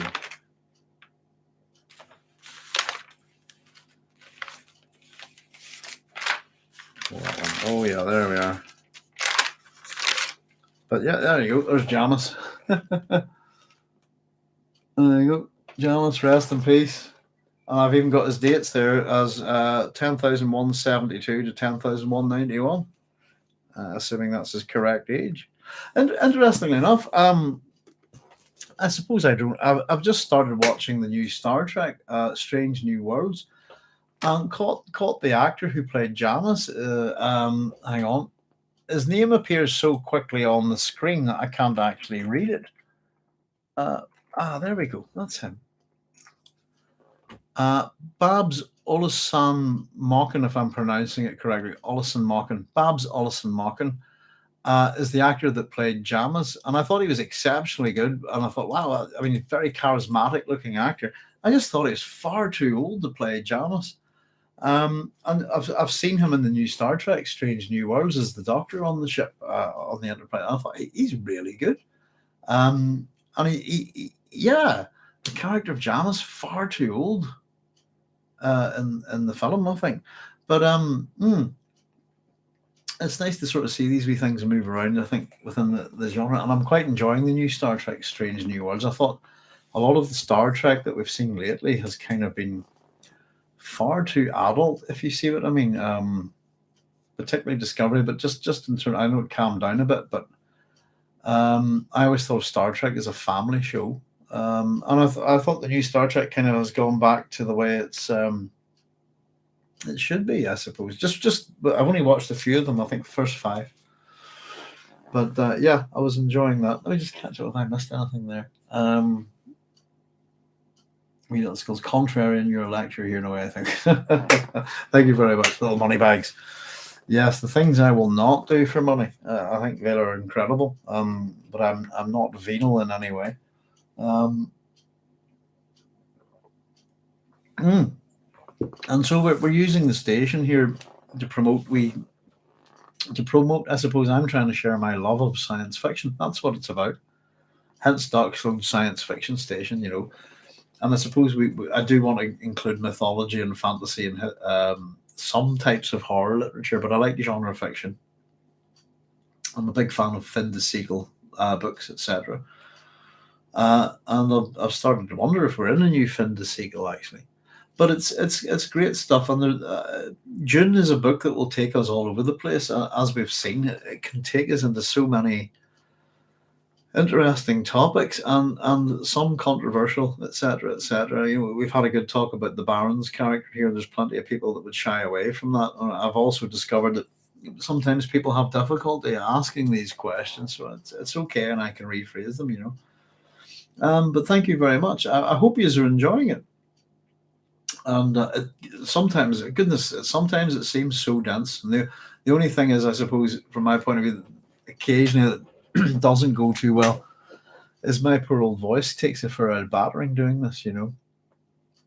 Hence the beers, because I'm not really a beer drinker. It's a bit like playing gigs. If you're a musician, you have your beer and you sip it between songs, if you see what I mean.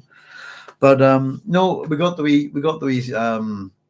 I've always, as we call ourselves, the doghouse here. This is the doghouse for a whole range of reasons, actually. But one, because we have dogs. Two, because I'm a bit of a cynic, if you understand the meaning of the term. And yeah, to present Rug actually was as kind of a dream of mine. To read a story like that to an audience. And then actually I thought, do you know what? We've got Philip K. Dick's notes on this story. Let's put them in there too as well. That's really useful for a bit of insight for anybody who wants to read the story. What a lovely wee story it is. And it's quite sad.